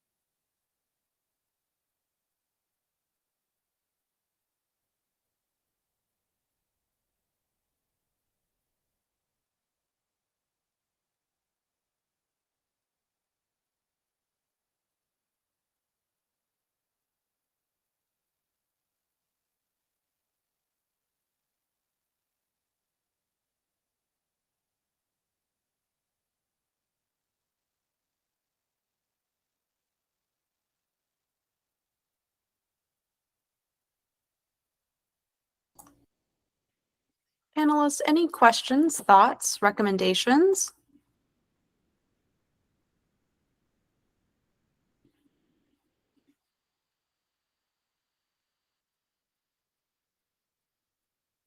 All right, Emily is a staff discipline expert. Do you have any additional information to share? Just a few more additional notes. Thanks again, panelists. I noted that I really appreciated the internal assessment over the past couple of years, which was focusing on further extending their reach to audiences that did not participate in programming prior. So really thinking about their geographic area of service and reaching those that are yet to be known in the geographic area. In addition to that, their commitment to diversity, equity, inclusion, and access work in alignment with those efforts. Also noting that they've had some significant staffing changes, but they're prioritizing those key positions with support of volunteers and consultants along the way. I also noted there is a decrease in ticket purchasing since the pandemic, which was a big part of their earned revenue stream, and a decline in individual donors. So I know they are coming out of that and creating strategies to increase participation, and I think that will go hand in hand with the increase of income again coming out of this challenging time. In addition to just the DEIA work across the board, they've also incorporated that into board recruitment, strategic planning, and further diversifying across the organization. So I fully encourage them to continue down this path with that work. The only other note and questions I had were around strategic planning. I would encourage them to share a little bit more about the partners or audience members and stakeholder groups that were involved with strategic planning in the process itself. And currently was curious where they're at in their current strategic plan, or if their planning process is currently in place right now. So just clarification on when and where and how those things are happening would just provide further clarification overall. Otherwise, I think that's it. Thanks. Thank you. Based on the information gathered from the discussion, please take time now to adjust any of your scores and comments in Smart Simple in alignment with the rubric. When finished, click Complete. We'll take 3 minutes to do so now.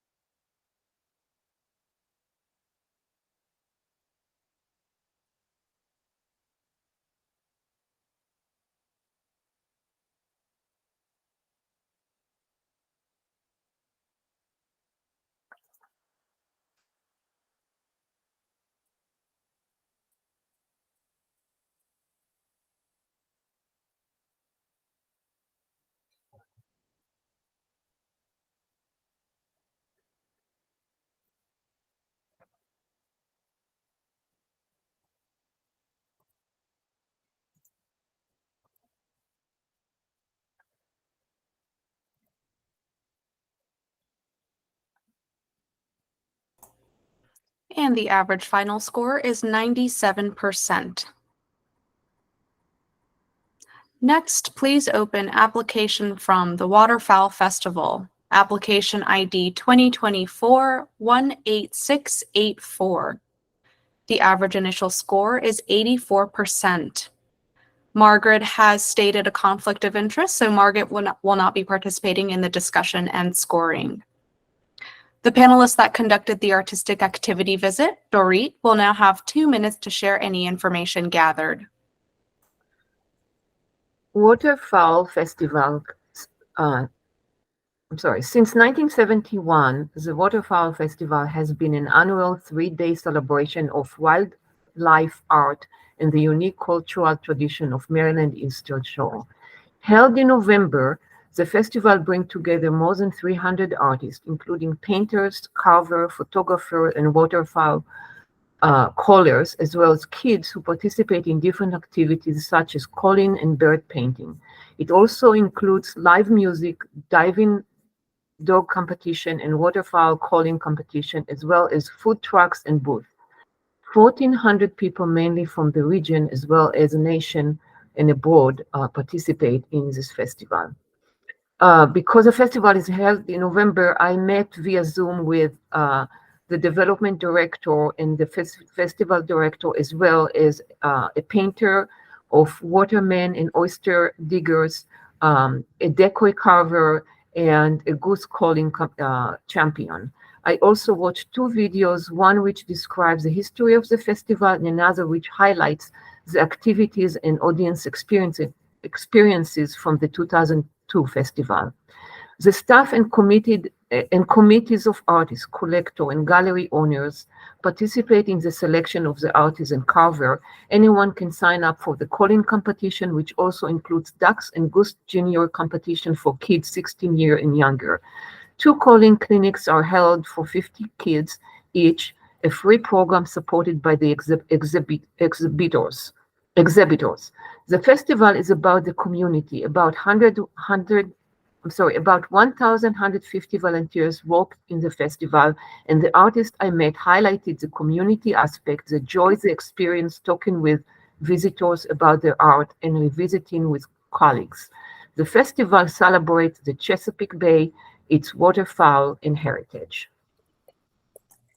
Thank you. The panelists that held the in-depth conversation, Melissa, will now have 2 minutes to share any information gathered. The Waterfowl Festival is making great progress with their current strategic plan. Originally, the organization had 2 boards, one that was focused on their conservation work and one focused on arts programming. In 2021, they combined both boards, and this transition has helped them advance their goal of being more efficient while they work to ensure the festival remains profitable and sustainable. Committees have been refined, and the consolidated board is working with a more targeted process. There are new board members, and they're working to update systems. For example, they developed a new website in 2022, which has helped with volunteer recruitment, and they're working to digitize their processes overall to bridge the gap they see between generations that have different skill levels with technologies. The organization has its headquarters in an historic 100-year-old armory. They market the use of this space at the lowest price point possible so that local organizations can utilize the space for their events. The Waterfowl Festival is working to ensure that these partnerships will translate into community-wide support for the restoration of the building, which is one of their main long-term goals. They are also working to broaden the network of artists and the types of artwork that they engage with through the festival. And this is a fundamental area where participant and constituent feedback is taken into account. For example, the jurors from their Heritage Art Award provided valuable insight regarding new artists to recruit. And when they learned of the financial barriers that presented challenges for new and younger artists, they responded with incentives like travel and housing assistance to facilitate their participation in the festival. Finally, key community partnerships are helping the festival to increase inclusion and diversity. They are developing after-school programming with the Frederick Douglass Honor Society, Building African American Minds, and the Chesapeake Multicultural Resource Center, and are working with these partner organizations to recruit youth volunteers to the festival with the incentive of qualifying for a new college scholarship program. Panelists, that's 2 minutes. Thank you. Panelists, you now have 4 minutes for additional discussion.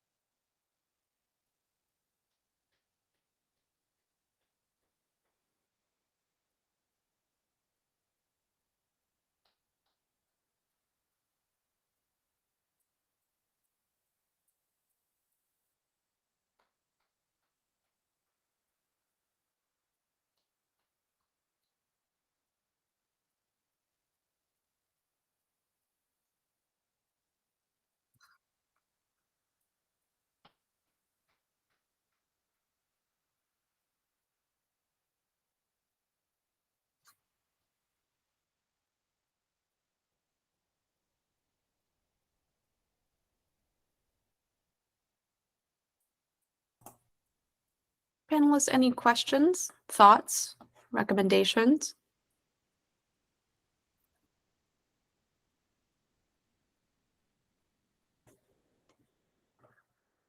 All right, Emily, as a staff discipline expert, do you have any additional information to share? Just a couple of notes. Thanks again, panelists. I just wanted to uplift that this organization did go through a merger process with another organization and kept the name of the Waterfowl Festival intact. But however, with that merger, I would recommend that they include further goals and learnings and feedback from that process itself and how it might have impacted planning and operations and impact. Perhaps this is coming through with that strategic planning process, Melissa, that you noted in terms of the 2 boards originally, and the focus on updating systems and websites and digitizing operations. However, making that connection to see if there was any learnings or updates from that process would be helpful. I would recommend that the organization continue down the road of diversity, equity, and inclusion. I think there were some really great strategies that were mentioned to ensure they are connecting with other communities and partners to reflect a more diverse audience base. And in turn, I think that would help with diversifying the board staff and volunteers. With that in mind, there's a very large and dedicated group of volunteers, and that was also noted as well. So further considering how recruiting efforts in terms of diversifying the volunteer group would also be helpful, and would recommend them going down that road as well. And thinking beyond diversity in terms of race, how might they consider other demographics to further ensure diversity within the Chesapeake Bay and Eastern Shore region that they're serving? I got some answers to some of my questions regarding festival feedback and decision making, so thanks for that. And also, as I said earlier, appreciate the strides and updates with strategic planning. I would recommend maybe sharing a couple more indicators of success in terms of what's working well with staff structure, and especially, again, going through a merger and some shifts in the board. How do you know that it's working well? What's keeping volunteers coming back year after year? So just kind of providing some examples to uplift the work that's already being done, I think would be helpful. I also had some questions around the annual budgeting process. So if they could clarify how they're monitoring and any procedures in place around budgeting, that would be helpful to clarify further in the future. And then finally, just some notes in terms of further in considering the intention of programming moving forward, so that the sensory and emotional intent of the programming and how they're assuming creative risk and thinking about non-dominant norms, goals, and values. Again, just uplifting with some additional examples to help highlight the work and or the strategies in place to continue that work would be helpful. And that's it. Thank you. Based on the information gathered from the discussion, please take time now to adjust any of your scores and comments in Smart Simple in alignment with the rubric. When finished, click Complete. We'll take 3 minutes to do so now.